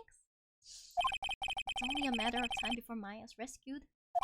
I can do this. I just have to make this trial last a little longer. March 23rd at 12:05 p.m. District Court, courtroom number 3.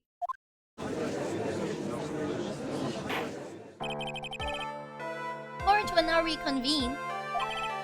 The killer, the man who murdered the victim, handed this to his client. From this, one obvious question arises. Why this particular item? I believe the answer to that question will provide us with the name of the real culprit.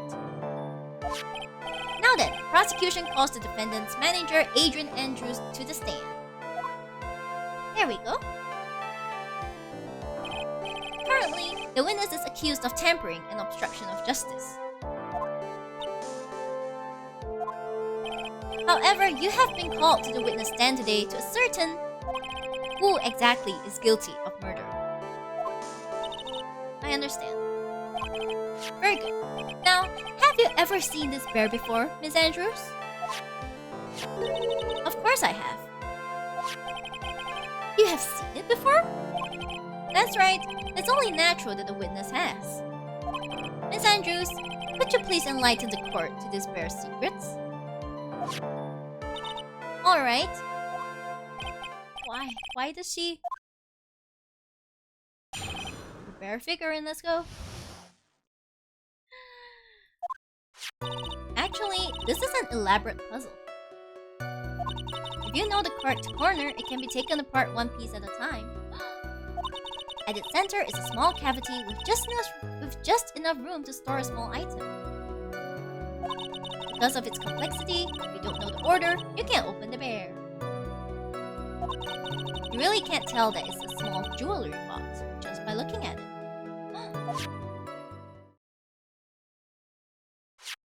So this figurine, it's a container of sorts, is it? Yes, looks can be deceiving, wouldn't you agree? Yes, this is superb craftsmanship. Oh, yes, I nearly forgot. You may begin your cross-examination, Mr. Wright. Welcome to the Sheep the Raven. Welcome. It looks like there really was something to that little bear after all. That bear, you sus. This bear is sus. Actually, this is an elaborate puzzle. Okay, let's go. Puzzle? A puzzle? That's right. But it looks like an ordinary figurine. True enough. People who don't know, I'm sure they would never guess that this was a puzzle. So what kind of puzzle is this exactly? If you know the correct order, it can be taken apart one piece at a time.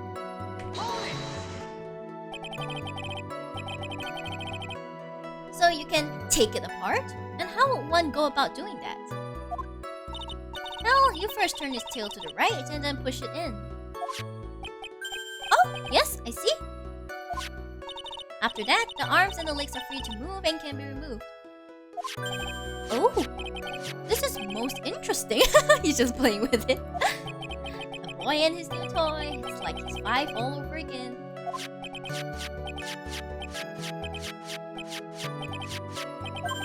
Oh, don't mind me. Go ahead and carry on. He's just playing. I think he's lost. So what do you find after you take the puzzle apart? At the center is a small cavity with just enough room to store a small item. And how do you know about this? I know because I was the one who bought it. Oh! Huh? It was a souvenir from when a friend and I went to Switzerland. Welcome to the sheepden, Gippy. Welcome. Then this was a present from you? That's right. It was a puzzle in the shape of a bear, so I thought it would be perfect for Juan. So it was a present from Miss Andrews. Witness, let's continue with the testimony. Because of its complexity, if you don't know the order, you can't open the bear. Hold it! So who exactly knew how to solve this puzzle? Only the two of us, Juan and myself. It was a souvenir from Switzerland. So I doubt there are that many people with the same bear in this country. But this looks like it can be easily broken.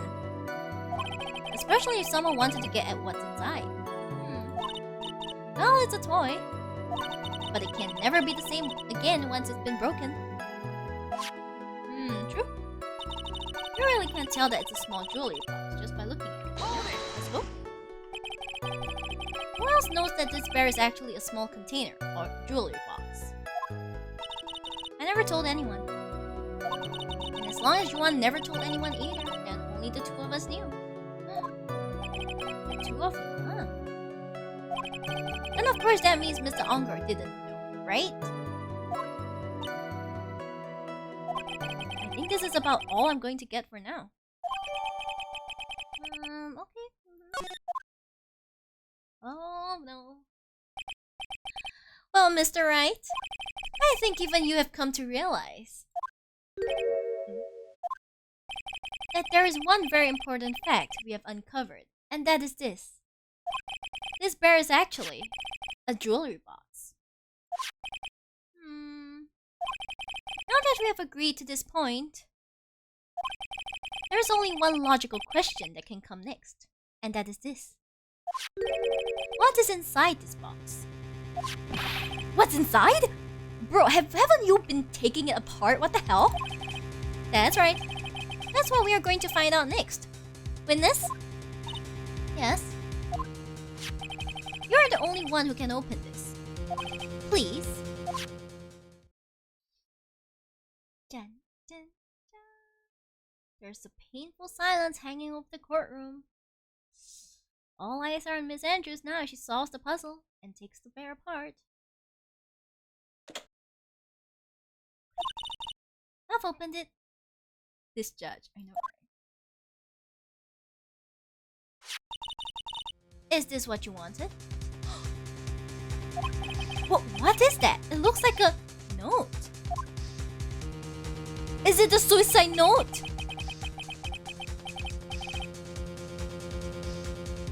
I don't think we need to guess at what that is, do we, Mr. Wright?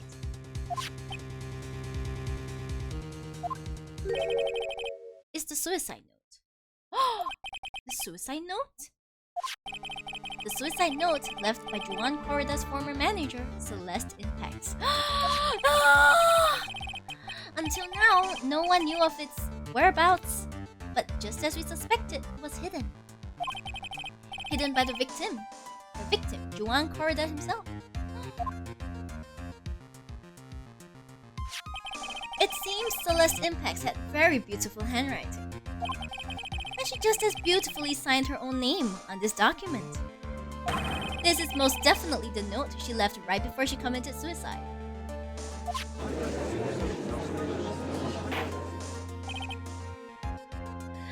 Order! Witness, did you know about this? Yes, I did. I heard all about it from Juan.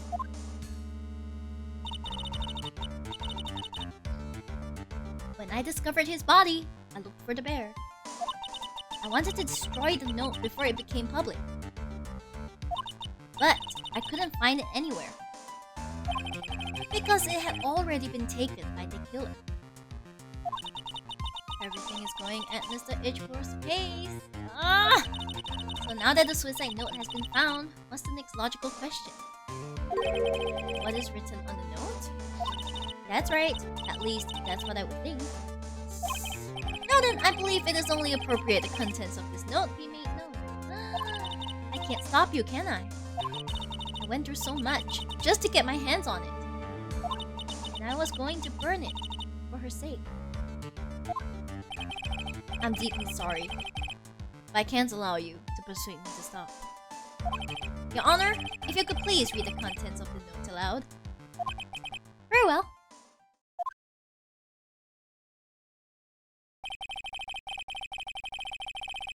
The judge's voice rang loud and clear through the deathly silent courtroom. In her note, Celeste Impex left to us a record of all that had happened to her. About being sued, about being used and then thrown away by Angard, about being engaged to Corrida and Angard's role in destroying that, and about how she decided, in her despair, to end it all.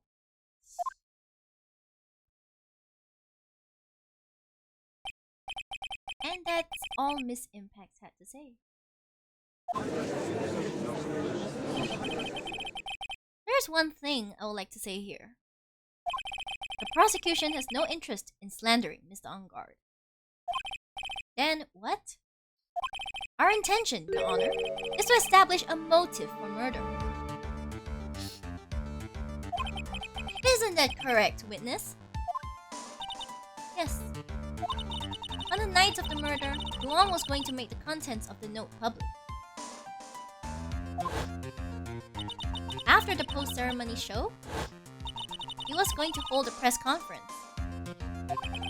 My word! Matt Angard values, above all else, his refreshing like a spring breeze image. Which is why he had to stop this note from being made public. At any cost. Figurine tells me that's horrible mistake.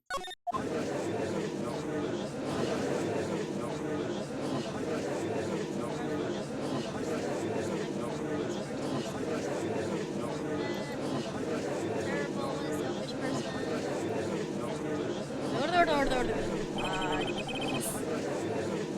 There is no room for doubt here.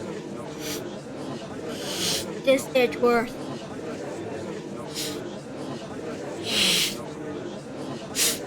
Are you with me or against me? Mr. Dickiller's client's goal was to obtain the suicide note. And the only person who needed this note that badly is the defendant. Let's not forget that the bear with the note inside was found in the defendant's house. It seems that we have come to the truth at last. The defendant's motives were entirely selfish. He deserves no sympathy from anyone. How am I supposed to escape from this one? Why the hesitation, Phoenix? Gumshoe hasn't called yet, so you know what you must do. No, I have to carry on and buy him some more time. Okay, there are two deadly pieces of evidence. Figurine and the suicide note. Maybe somehow I can find a way out of this situation through one of those. The gavel is already in the judge's hand. Phoenix, hurry! The suicide note or the figurine, which one of these should I pursue? Which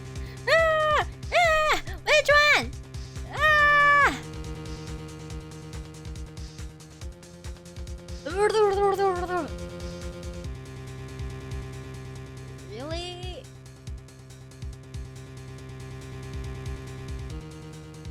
Figurine? Suicide note? Yeah, I think suicide note would be great. Yeah. Objection! Please wait, Your Honor. Oh man, look at that lawyer. He's still going at it. It's like he doesn't care that he's trying to get a killer off the hook. I think Your Honor believes that Matt Angard killed in order to obtain this note. Yes, that is correct. But that seems a little strange. In fact, I think there's a contradiction here. This note was hidden by Mr. Corrida until the night of the murder. If that is the case, I say that Matt Angard could not have known what was written on this note. Oh, I didn't think of it that way. How did you become a judge? Exactly, but I did think of it that way, and I thought it was rather strange. No one in their right mind would kill for a note without first knowing what it said.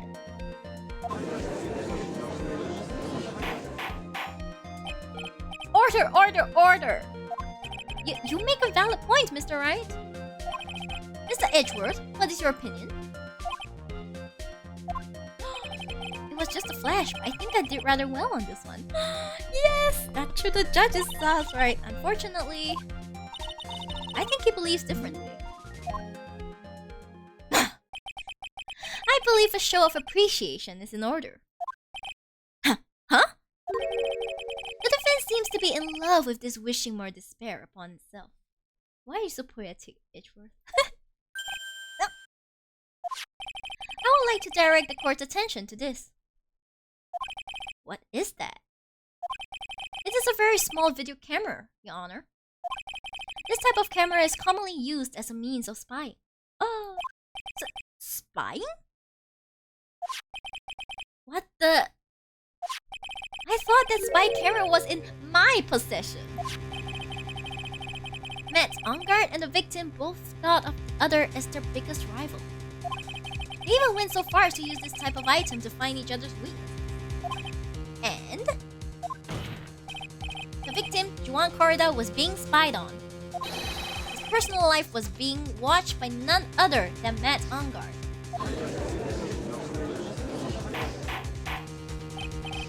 Order! Order!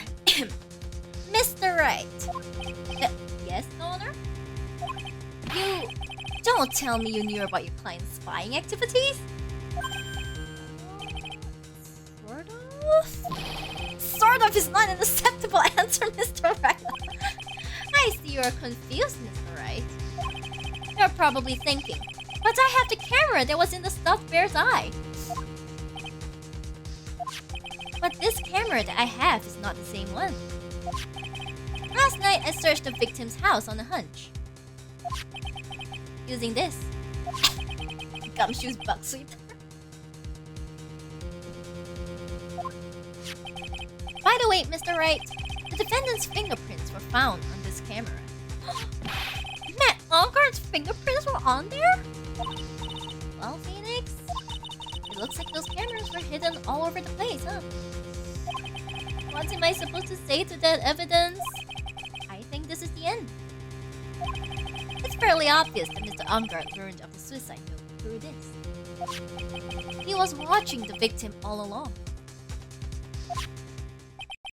He got me good this time. I don't have anything to counter that. Hey, now what's the lawyer thinking? Mommy, is that man the bat killer guy? Mommy, stop! Don't look at him! The way he's sweating is just so ill and nasty. Phoenix? Yes, Chief? Have you figured out what you're going to do next year? No? What I'm going to do next? Does running away like a frightened child work? I know it seems like Mr. Edgeworth is very close to putting the lid on this case. But in his eagerness to prove his point, he forgot one very important thing. He forgot? What is it, Mia? There is a piece of evidence that he really should investigate. Something he should investigate? I would really hate to see the good prosecutor get scolded for not remembering to look into the item when he had the chance. Why are you speaking in riddles all of a sudden? Alright, I think this time we finally understand everything. Well, Mr. Wright, you don't have any further objections, do you? What is this piece of evidence that Mia is talking about? What? Hi, Hilzu. Thank you for the head pat. Thank you. Can I figure out what it is that still needs to be looked at, or should I let it go? Present evidence. Let's go. No objections means certain death. I have an objection, Your Honor.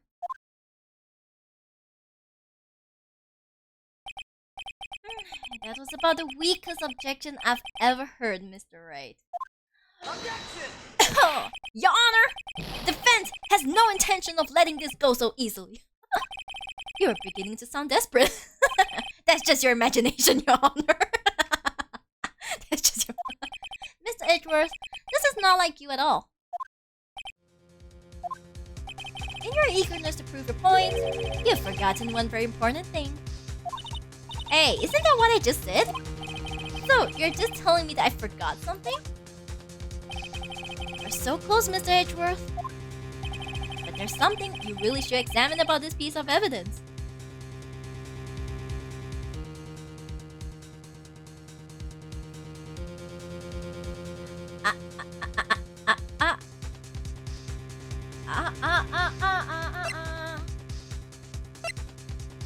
This one?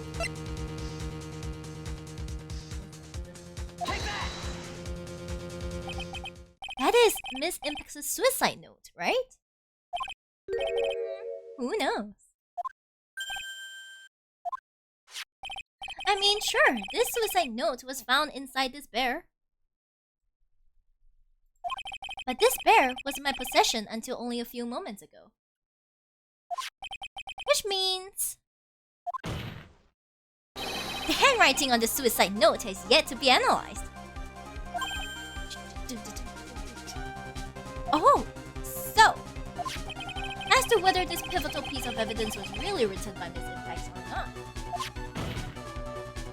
That has yet to be even remotely confirmed. Mr. Wright, you can't seriously be suggesting... Mr. Wright! You! Are you saying this suicide note is a fake? Miss Andrews, you were the one who tried to pin this murder on Mr. Ongard. Who's to say you didn't create a fake suicide note and put it inside this bear? Put it into this bear. How dare you? Your Honor, the defense is indiscriminately accusing the witness again. There is no evidence linking the witness to the suicide note whatsoever.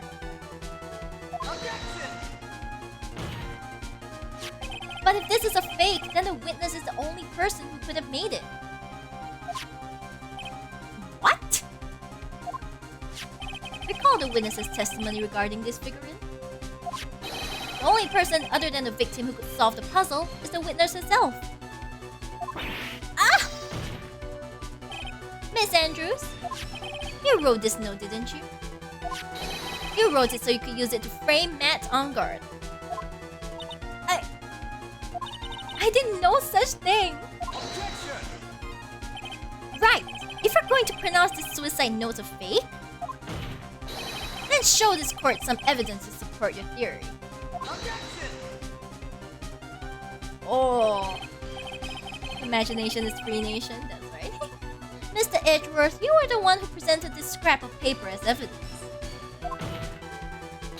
That means the burden of proof lies with you, the prosecution. That's enough! Mr. Edgeworth, can you confirm the handwriting on this suicide note? It is... as the defense has stated, the handwriting is yet to be analyzed. If that's the case, it seems that yet again we have reached a point where a verdict is impossible. Oh. Impossible! That's impossible! This isn't good, Phoenix. The judge is going to carry this trial over one more day. I don't think Maya will physically be able to make it another day. I didn't want to have to do this, but I don't have a choice.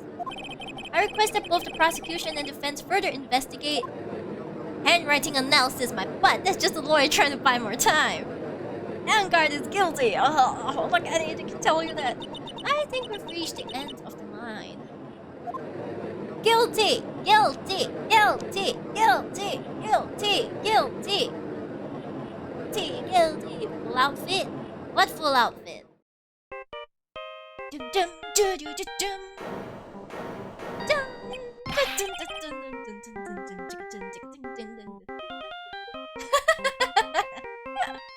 I love this so much. Yay! It's Gumshoe! Beep! Hello? Gumshoe? What is with him and what's with that sigh? Where's Maya? What happened to the killer? He got away. What? I'm sorry, pal. I really am. I don't know what to say. Besides, I'm sorry. I wish there was some way to make it up to you. I really do. But anyway, what's going on? We found his hideout, pal. But two of them were already gone. This is terrible. I'm going to keep looking for them, pal. Don't you worry. Just need a little more time. A little. We don't have... But... don't tell me we don't have any more. No! Guilty, guilty, guilty, guilty. Do you hear that? They're calling for his head. Thanks for the head packet, Mr. Wright, I can't. For us to come this far and... Oh! What? What is it? Let me talk to Mr. Edgeworth. I can't do that? Mr. Wright, would you please get a hold of yourself? Yes, Your Honor. I'm about to end today's proceedings. You may take your phone calls after... Hold on, Your Honor. Edgeworth, catch! Take that! Yeet! He just went yeet at his phone. Nice timing, Gumshoe. Thanks for the hell, yeah. Mr. Edgeworth? Please, you've got to buy us some more time. Court is in session. No! I'm sorry, Your Honor. You were saying? Mr. Wright, this is a court of law. I'm sorry, Your Honor, but I am reluctant to do this. However, it appears that I have no choice but to suspend proceedings until tomorrow. This time, I really can't do anything. Court is now adjourned for the day.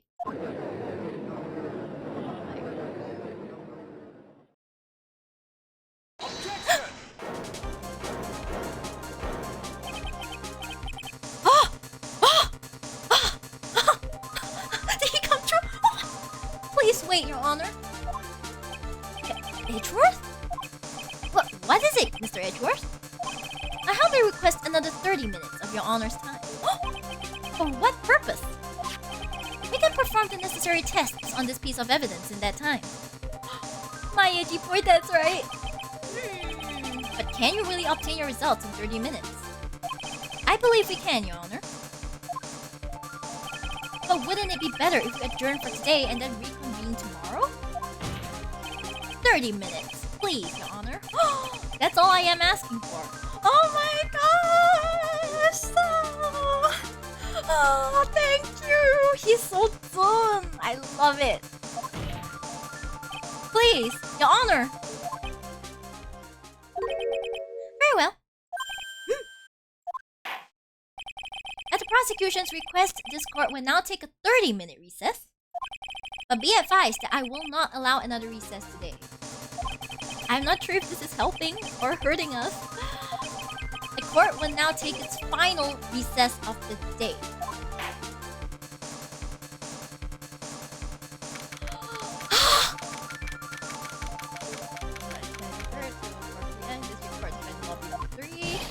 Right! Well, what's going on with Maya's situation? He's concerned. The killer. It looks like he got away again. 30 minutes? We can't find her in that time.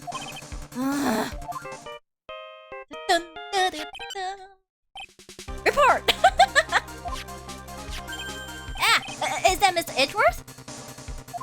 We don't have time. Just spit it out. Right. It looks like we just missed them, sir. But the killer left a few things behind by accident in his rush to get away. What did he leave? A few things? Can we use any of them as evidence? Oh, I thought you asked, pal. I've got the things he left with me right now and I'm on my way over. Really? That's odd. Any items like that are usually sent to the crime lab first.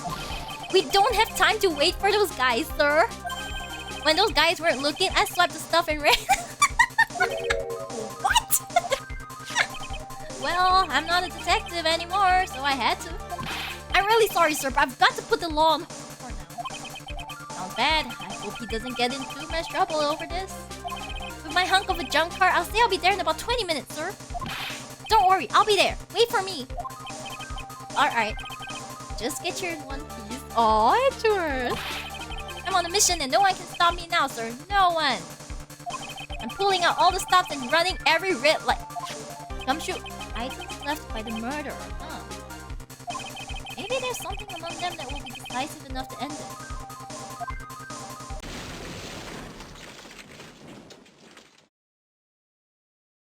What? Hey, what's wrong? Detective Gumshoe, answer me! Did he crash? No one can stop me. No!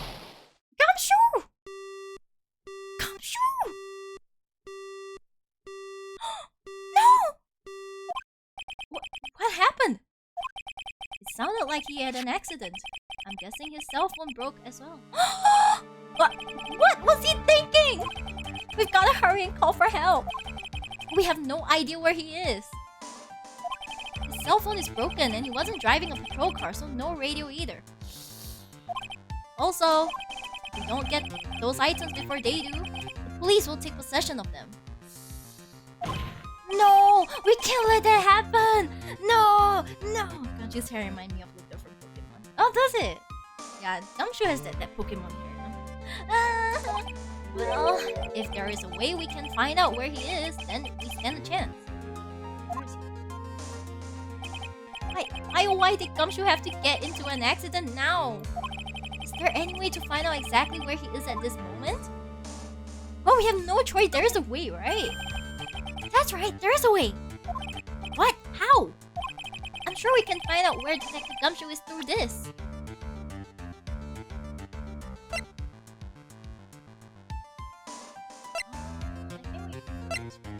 Is it this one? Is it this? Please, please, please. Right, we're not in the middle of a mock trial here. I guess this won't work. No! I guess it's up to me. Alright, I will think of something. No, I'm sorry. No!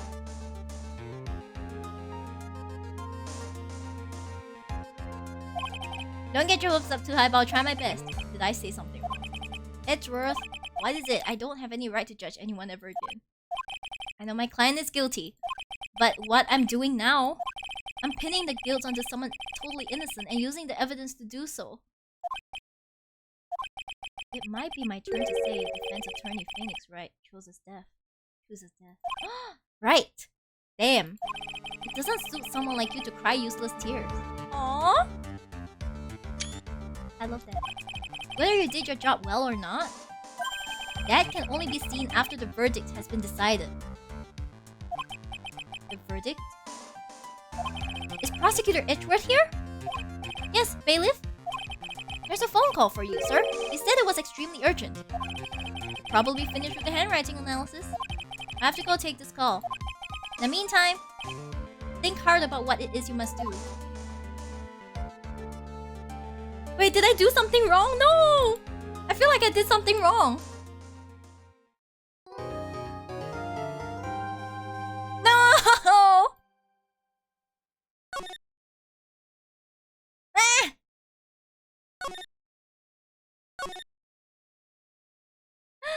I feel like I did something wrong.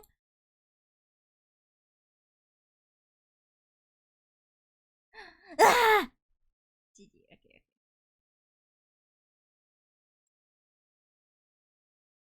Okay. Let's take a moment. Let's take a short break. I'm gonna go take a short break, you know, a refresher, and then I'll be back with you guys. Okay, like a few minutes, just a few minutes.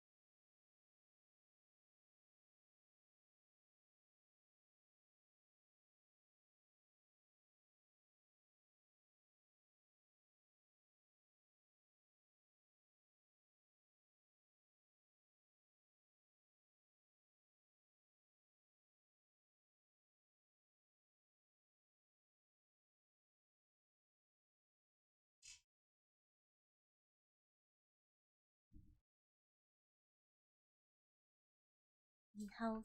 I am back. I am back.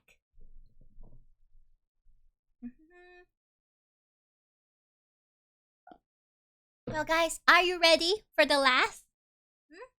Are you ready for the last part? Thank you for the welcome, Empty.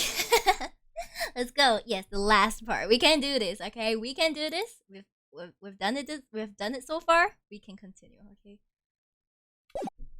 Let's go. We can do this. March 23rd, 2:35 p.m. District Court, courtroom number 3. Court will now reconvene. I assume both sides are ready. Yes, Your Honor. Yes, Your Honor. I still raw. I can understand the defense acting like this. However, why do you also seem distraught, Mr. Edgeworth? It's nothing, Your Honor. What's wrong with Edgeworth? It looks like something unexpected just happened to him. Now then, Mr. Edgeworth, if you could please tell the court the results of the handwriting analysis on Miss Impact's suicide note? Yes, Your Honor. Unfortunately, we have discovered that this suicide note is a forgery. What? What do you mean, Mr. Edgeworth? This note was not written by Miss Impact herself. This is a fake. Oh, are you lying, sir? Order, Mr. Edgeworth. Would you care to explain what is going on? If this was not written by Miss Impact, then who wrote it? We will need more time to do a more detailed analysis. However, it appears that the handwriting matches that of the victim, Mr. Juan Corrida. Mr. Corrida? Well. It looks like Miss Impact never left the suicide notes after all. She never wrote anything about Ungard. However, Your Honor, even though the suicide note is indeed a fake, Mr. Ungard could not have known that, and so those facts remain unchanged. Acting under the assumption that it was real, he had plotted to possess it. That does sound very plausible. This theory that Ungard had no idea that the suicide note was fake. Something seems a little wrong with it. Is there evidence? Is there evidence? Holy shit! Is there evidence? Like, damn, I am not risking anything.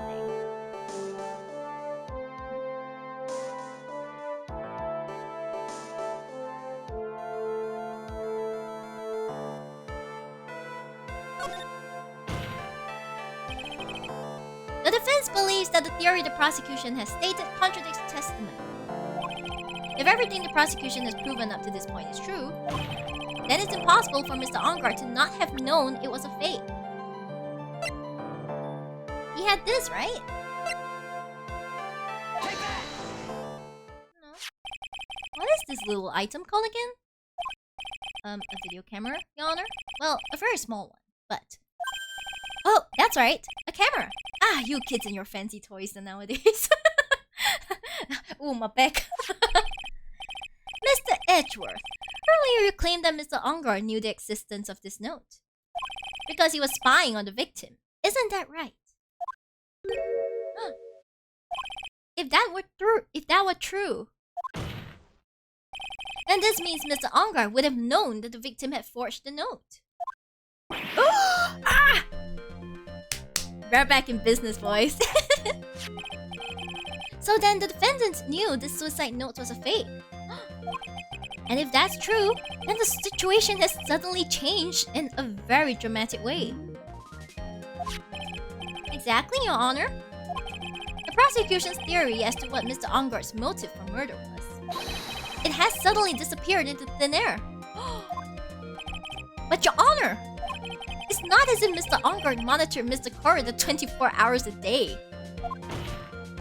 Perhaps the victim wrote the note in a place Mr. Ongard didn't know of. Well, right back at you, Mr. Edgeworth. Why don't you show us some proof that the victim made the forgery at an unknown place? Oh, yeah. Order, order, order, Mr. Edgeworth. It looks like this time it is you who has dug his own grave. Oh! As I figured. Huh? As you figured? As I figured. It came down to this after all. Mr. Edgeworth, you are not making any sense. When I heard the results of the handwriting analysis, I thought this might happen. The question is, what next? What next? If the prosecution can't prove Mr. Ungar's motive through the evidence, then we must prove it from another angle. Well, I agree with you there. Your Honor, the prosecution would like to call a witness to the stand at this time. What new witness? Oh, well, that's fine. However, this witness is a little unusual. Edgeworth stuttering? This is not like him at all. Unusual? Well, what sort of witness is this person, Mr. Edgeworth? This witness is one who is perfectly fit to answer once and for all the question of who was it that hired Shelley the killer to commit murder? Is it Shu? Is it Shu? If he brings in Shu, I will. That's impossible. Who in the... No such person exists who can answer that question with such certainty. Yes, Mr. Edgeworth. Who is this witness? It's... Yes, go on. Who is it? The man himself. Mr. Shelley the killer. Oh, Mr. the killer. Gumshoe. Oh, wait! Shelley the killer? I thought it was like meow meow. You mean the killer? I mean the assassin? Wait, how? Yes, Your Honor. He's coming here? To the witness stand? Well, yes, in a manner of speaking. I recognize that this is a very unusual circumstance, so I ask for your permission. Well, Mr. Wright? Yes? Is this alright with you? Do I have a choice here? I can't really do much else to drag this trial out. The defense has no objections, Your Honor. Oh, look at that face. I wonder if it really is alright to do this. Very well then, the prosecution calls its witness to the stand. Edgeworth, is there no other way left to us? Now then, witness. Your name and your, occupation, please.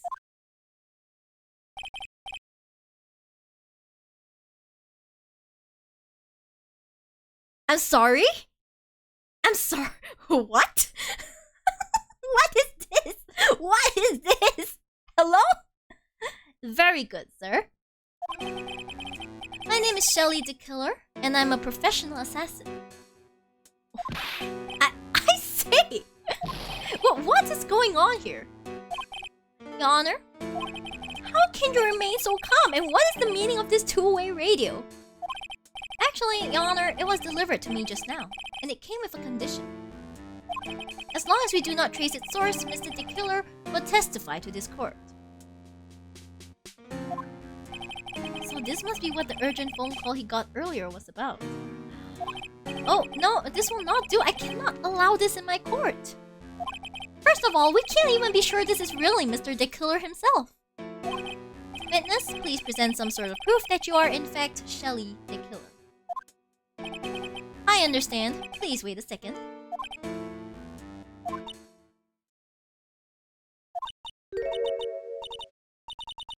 I'm so hungry.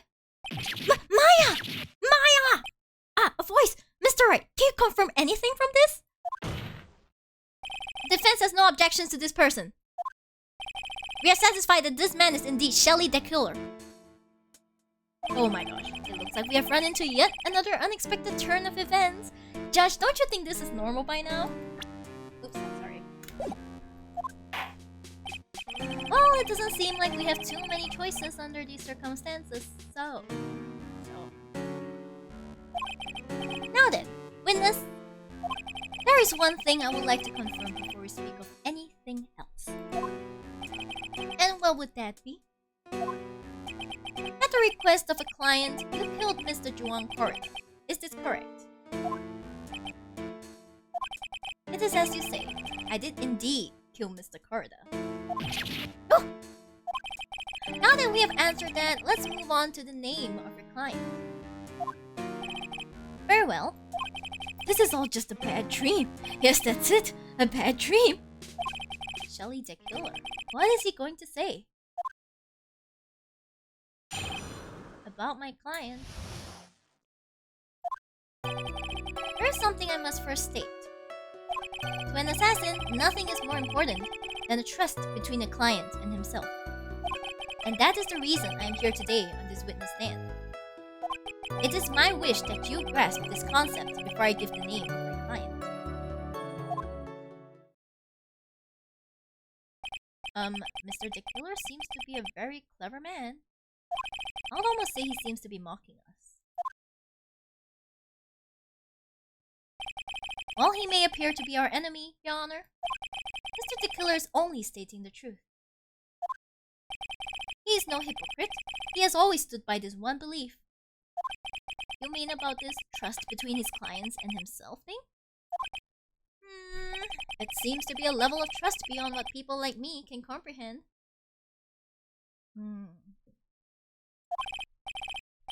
Well, Mr. Wright, are you ready to cross-examine the witness? Yes, Your Honor. There's no way to know what's coming next, so stay cool and collected, Phoenix. Hi, Final.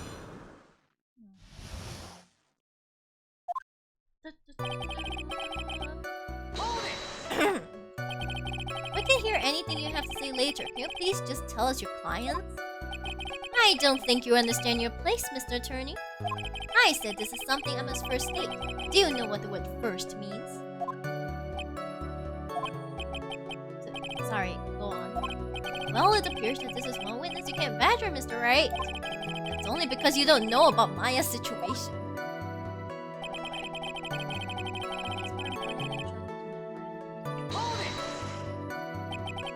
The trust between you and your client?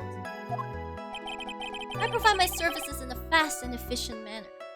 In exchange, I trust that my clients are discreet about me and my identity. If too many people knew my face, it would be quite troublesome.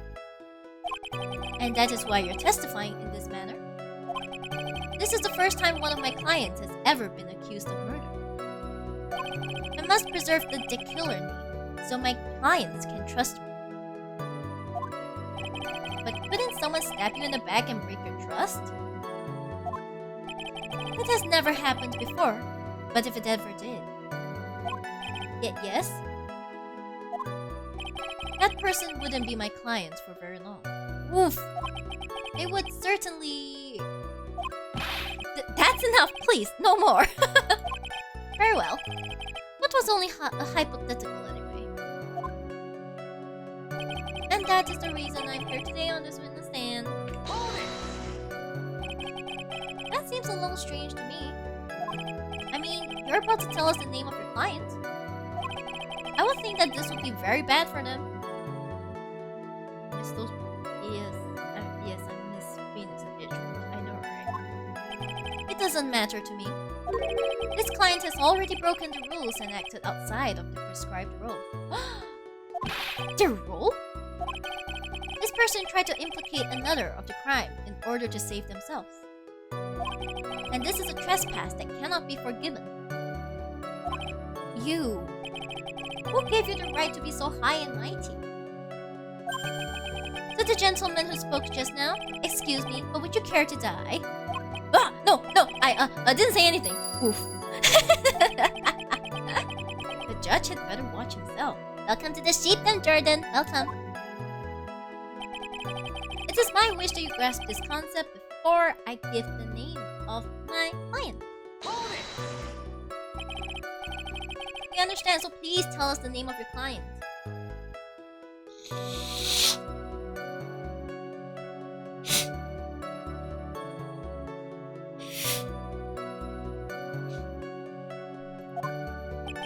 I'm afraid I cannot do that. I still have a few things to say before I do. Ah, that egomaniacal! It's not good for your health to be so aggravated. You won't live very long if you let everything bother you.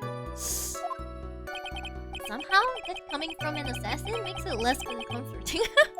I don't really care about all this extra fluff, just tell us the name already. Patience. Try to calm down a little. It's important to try and understand his mindset. He seems very steadfast and closed. So you're going to have to work to get him to talk. That's right. I'm not his therapist, you know. There's something I must first state, huh? An assassin. As in, like, is there anything we need to show him? Like, damn. You're pressed.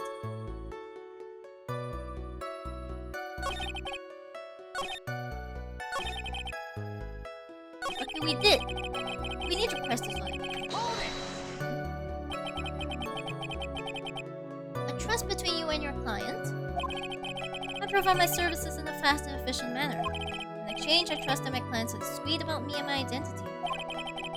These are the rules and duties an assassin and his client are to carry out. I'm sorry, but I was wondering about something you just said. Hi, Small! Hello! Okay, Small has redeemed a Moe Moe Kyun. So therefore, I shall deliver that. Are you ready? Are you ready? Sena, Moe Moe Kyun! Wrong one. Yeah! Yeah! Hello! I hope you enjoyed that. Hi, Small. Hello, my precious child. Hello. My heart went dookie. I'm glad you did because of course I am the queen sheep. Of course I make hearts dookie wherever I go. Yes, I hope you're doing fine. Okay, it's almost evening, so I hope you're prepared to like have dinner soon. Okay, Small. I hope. I hope. Okay. Let's continue. I'm sorry, but I was wondering about something you just said. Oh, what's this? Oh, Gimpy has redeemed an Ara Ara. Well, are you guys ready for an Ara Ara? Are you guys ready for Ara Ara?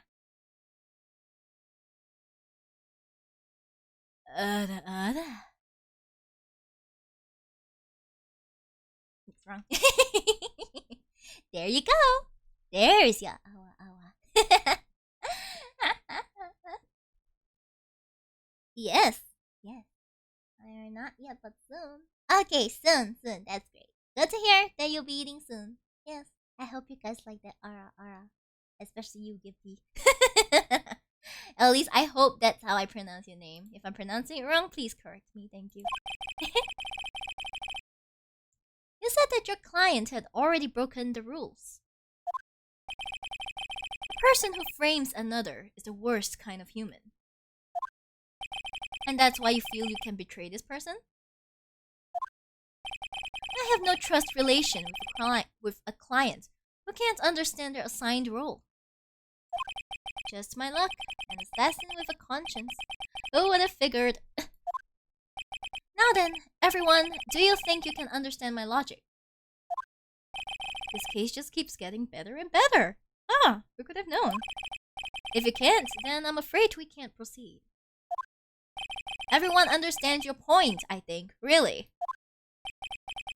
In that case, I believe I'm prepared to disclose the information you seek.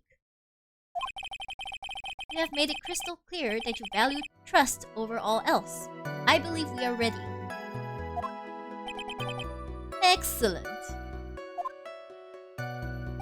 And that is the reason I'm here today on this witness stand. Now then, I do believe it's it. Yes! Yes! Please! Please! What is it? Now I can't bring myself to ask the client's name. If you can't ask it, Mr. Wright, then I will. Witness! What is the name of your client who requested the murder of Mr. Juan Corrida? That person's name is...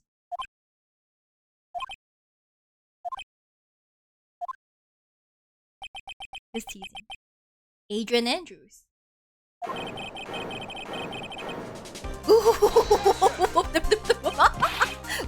Witness. Wait.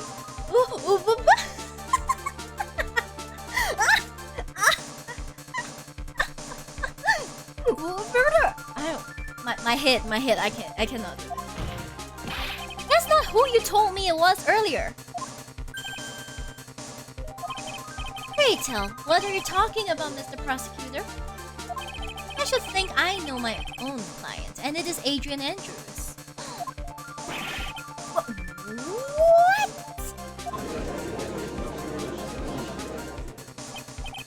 This can't be! On the phone earlier!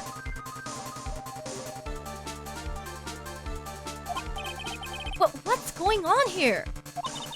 My guess is that Mr. the Killer just stabbed Mr. Edgeworth in the back. Stabbed Edgeworth in the back? I'm sure in order to get an audience with this court. Mr. the Killer told him a different name. Matt Unger, perhaps? I knew it! Oh! This is outrageous! I was deceived! This witness is telling a very serious lie. But you were the one who summoned this witness. You Shelly Dick Killer. The music slaps. I know, right? Such good music.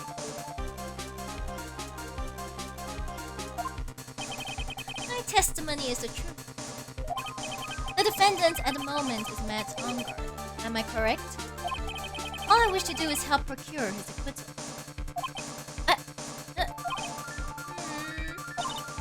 Wow. All of a sudden, it feels like we can actually win this. Yeah.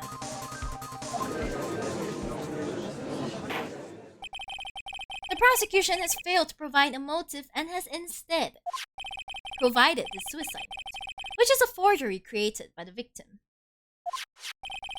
Furthermore, there is a possibility the defendant himself knew it was a fake. But most definitive of all, we have heard from the assassin himself the name of his client. Mr. the Killer's client who requested the murder was not the defendant at all. No. With all this evidence, it is obvious to me that this means that Mr. Matt Unger is innocent. I seem to have caused you all a bit of confusion. Please continue your discussion and call me when you have reached a verdict. Beep. Bailiff, please bring Miss Adrian Andrews in immediately. What now? With the way this is going, Unger will be found innocent. This may be our last chance to save Maya. Yeah, but Edgeworth is right. The killer is lying. And Unger, my client, I know he's guilty. Can I live with myself if I win this? Who would have believed that the prosecution's own witness would absolve the defendant? Your Honor, the prosecution requests permission to further question the witness.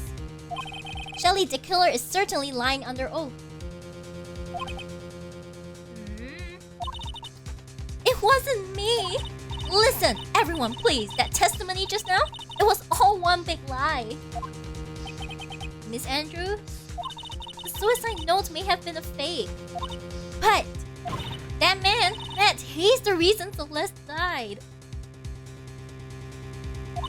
And Juan's death was all because he got pulled into Matt's twisted world. Love everybody with that I missed out so much. Aw, thank you. Well, the VOD will be up, the bot will be up, so if you're interested, you can definitely watch it. Yeah. No one's missing out on it, okay? Don't worry. That testimony just now? You have to believe me. It was a horrible, horrible lie.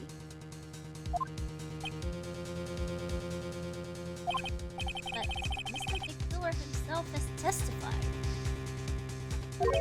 He has named you as his client. No! That's not true! Also, there is quite a bit of evidence that points to you. A knife and button, donning the nickel samurai costume. But that's... You even have a motive. We know that Miss Celeste's impact was a large part of your life. You wanted to follow her, and you wanted revenge against the two who hurt her. I would say you have plenty of reasons to want them both dead. No! Mr. Wright!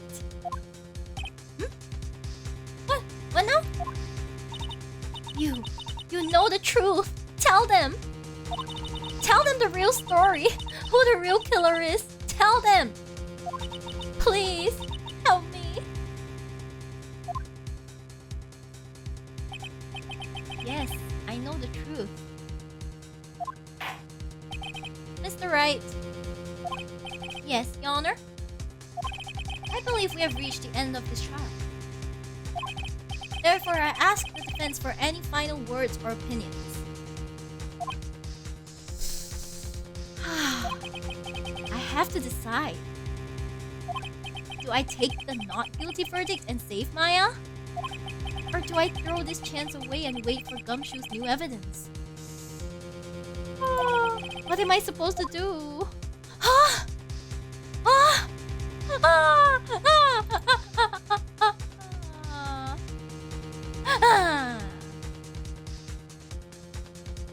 Can we continue?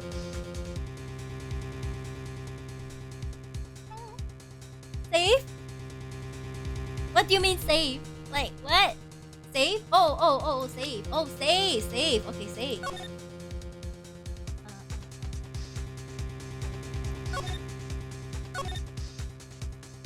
We save this.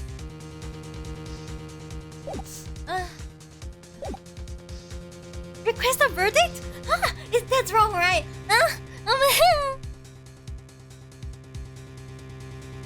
I feel like there's more to this. We have to trust. Flip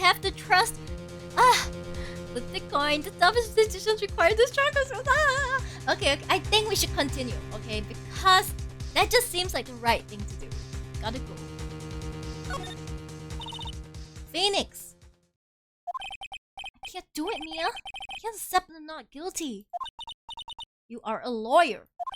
I know. But Matt Ongard is a killer, a murderer. I can't let him get away with this. I can't let someone else take the fall. If I let Miss Andrews be convicted, then I am no better than Ongard. And even though I don't want to admit it, I have to face the fact that it is because of Edgeworth that I now know the real truth. He could have gotten Ongard convicted so many times over, but he never took a single one of those chances. If I take this verdict right now, I'll be betraying his trust. Wow. Wow. His trust? I never thought about it until now. He trusts you, Phoenix. I trust him? Yes, you do. Mr. Wright, your opinion, please. The defense requests that we be allowed to further question Mr. the Killer. Dragon Ball Fusion had the voice bond, that's right. I love that bond. That's right, I love it. Am I hearing you correctly, Mr. Wright? Right. But that witness has cleared your client through his testimony. Your job here is done. I'm not done yet. See through witnesses' lies and find the truth? That is my job, Your Honor. There's still more evidence to look at. And I'm sure that once those pieces arrive here in this very courtroom, a miracle will occur. Miracle! Let's wait for that miracle. Very well. The trial will continue. Mr. Edgeworth, please re-establish connection with Mr. the Killer. Right away, Your Honor.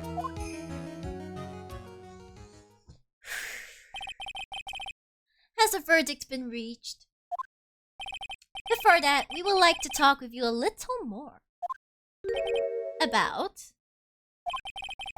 All you needed from me was the name of my client. What else could you need me for?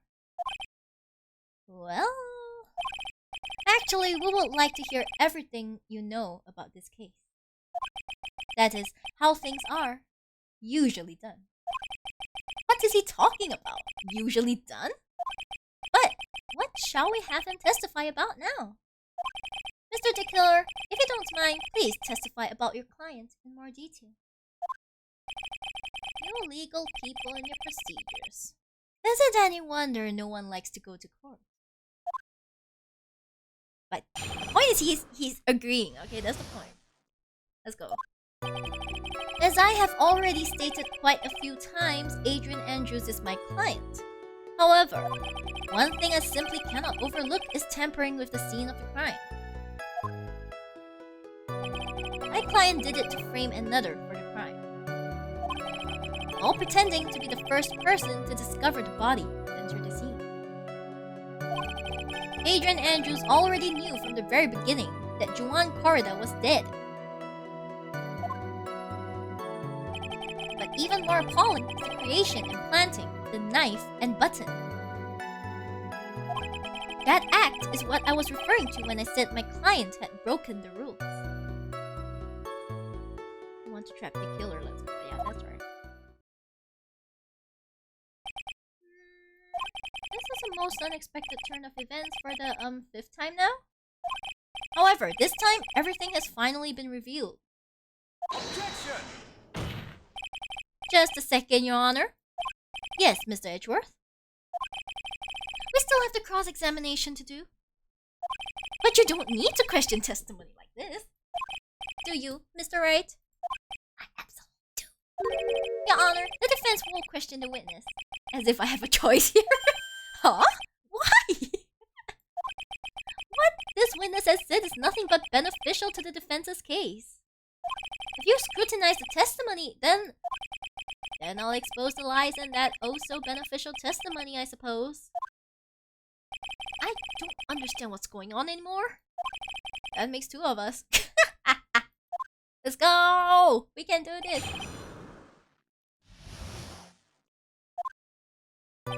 As I have already stated quite a few times, Adrian Andrews is my client. What is it, Mr. Wright? If I press him the wrong way, it might raise suspicions on his end. But I have to do something to waste more time. Witness, about requesting a hit. Yes? How much is your fee? I see you are also quite a dark-hearted man, Mr. Attorney. Huh? If you would like to talk business, we can do so after the trial. No, I'm not thinking of hiring Mr. Wright. Yes? You want to kill me. You want me dead, don't you? What? Why would you think something like that? Guilty, Mr. Phoenix, right? You're here, I declare guilty. Witness, let's continue. Why did you disclose the name of your client? They're your client, are they not? One thing I simply cannot overlook is tampering with the scene of the crime. I would think that most people wouldn't be able to overlook a person hiring another to kill. Not the judge, I know. I mean, the judge is just protecting his own interest. If I had a problem with such a thing, I wouldn't be very effective at my job. That explains it quickly, I know, right? Yeah, well, change in occupation might be good for you. However, I will say this. Even though I am the one that does the deed, my clients are always the real guilty party. That goes without saying, Mr. Dickler. And their fate is to live with the knowledge of their guilt on their shoulders. However, my client at this time thought they could run away from their guilt. My client did it to frame another. Are you talking about the button and the knife? Yes, and my business card. Oh, this card. So that no one has to waste their time, including the police. I always make it a point to make things as easy as possible. You try to make things easy? My business card makes it very easy to identify who carried out the service. He's pretty devoted to his work.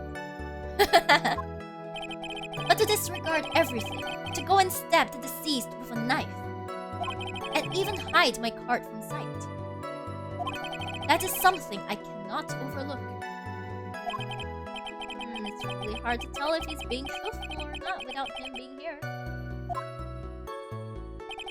Or pretending to be the first person to discover the body and enter the scene. So you're saying most clients wouldn't do such a thing? That is correct. Usually, most people try to create an alibi for themselves.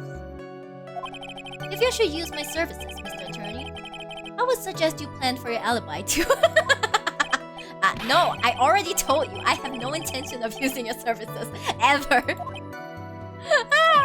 Why does he keep looking at me like I have no one control?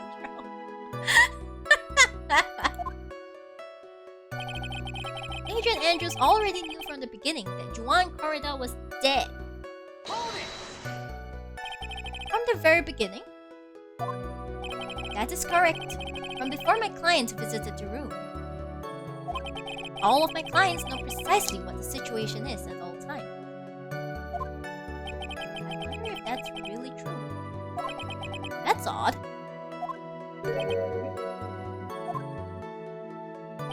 What's even more appalling is the creation and planting of the knife and button.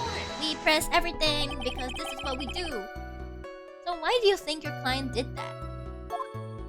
What do you mean by why? Well, fiddling around at the scene of the crime is pretty risky. And why would someone who has requested the murder go to the crime scene anyway? That is true. I assume it was probably done to free Mr. Ungar. If that's the case, then why didn't the person just request that you do it? Sadly, that is not possible. Huh? My job is to kill, that is all. And to leave my business card behind, naturally. The business card is so my clients may escape blame. To protect them is my duty. Even if they say it's for revenge, setting someone else up to take your fall. That act is what I was referring to when I said my client had broken their rules. And that's all you have to testify? Yes, and I pray that I will never be called to the stand again. Again? As in you plan to continue? I must, as I have yet to find a person to take my place and become the fourth successor. Actually, how would you like a new life, Mr. Attorney? Excuse me? No, I'm fine, really. Are you really now? I wonder what kind of man adjusting I am. What are you going to do now, Phoenix? All I can do now is expose the lies. That's true. However, you realize that will be very bad for our clients, right? I'm so confused. The one thing I know for sure is I can't let this trial end yet.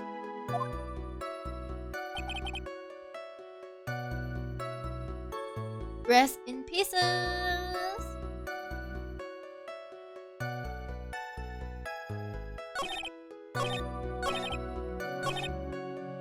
I feel like there's something suspicious about this. Like, she mentioned that she thought he fainted, right? Objection! Thank you so much for taking the time to testify, Mr. Dick Killer.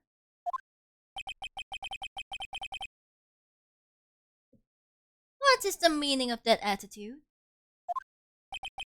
When Adrian Andrews entered the victim's room, your client had no idea that Juan Corrida had been murdered. But how? How do you know that? From this wine glass, Your Honor. The glass?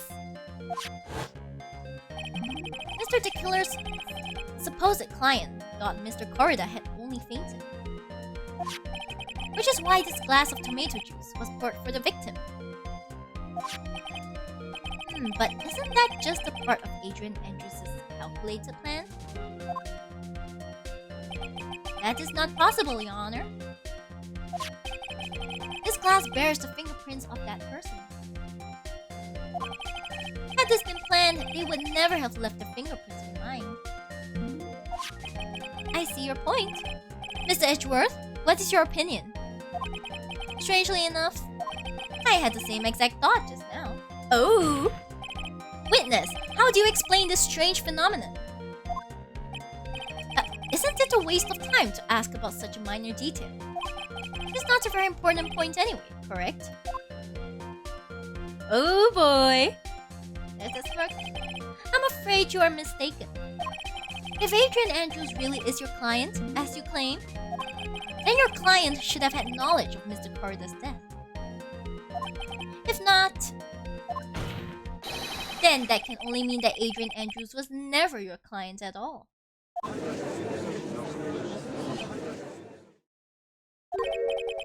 How strange. Yes?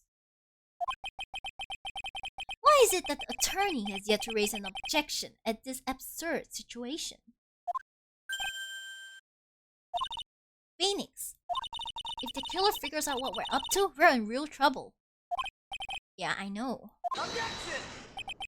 Mr. Edgeworth, I'm surprised. You know you can't say things like that without any evidence. Sorry. Sorry. Well, that was an awfully weak objection for the two of you.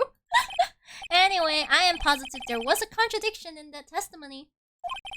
The prosecution requests further testimony concerning when the request was taken. Very well. Right now, I have to buy us more time. While we wait for the items the killer left behind to get here.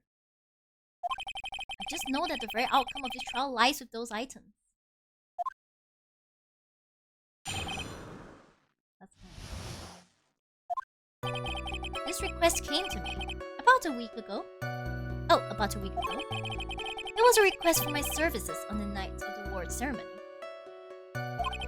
We met at a certain bar to discuss and finalize a few matters. That is what occurred. I trust my memory, and I believe I have made no mistakes.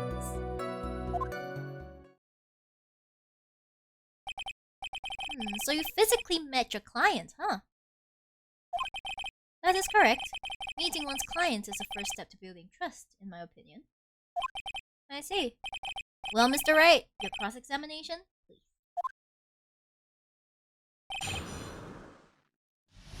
Let's go! This request came to me, about a week ago.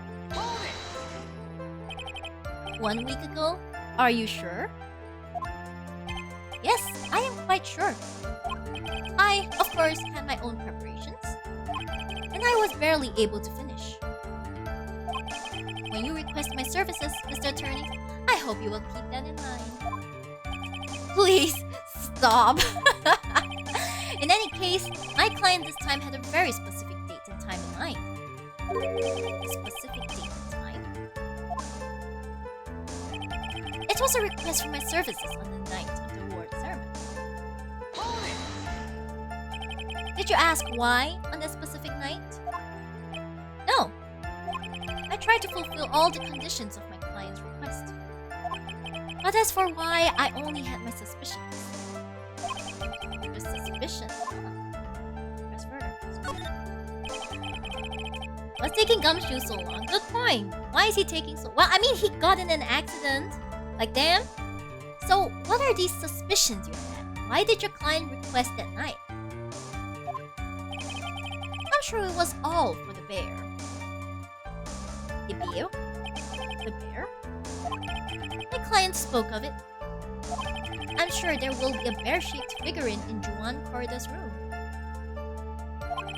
I would like you to retrieve that item for me. You must be talking about this bear puzzle. Inside the figurine was a suicide note. Naturally, the victim brought it with him to his hotel room. He was planning to publicly disclose its contents at a press conference, after all. That is correct. And if I had not done the job that night, I would not have known where that bare figure was. I see.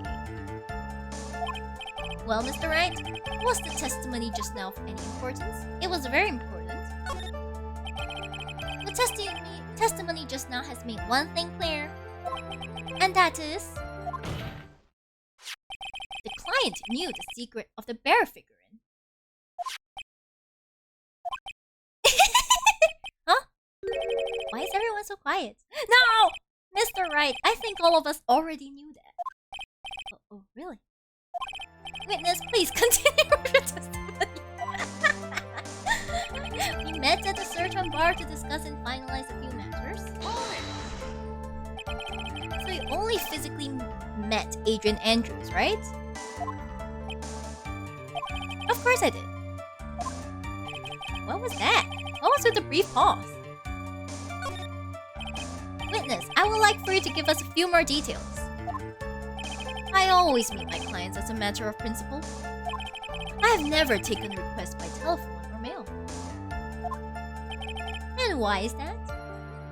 So I know who to go after if they betray me. That's because I value the trust between a client and myself above all else. And the only way to establish that is to speak to the client while looking them in the eye.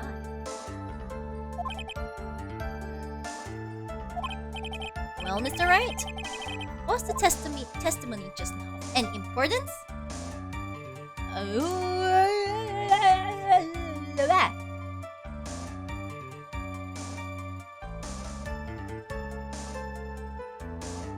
Okay, it was not important. Let's go with that. Why he meets his client is not important, and that wasn't the point. Witness, please stop sidestepping my questions. What do you mean by that? My question was, did you really meet Adrian Andrews in person? I have already told you, Mr. Wright, I did. It was only through talking with him face to face that I began to trust him. That's when I thought, I can trust this person as a client. It's true what they say about talking face to face. Well, Mr. Wright, was the testimony just now of any importance? Yes, it was. If I heard what I think I heard just now, then I think I've got him. Your Honor, I believe the testimony just now was of the utmost importance. Him? Huh? Really? If that's the case, witness, please include the statement just now in your testimony. Very well. From the moment I saw him, I thought I can trust this person as a client. Oh, there we go! There we go! Oh my god! There we go! Okay, Adrian Andrews is a girl.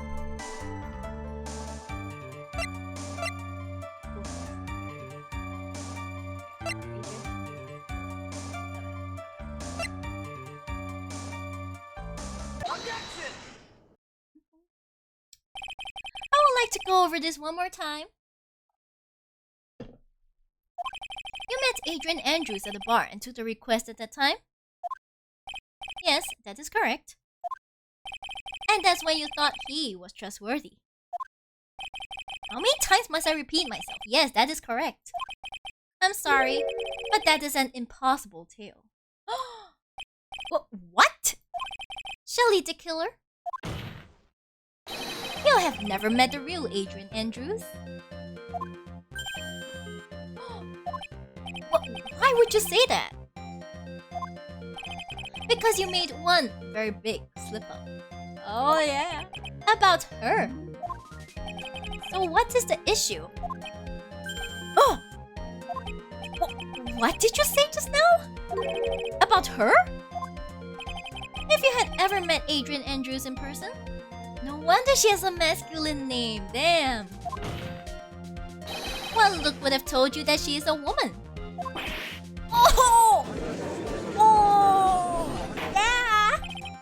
Order in the court! Mr. Wright, what is the meaning of this?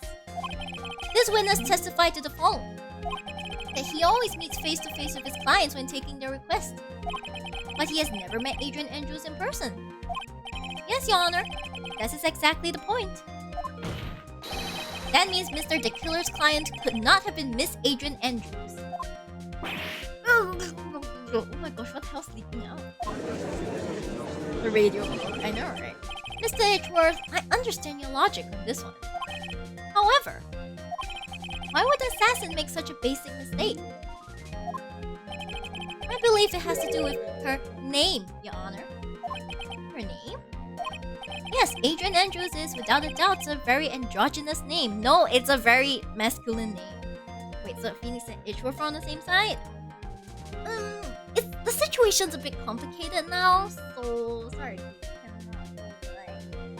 Explain exactly, but it's kinda on the same side, yeah.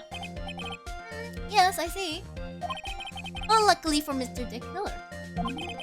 The entire time he was on the stand, no one had stated Adrian Andrews' gender. And so, he simply picked the wrong gender to go with.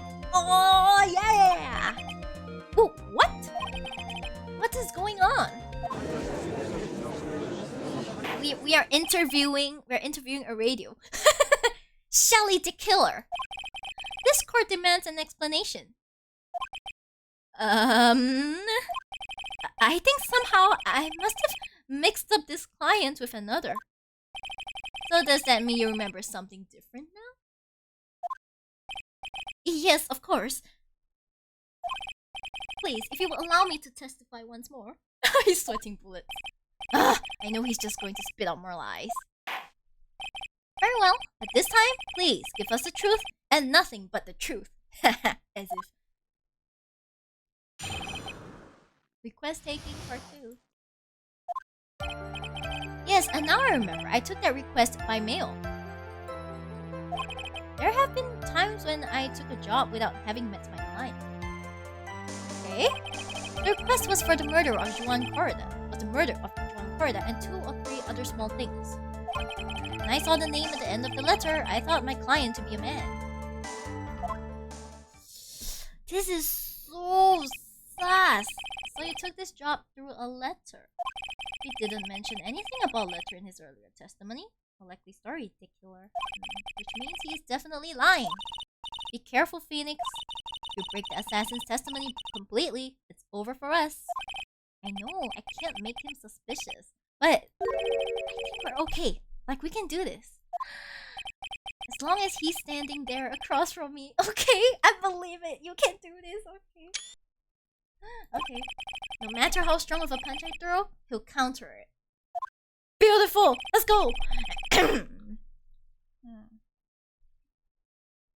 This is why I ship both of them. Like, damn. Let's go.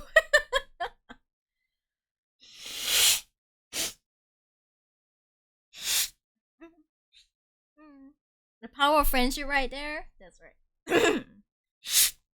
I want to argue that it's more than friendship, but now's not the time for it. Okay. Now then, let's begin the cross-examination. Request taking part 2. Yes, now I remember. I took the request by mail. Haha, explain yourself. But didn't you just say that you always meet your clients? Aha. Yes, I suppose I did say that. However, there are some clients for whom a meeting is simply not possible. But didn't you meet your client this time? No, I did not. Oh, come now. Let's stop with this game of cat and mouse. Using your silkiest voice is not going to work on me. Alright then, just cough it up and confess. Mr. Wright, you can't badger a witness with such hard words. Meaning as Edgeworth OTP. Wrightworth, let's go. Wrightworth is the OTP, okay? Specifically, like Phoenix Wright on top and like Edgeworth at the bottom, okay? Like, you gotta have it in that exact order, okay? Okay, it has to be like that. You're a lawyer, so behave like one and present evidence instead of mindlessly yelling. Now then, do you have any proof that Mr. The Killer met with his client? we have proof? Do we actually have proof?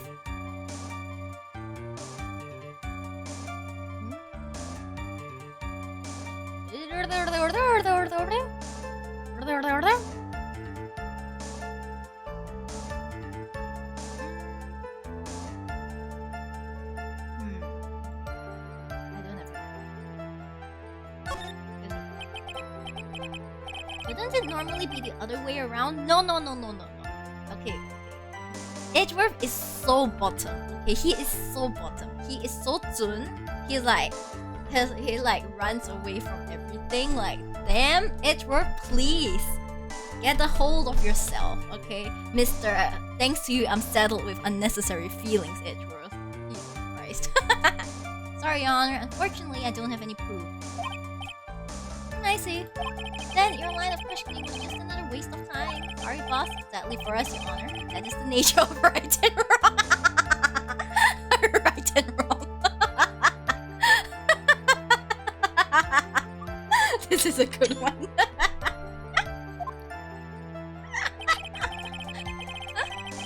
There have been times when I took a job without having met my client. That was beautiful. I know, right? 2 or 3 other things. Yes. And what were these other things? A few other things that have nothing to do with this case. What should I do? Should I let it slide with that? Lamau, no. It would be really bad if I pushed his buttons the wrong way and he got mad. Whether or not they're related to this case is for the court to decide. Mr. Attorney. Yes? Everything I've said from the beginning has been nothing but beneficial to your client. Which is why I wonder what is pushing you to continue with this cross-examination. Could it be that you are planning to betray your own client? That's... I smell the stench of a backstabber. Oh boy. And should you turn out to be one... Wait! Yep, bye.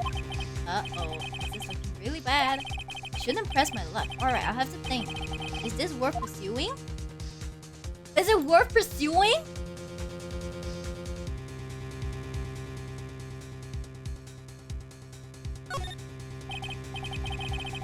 Witness, this is a very important matter. Please cooperate and tell us what these other jobs your client requested were. If it's truly that important, I suppose I don't have much of a choice.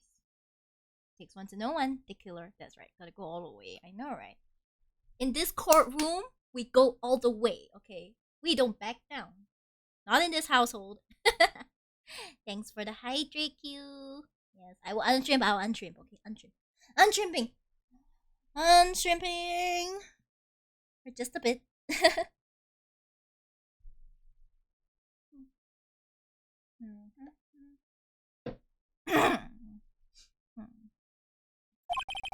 The bear figurine. The bear figurine? After the assassination of the target, I was to find that figurine. I was told that this job was just as important as the actual killing. And where was that figurine? It was inside Mr. Corrida's suitcase. And then, what did you do next? I handed it over to my client right away. You gave it to your client. Interesting.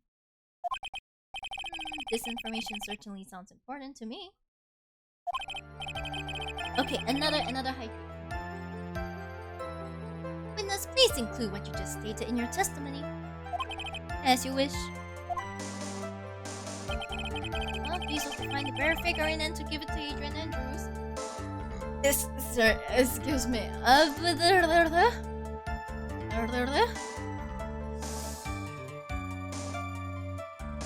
feel like we're getting somewhere with this. I found this figurine at Mr. Ongard's mansion. If you gave it to Miss Andrews, then what was it doing there? I was waiting for her there. That was also part of the plan to frame Mr. Ungard, I'm sure. That makes a lot of sense. Well, Mr. Wright, do you have any problems with this piece of testimony? Just because. So, the killer says he gave the figurine to Miss Andrews. But I know somewhere in the statement there's a contradiction. And yet, I know that if I present something trivial here, he will cut the connection on his end. If you want to make a strong point, Phoenix, you have to present strong evidence. He's right. So what now, Doctor? I need to save her. I'll just save her.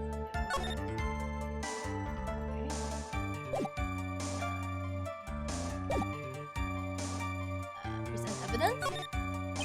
Witness, let's go over this one more time. You gave Miss Andrews the bear figurine. And she told you to take the bear and wait for her at Ungard Mansion. Is that correct? Yes? Where are you going with this? Well, I think maybe you might have remembered a few things incorrectly. But what? This is a battle of wits. I can't let up on him.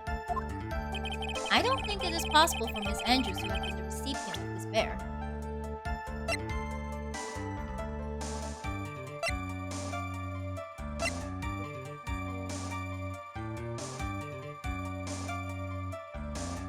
Okay, I'm not risking it. I'm not risking it. Okay, I'm not risking it. I'm gonna like that. Welcome to the sheep gun junker. Welcome. Shelly the killer. You are really given the bear to Miss Andrews? Then this item should not have been inside it. This item? I see where I'm going. Yep, that's where I'm going. Dun dun dun! Where is everyone going? Do I need to pack a suitcase? Your Honor, please think back to Miss Andrews' testimony. And I was going to burn it for her sake. Just please, alright. If even for a single minute, this bear had actually been in Miss Andrews' hands, I'm sure she would have taken the suicide note out and burned it.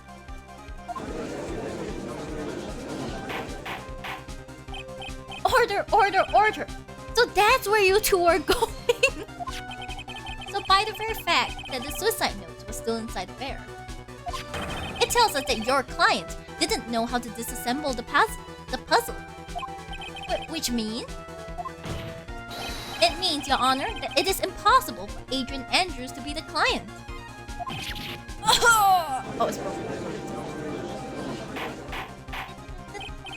Order, order, order! Phoenix, right? Uh-oh. Something tells me the judge is not the brightest bulb in the block. You only realize now? I'm sure I mentioned this before. How I hate traitors above all else. I think your cross-examination has clearly demonstrated something to me. You must wish to break your end of our agreement. No, that's not. That's enough. If that is your intention, then there is only one thing for me to do. Uh-oh. Wait, please. Gentlemen, ladies, please excuse me. I have a matter that I must attend to. Hold it! No, please. Not that. Please, please wait. Mr. Attorney, bring this trial to a speedy end, and I may stay my hand. Otherwise... Ah! What in the... Mr. Wright, are you... Mr. Edgeworth? Yes, Your Honor?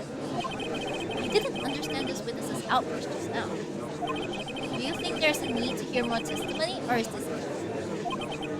Oh, we should... Edgeworth, we can't do this! we keep this up, Maya, chill. The prosecution, what has come over everyone? Even you are the prosecution. Rest. What is going on around here? The prosecution has no further questions, Your Honor. What? What?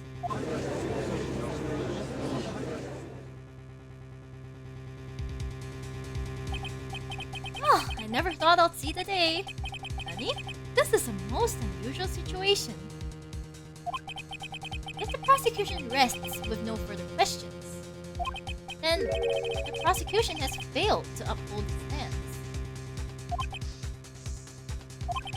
If that's the case, then even though I am reluctant, you must believe that Mr. DeKiller's testimony is accurate.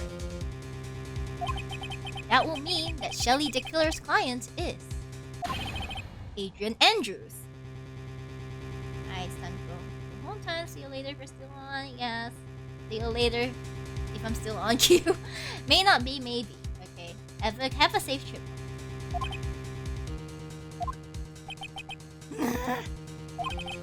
Mr. Wright. Yes, Your Honor?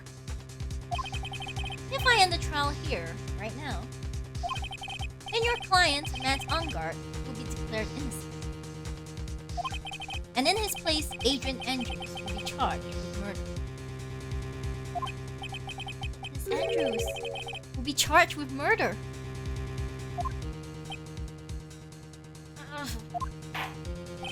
The prosecution has no further questions, so we will now hear the defense's final remarks. Bailiff, please bring the defendant, Matt Ungard, to the stand. The items from the killer's hideout didn't make it in time. We tried as hard as we could, but it looks like our time has run out. No! I can't believe it. The outcome now lies in your hands.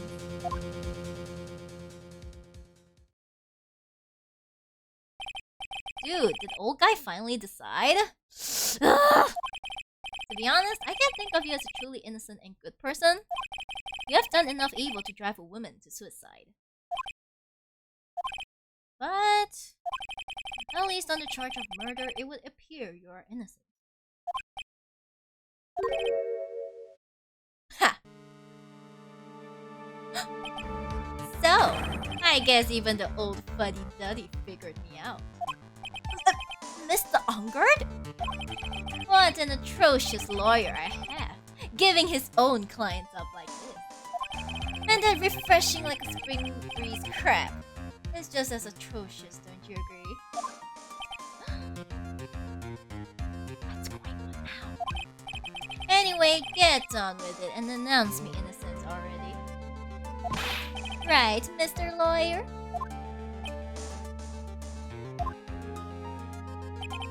Should I side with justice? Or should I save Maya's life? Better get Ungard a guilty sentence, okay? What? But if I did that, Maya will die! But if I say he's innocent, then Miss Andrews will be charged as the murderer. Do I say he's guilty? I'm not guilty. Save? Wait, save here? As in like, oh... That means someone's life is going to end.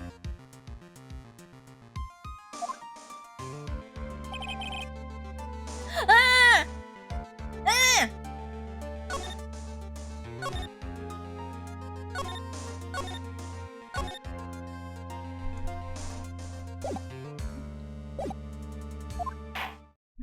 Now then, Mr. Wright, let's hear the defense's final statements on this matter. The person who hired the assassin was Adrian Andrews. Then your client, Mr. Matt Ungard, is innocent. There's no need to ask, old man. After all, my lawyer is going to say what I want. Aren't you? Right? I can't do this, but I have to decide something. I can't count on the evidence to help me anymore. I have to listen to my heart. My client, Matt Ungard, is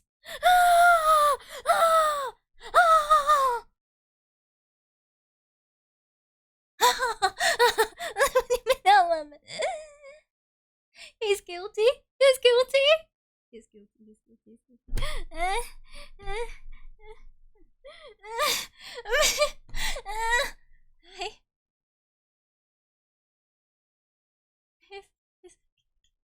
Guilty? He's guilty. He's guilty. He's guilty. No, I cannot let him out of the save. No.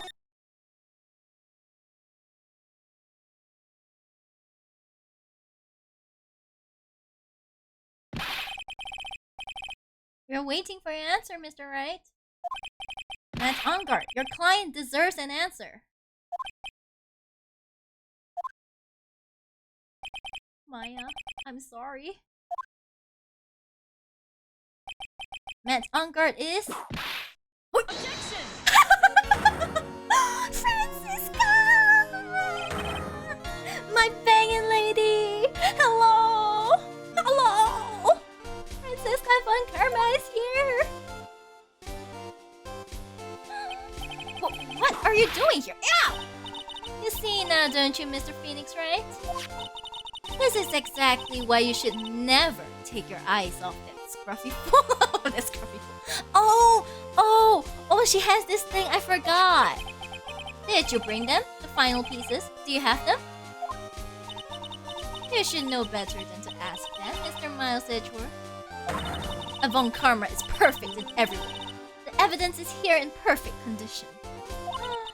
Don't worry about Scruffy, he's fine, and his injuries are minor. All of the items are inside this. What a filthy old coat this is. That's because you don't pay him.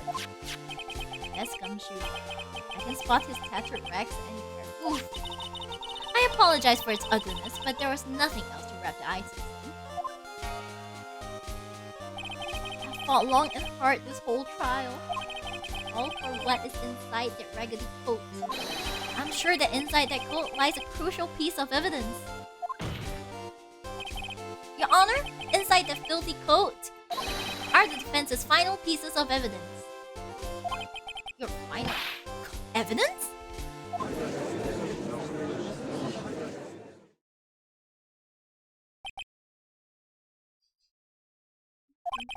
This trial is already over.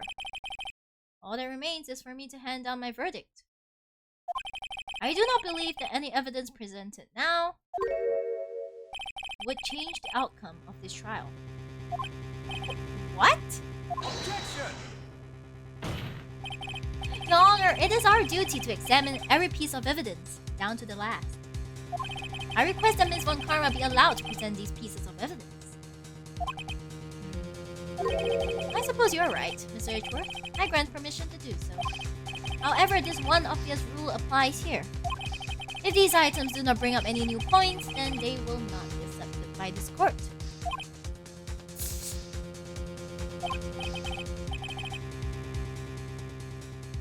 Now, Miss Von Karma, if you please.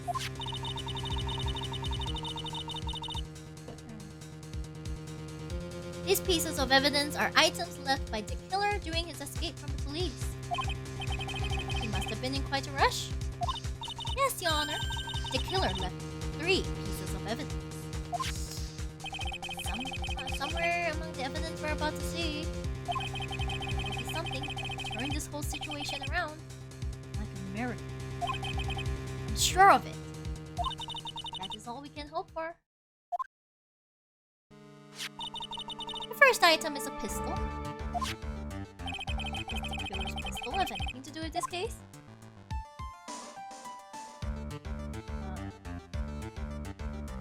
I don't think so.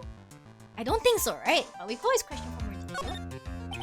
Does the pistol have any relation to this case? I have yet to perform ballistic tests, so I can't say anything for certain. However, I believe it has something to do with this case, at least with me. Oh yeah, she got shot. That's the pistol that he used to shoot you, isn't it? That's what I believe, yes. Oh, right. I kept a bullet they removed from my shoulder as a sort of memento. I'm sure it will be an excellent sample for the test. Nice. Well, that's the pistol that was was used to shoot Francisca. Yeah, it's probably not going to help us very much. Got it. Okay. The second piece of evidence is this videotape. I bet the killer took that from Ongar Mansion. More details, please. Have you checked the contents of that tape? Unfortunately, there was no time to. Oh, yeah. But I would speculate that this tape is very important. Why would you say that? Because he came back to his hideout for it. The killer went back for it? That's right. It looks like he was trying to recover it. He injured 3 of the officers at the site. But somehow it looks like they managed to protect it. Shelly, the killer is no ordinary man. Okay. The last piece of evidence is this bellboy's costume. Is that an uniform from the Gatewater Hotel? We could always use more. Thanks for the hip pick, AP. Is that used during the crime? I'm almost certain it was. There's even a pair of black leather gloves in one of the pockets. Stones. There's no doubt about it, the killer was wearing this on the night of the murder. There is one thing I found interesting about this uniform. And what is that? There is a button missing on this uniform. A button? It's a very unique button. I'm sure if we were to recover it, it would provide us with an interesting clue. For once, Francisca is to our rescue. Bellboy's uniform added to the court record. That is all I have to present, Your Honor. For once, she's being respectful? What? That's just as I thought. And what is that, Your Honor? I'm sure were we under normal circumstances, these items from Shelly the Killer's hideout would be very important clues. However, our question is not who did the killing. It is who is the client. Yes, that is correct. And these 3 items do not tell us anything about that. Thank you for your hard work, Miss Von Karma. You may step down now. Hold it! Wait, Your Honor! Please allow me to examine this new evidence. Overruled. This court already has all the evidence it needs to hand down a verdict. Wonderful. Absolutely splendid. This judge is such a brilliant man, isn't he? Is this the end? Phoenix. Wait, there's no such thing as a miracle in this world, is there? I think you're wrong. I think they do exist. But you have to make that miracle happen. You've come this far. You can't give up now. But no matter how you think about it, it's... Try, for my sake. Just think about it for a second. You say that like it's easy. There are 2 ways out of the situation for us. 2 ways? 2? The first. Make Angar wish from the bottom of his soul for a guilty verdict. Huh? The killer will always place his client's wishes first. If Angar himself wishes to be convicted, then he will let his hostage go. That may be true, but... that's asking me to do the impossible! How? The second way... force the killer to end his contract with Angard. If the killer were to no longer think of Angard as his client, then he would let Maya go. Mia! That's even more impossible! He is a man who values his duty towards his clients above all else. I know both of these seem like impossible feats at first. But if you could make either one happen, it would truly be a miracle. It would truly be a miracle. The bigger problem is, the judge has already said he doesn't need any more evidence. The pieces he was just shown, he's not accepting them. Phoenix, think things true from the other side. Isn't that what has always worked for us? The other side? Wait, does she mean? You mean to turn things around? Phoenix, the judge says he doesn't need the evidence. If that's the case, then who does need it? The person who needs the evidence. The defense, prosecution, and the judge. We have seen all the pieces of evidence. And that is how we have come to know the truth. But there is one person who has yet to see them all. And that person does not know the truth.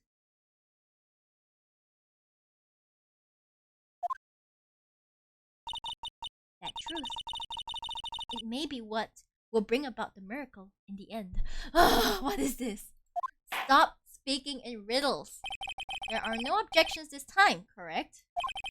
Now then, I will pronounce my verdict. Why don't we all respectfully sit back and listen, kids? Objection! I have already told you, Mr. Wright. This court does not need any more evidence. I am not saying it is us that needs the evidence, Your Honor. Oh, this music's so good. Then you want to show the evidence to that person? Yes, Your Honor. Who? Please, Your Honor. Mr. Wright, for you to ask with such passion, I will grant you one chance. One chance. Please show your evidence to who you think is the right person. Objection! That's impossible. To turn the situation around in one try? One try. That is all I will permit. I prefer the first game's music. Yeah, same. I kind of do. But you know, you gotta like go with it. I have to try to remember everything that has happened up to this point.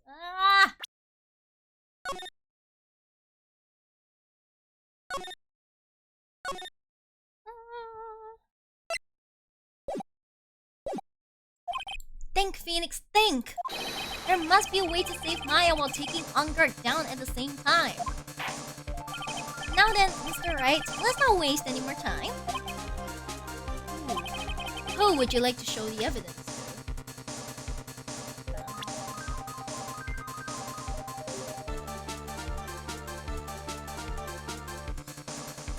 There's a lot of people.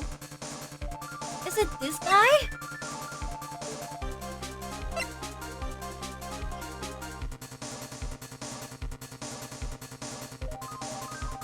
Oh my god, they're too different. Is it? Is it easy? Who?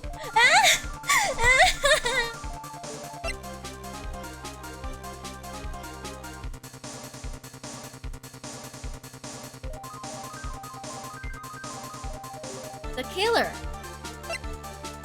Is it? Trust me on this. Take that! I see.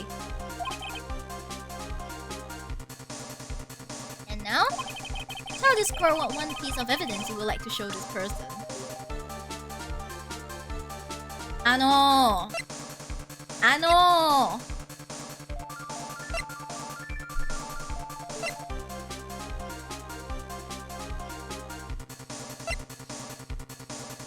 This one?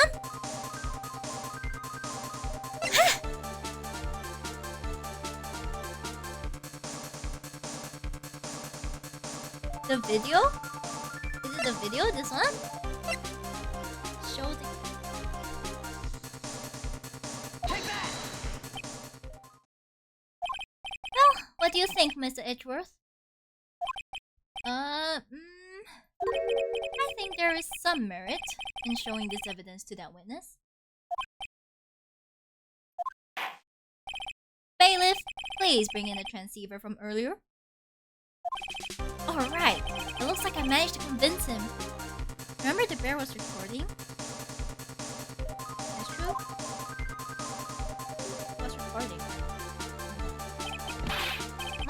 okay, right? Didn't I tell you to concern yourself with bringing about a speedy end to this trial?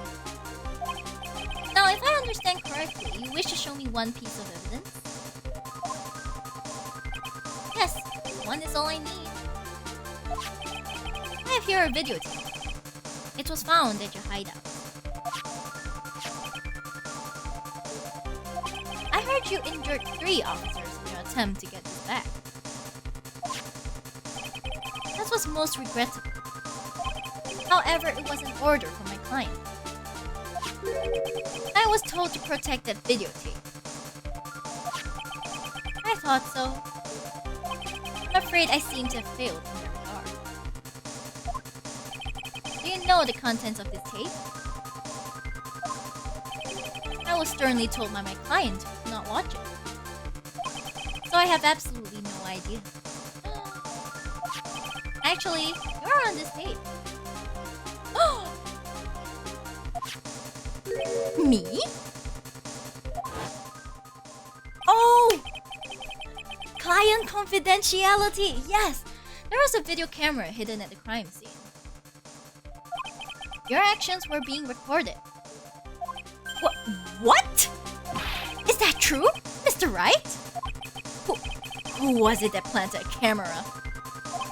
Well, the only person who could have placed a camera at the scene of the crime would be your client, naturally.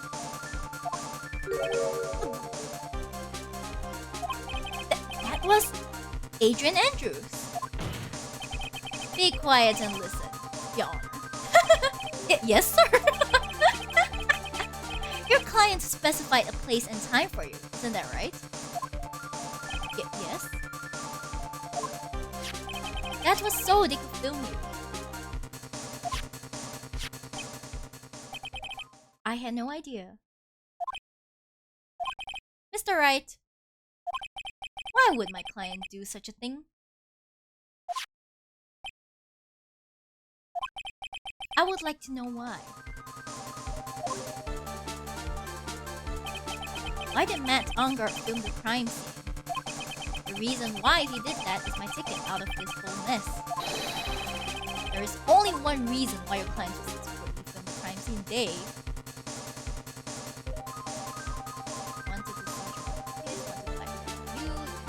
Wanted blackmail on you. Let's go. Your client once told me something very interesting. They were talking about you, and this is what they said. But I'm no weakling. I don't believe anyone, least of all assassins.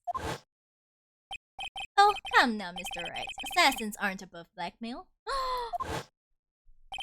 Yes, that's where the video comes in. With that, I can keep him at bay and even blackmail him if I want. Your client didn't trust you at all. They were thinking of using this video to blackmail you. What do you have to say to that, Shelly the Killer? Oh, he's pissed, he's so pissed. Oh! Angry, he's so angry.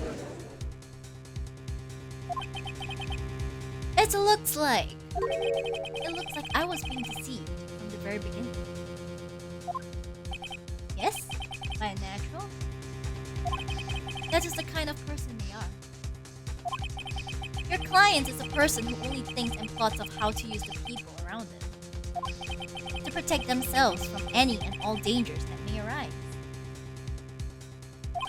That is the true nature of your client.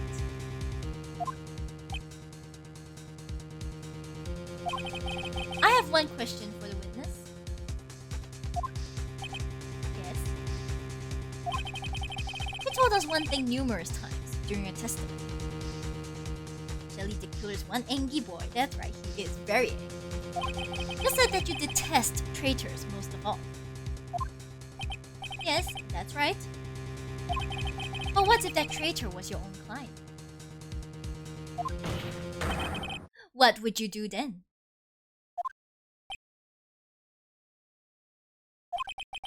That's obvious. I would break our contract in that case. Yes! Yes! And then That client will become my next target. For the honor of the killer name, even if it takes an eternity, I would follow that person to the ends of the earth to exact my punishment. Oh! There we go. I see. That's all I wanted to know. So the traitor becomes the killer's next target. Ah! I get it! This is how we'll turn this case around. Mr. Wright. Yes? My contract with my client is over as of now. I seem to have a new job on my hands. I will now return to you, your precious item. What? I'm not an item? Beep. Aya, I thought I'll never see you again. Oh, thank goodness. Let's go. This trial appears to have come to its conclusion. However, I am sort of... I don't quite know what just happened there with the client and the witness. But Miss Von Karma, what did that... She always has you in her sights. Now, I do believe it's time to finally hand down the verdict.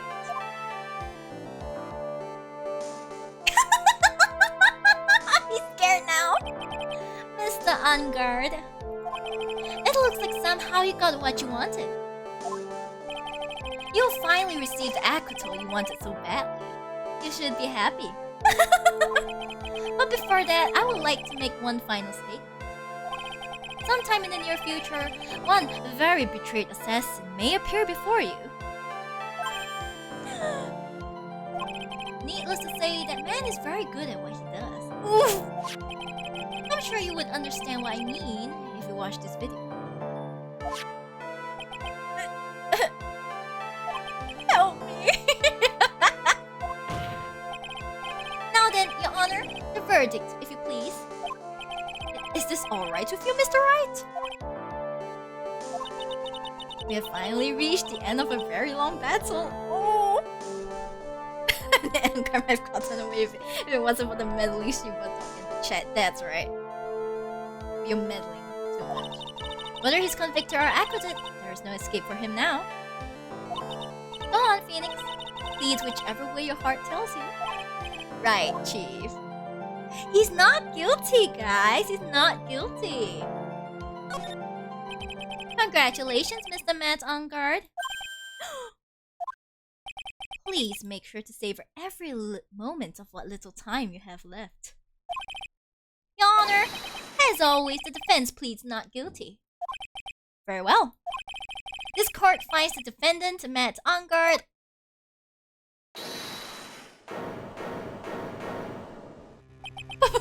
Please wait. What's the matter? If I get a not guilty, I'll be killed. I'm no! Guilty! Oh. Is he okay? He's not okay. As always, it looks like we have uncovered the real truth.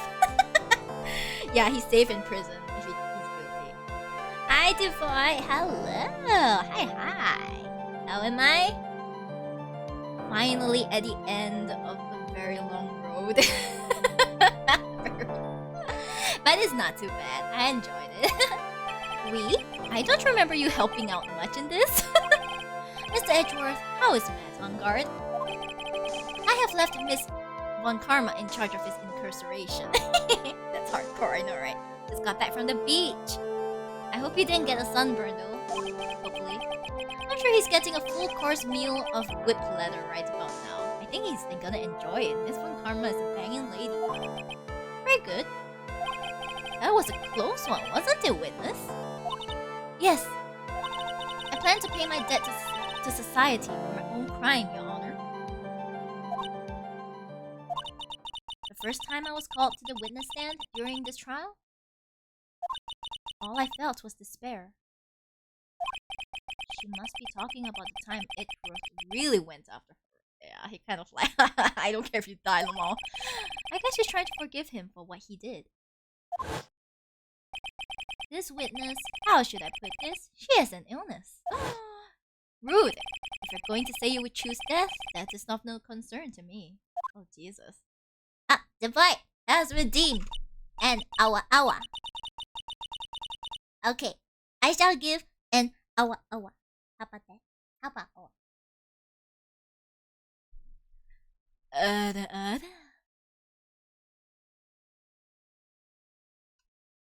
There you go. There's your awa. But after that, when I was alone at the detention center, that's the first time I really saw myself for who I am.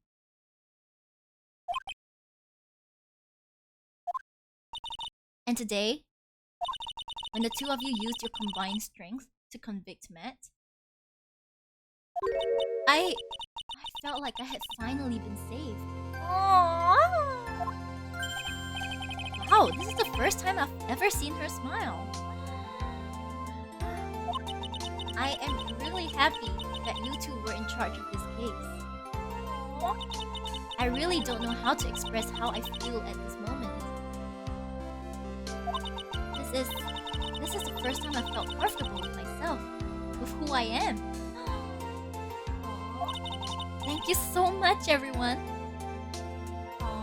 If Von Karma ever decides to quit her current line of work, she could probably make a living as a dominatrix. Yeah, she could. It looks like we have resolved everything at last. As for myself, there are still a few things I'm confused about. But everyone seems to be in good spirits, and that is good enough for me. That is all. This court is adjourned. Oh yeah. Peace music is here, yes. 5:14 p.m. Oh my gosh, they've spent a whole day there. You were great out there, Phoenix. But what I did out there was right, wasn't it? This is the first time you have not gotten your client off. You got them a guilty verdict this time. But you have to look past all of that to what's really important. You now realize that there is something more than just getting you not guilty, right? Yes, I understand now. Phoenix, think back for a second. Think to the moments before Miss Von Karma arrived with the final pieces of evidence. Think about the incredible decision you had to make.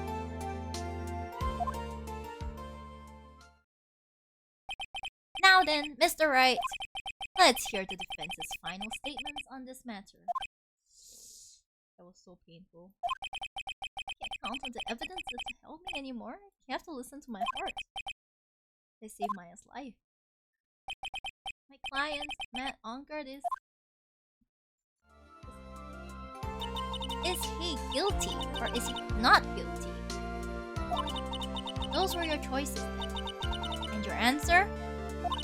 Your answer spoke to what being a lawyer means to you.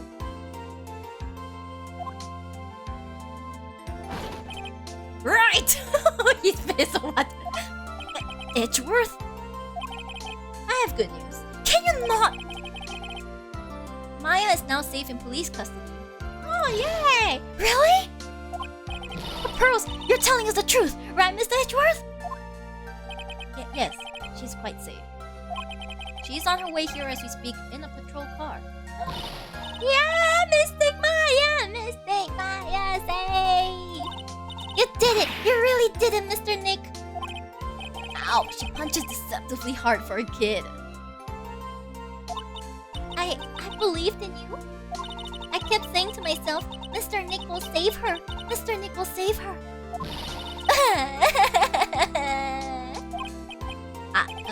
Thanks? Oh.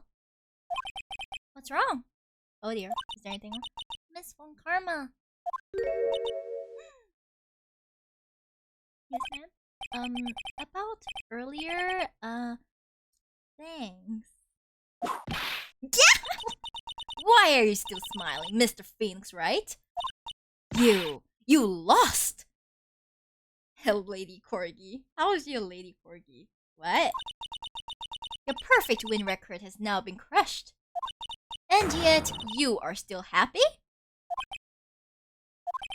I don't think you'll ever understand, Miss Von Karma. How dare you? Don't worry. She may in time. After all, I was like that myself until a year ago. Chris, you mean you followed me without knowing I'm a Shiba? Chris, I believed in you. How could you? How could you? I'm a Shiba, I'm not a Corgi. Edgeworth? For my own personal victories and for guilty verdicts? You watch out, I'm ready to ban you. I used every dirty trick in the book, and so my win record remains spotless. But a man appeared and stood fast against that selfish me. I fought him in my usual manner and tasted my first defeat. I felt like I had lost everything because of that. And then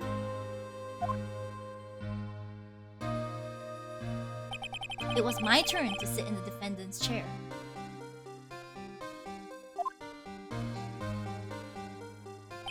And I was saved by that person I called my enemy. This is beautiful. I couldn't forgive myself for all that had happened, so I left the prosecutor's office.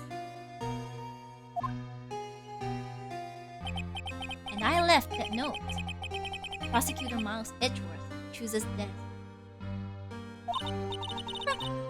As well as you should have. A prosecutor who has shamed himself with defeat should crawl into a hole and die. But that was not what happened. Okay, look, I'm a cat kind of guy, I don't know. Okay, all the more you should know that I'm a Shiba, because Shibas are essentially cats in dogs' bodies. Okay, you have no excuse, Chris. You need to look up the Shiba breed. After I left the prosecutor's office, I finally came to realize something. And it was in that moment of clarity that everything began to change. What foolish nonsense? We prosecutors use anything we can to attack the defendant. But every time we did so, Objection! no matter how desperate the situation, instead of giving up like most people, that man would hold strong with his undying faith. Oh wow, see, Edgeworth is so zun. Just say you admire him already. And then, before I knew it, I began to trust in that man as well. Oh, okay. What?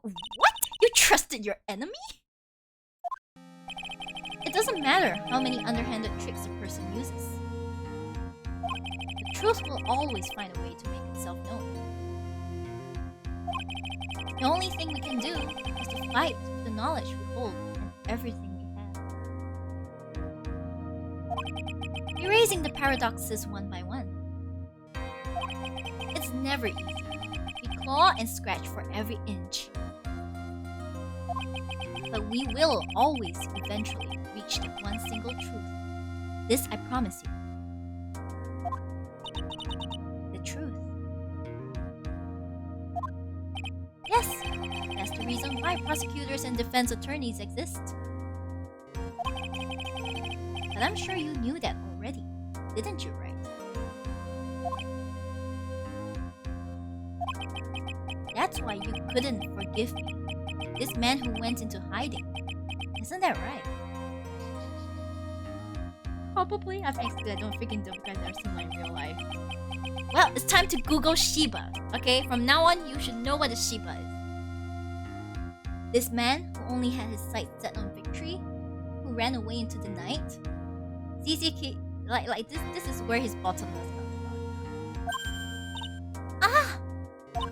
Is Mr. Edgeworth right, Mr. Nick? let me down. When you disappeared, I felt betrayed. The reason I decided to become a lawyer to begin with is because I believed in the things you said to me. All those years ago. And you betrayed your own words. That's why, 1 year ago, I made up my mind. I decided that Miles Edgeworth I knew had died.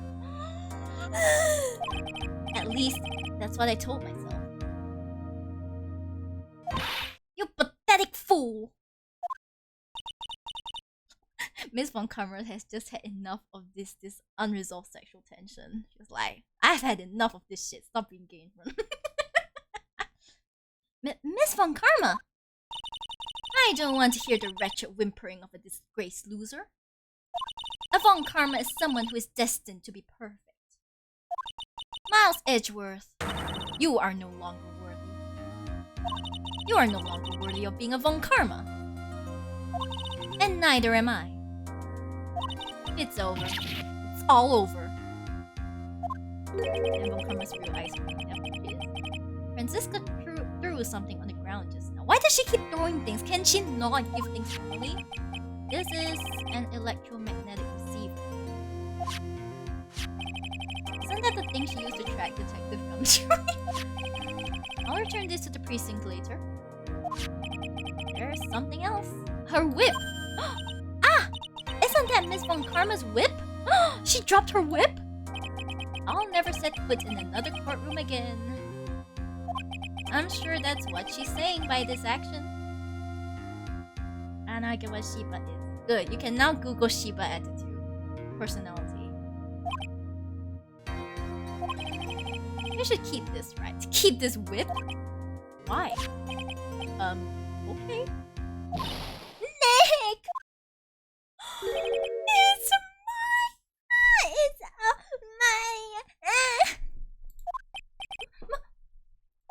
Maya! Mystic Maya! Mystic Maya! Oh!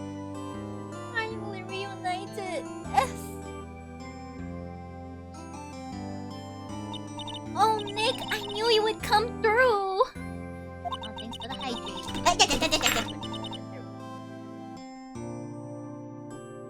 You got on guard convicted like I knew you would. And on top of that, you even rescued me. Oh, of course I did. You know I would never desert you. I mean, yeah. But we sure pressed our luck this trial. You're really lucky to be standing here. Whatever. Look, it's over, okay? Besides, if I did croak, I would just come back and haunt you like a bad ghost through Pearly. Is it really that easy to do something like that? Rickrolled? Really? What Rickroll? What? Thanks a lot, Nick. Don't mention it. Oh, it feels so sad to like not see you again. She after all, she was annoying, but she's a banging lady. Maya. Oh, Mr. Edgeworth. I'm relieved you're alright. Aw, just say you're happy, come on. Hey, looks like you've made some real progress, Mr. Edgeworth. So soon. Well, I suppose I'm a little different from who I was a year ago.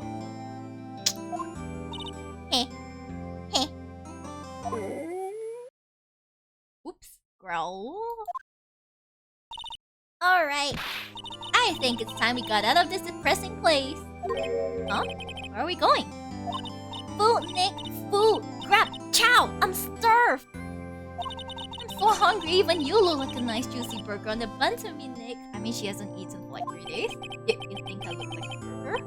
I'm a prime rib at least. Come with us, Mr. Edgeworth, please! If you insist. Oh, he's so... Alright, so how about we hit up our usual burger joint? Don't be silly, Nick. Huh?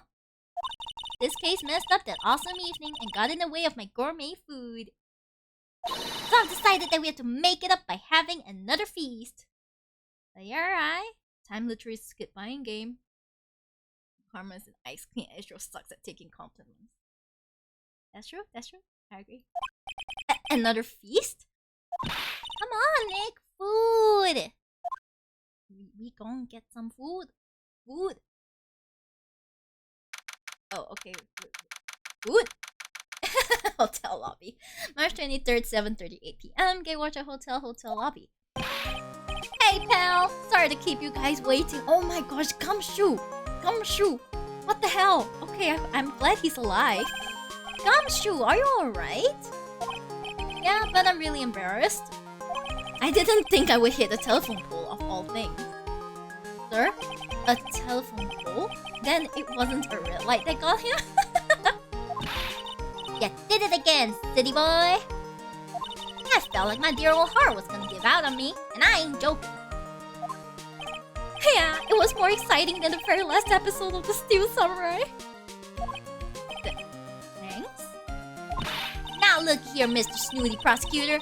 Don't you reckon you bully Mr. Rat too hard? If y'all don't start being a lot nicer to him, he might just kick it. Tonight, even. I'll keep that in mind. Well, come on now, everyone get around. Y'all are gonna get your picture taken by a genuine professional photographer. I don't trust that. Looks like Lada bought herself a new camera. Expensive, yo. Well, pal, at least we can put this messy case behind us now. Come on, tonight's all about eating, so let's go chow down, pal. I'm into that, pal. I'm in. Picture? You know, when you think about it, you were the one to save the day, detective.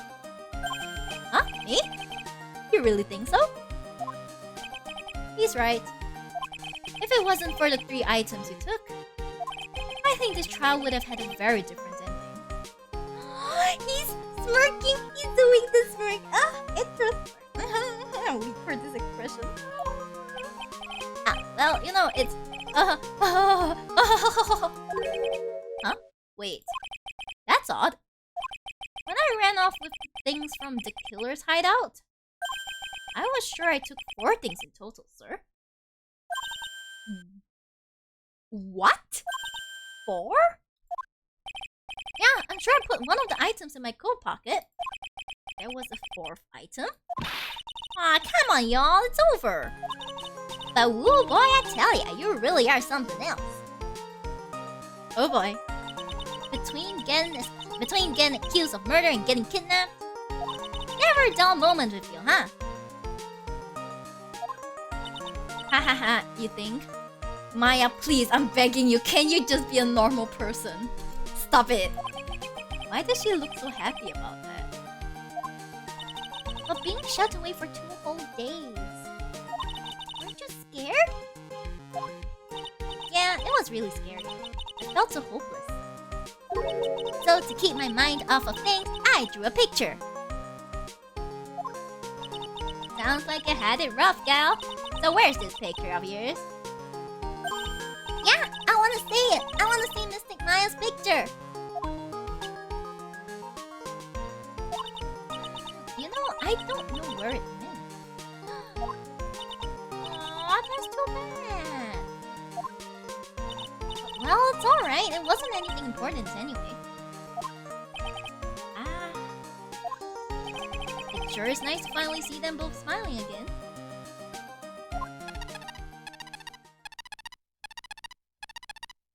Edgeworth, weren't you supposed to return that? Hmm? What is it, Edgeworth? This thing is picking something up. Ah! That's Miss Von Karma's receiver! Thanks to her, I had the most awful experience of my life, sir. I can't believe she stuck a tracking device on me. That's odd. Even though you're standing right here, the tracking device seems to be in a different location. Oh, it's probably busted or something, sir.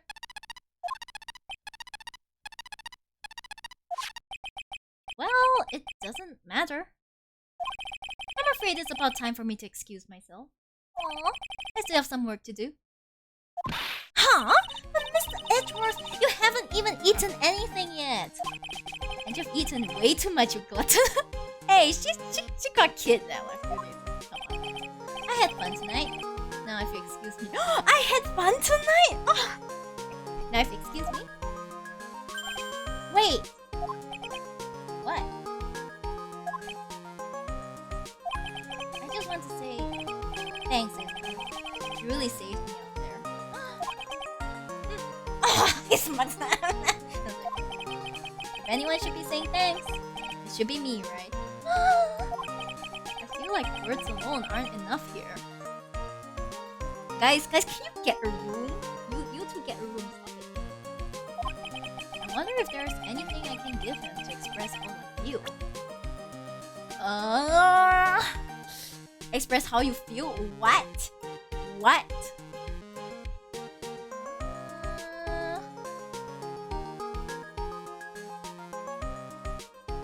No. What should we give?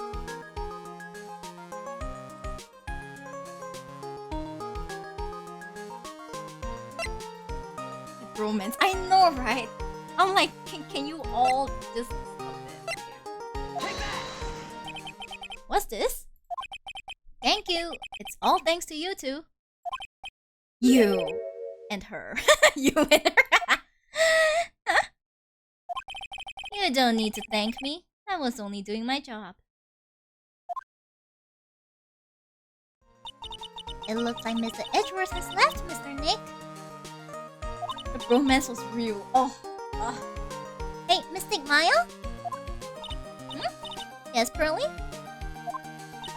I guess you two can go back to being lovey-dovey, right? Pearl, I'm so sorry. I know you're young, but how do you not see this bromance, this raging bromance, like developing in front of you? Like, oh my gosh. You and Mr. Nick, I mean. Pearly! Would you cut it out already? You're embarrassing me! Anyway. So, who's paying for this lovely dinner party?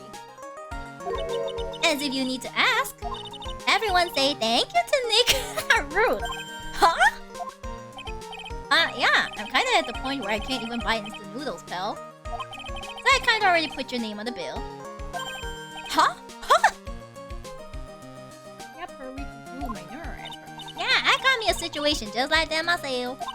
There's this camera shop in this hotel, see? And I just bought myself this little beauty here. It'll better be anyhow for $3,000. Huh? Actually, I reckon you bought it for me since it's on your tab and all. Isn't this great, Mr. Nick? Yeah, Nick. Why do I suddenly feel like screaming? Aw, you don't need to hold back now, you hear? Yeah, pal, time to let it all out.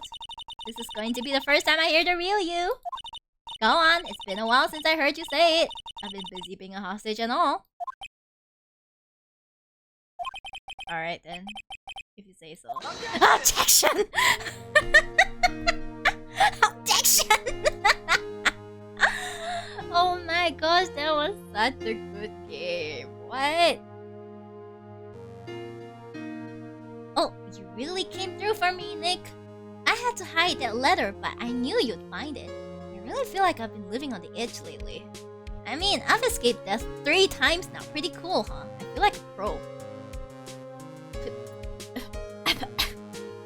Can you stop jumping?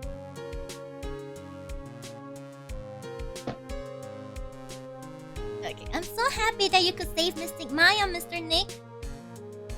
And I'm so happy for the 2 of you. Speaking of which, I think this hotel is a popular place for honeymooners. So I sort of made reservation for the 2 of you, just in case. Pearl? The people you need to make reservations for is not Maya and Phoenix. Phoenix and someone else. Sorry. That's justice for all done. That's right. Well, pal, it looks like I'm back on the force again. Mr. Edgeworth had a long talk with the chief and he got me reinstated for my sake. Oh yeah, I heard he said things like, letting that one go is bad for all of society. And I knew it! Crashing headlong into everything is the only way to live, pal.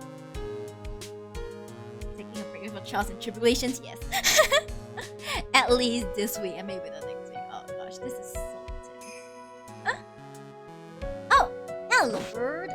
Right? Bird, right? Yeah. Bird. I'm Maggie Bird and retiring I'm gonna be a waitress from now on. And bring smiles and joy to the people who come by the restaurant, sir. I hope you stop by sometime, Mr. Wright.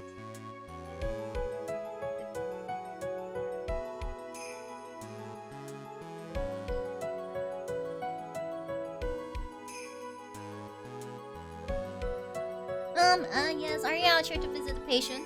I'm Director Hottie. Ho. Recently, yes, that girl, you know? I haven't seen her around.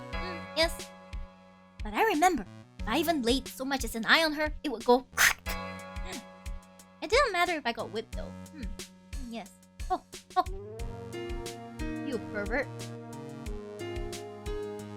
You absolute pervert. Shuck. Oh no. It's time to begin our quest of world circus domination, sweetie. And to let the world know we are serious, I plan to make a fabulous flight to Zimbabwe. Hey Max, what do you think Zimbabwe is like? Do you think there are castles made of cake and bunnies who can talk? I think if there are any talking bunnies, even they won't laugh at most jokes. Oof. Phoenix is a picture sitting in a tree. I like the way you think. I'm ready. There's no way these jokes are gonna fall on deaf ears. I'm going to be more contemporary with my humor. Mo girls represent. We've got our new act all worked out. Prepare for the Hallelujah Circus. Say something, warrior. You're supposed to start this off. Get on with it. Well, the perfecting stuff. So, you know, really perfect. Yes. Oh boy, are they finally gonna clean up? What's this? It's just an ordinary electric razor recharging. I can't believe this. Really? How long do they plan on making me do this? But it's Edgy Pooh's idea, so that means it must have a deep hidden meaning. But why do I get the feeling they wouldn't forget about me, would they?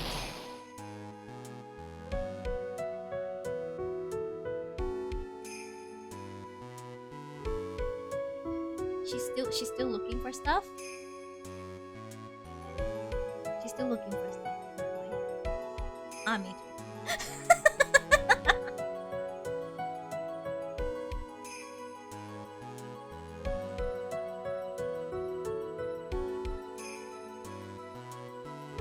I appreciate everything you and Mr. Edgeworth did for me from the bottom of my heart. Oh, that's right, I received a letter from Miss Von Karma. She said that after I get out, I should feel free to consult her about anything at all. I'm really thankful to have met everyone. Aww. I ship it. They finished it. Omedetou, that's right. Oh, that was suffering. It has become difficult for me in this country as of late. As such, I will take a short leave of absence. If you would like to request my services, please be sure to visit my homepage. May we both be blessed with longevity. Sir? Sir?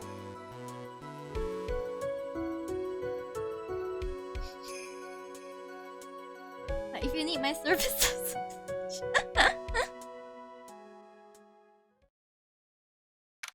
March 23rd, 9:42 p.m. International departures, gate 12. Who's leaving? So you gotta pay for that. I know, right? Who's leaving? Where are you going, Francisca? How did you know I was here? She's leaving? With this? Oh, yeah. That's... I heard you were planting things on a certain person. Things like tracking devices on his coat, for example. That's just like you. I only planted it there because he was always wearing it. This filthy drab coat of his. I don't know how it ended up in my luggage. But it's going in the trash, I promise you that. Oh, that's right. Speaking of that man, he told me something very interesting. Ooh. When I ran off with the things from the killer's hideout, I was sure I took 4 things in total, sir. 4 things? 4 things? It seemed he put the last one in his coat pocket. He put it in here? It doesn't matter anymore. The case is already over. What are you going to do now? This is, after all, his like little sister, you know? That's none of your business. She's a bratty little kid. Are you running away? Shut up! You don't understand a thing. You can't possibly understand what it means to be Manfred von Karma's daughter. Franziska. So many expectations from everyone around me. Expectations I must fulfill. I'm expected to win no matter what, and failure? Such a thing is not an option for me. My father was a genius, there's no doubt about that. But me? I'm no genius. I've always known that. Aww. But I had to be one. I had to. What's with this Pusey? You may not be a genius like your father, but you are a prosecutor. You have been and always will be. Your father was also an army. Let's hope she doesn't resort to that.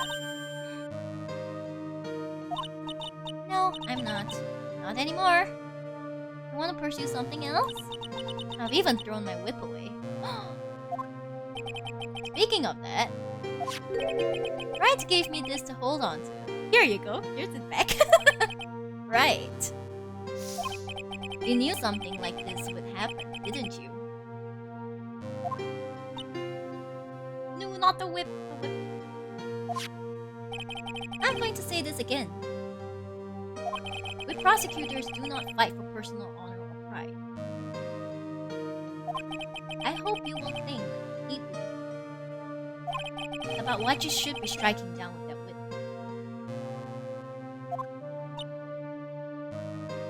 Cut her some slack, she's 18. You haven't changed a bit. You've always left me alone and walked on ahead without me. Aww.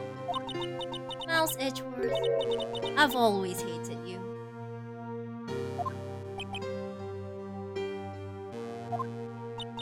And then, finally, my chance to take revenge on you arrived.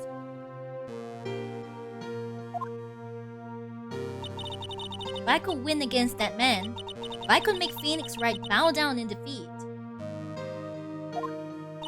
then this girl who left behind would have risen higher than you. That was supposed to be my revenge.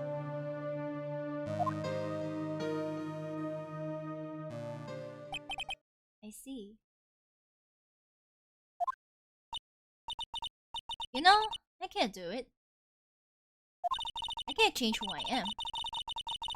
I can't throw away everything I've been until today. I believe you can. Just like how Adrian Andrews did. Adrian Andrews? You're going to use her during the trial, right? But you are dependent on your father by using his tactics. Isn't that right? Today, you chased after me, after I had left you behind all these years. And that's why we're standing here now, side by side. Aww, that's such a nice thing to say. But I have no intention of stopping. If you say you are going to quit your walk down the prosecutor's path, then this is where we part ways. Princess Couple Karma.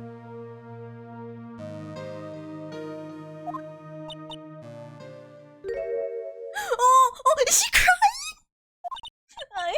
Oh, she's crying. I am Princess Couple Karma. Don't think I'm going to walk in your shadow forever. Oh, she's crying. Our battle begins now, so you had better prepare yourself, Mount Edgeworth. Claimed that the second Edgeworth spin-off game wasn't translated. Oh, Edgeworth being smoother, alright. He's like, she's crying. He's like, I mean, remember, she's just 18, guys. Phoenix Wright. One day, someday, I'm sure we'll meet again in battle. Until then, this last piece of evidence that never made it to you, I'll take good care of this fourth piece, so I can give it to you when at last we meet again.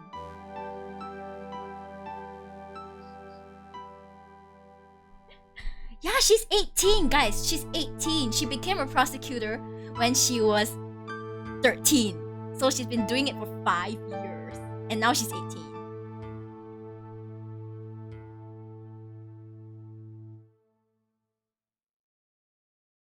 Farewell, my turnabout. Oh my gosh, the achievement, we got it.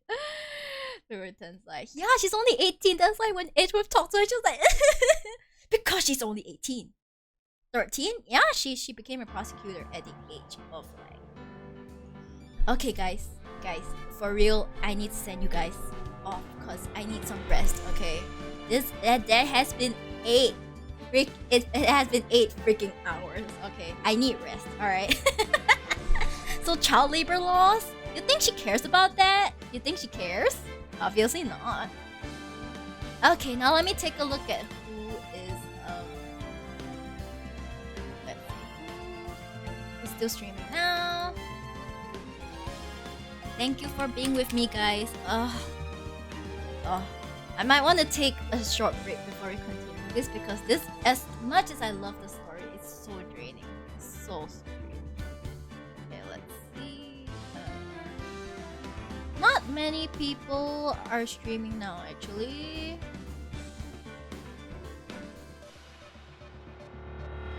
Hey, it seems like Seiyun is streaming. This is very tempting.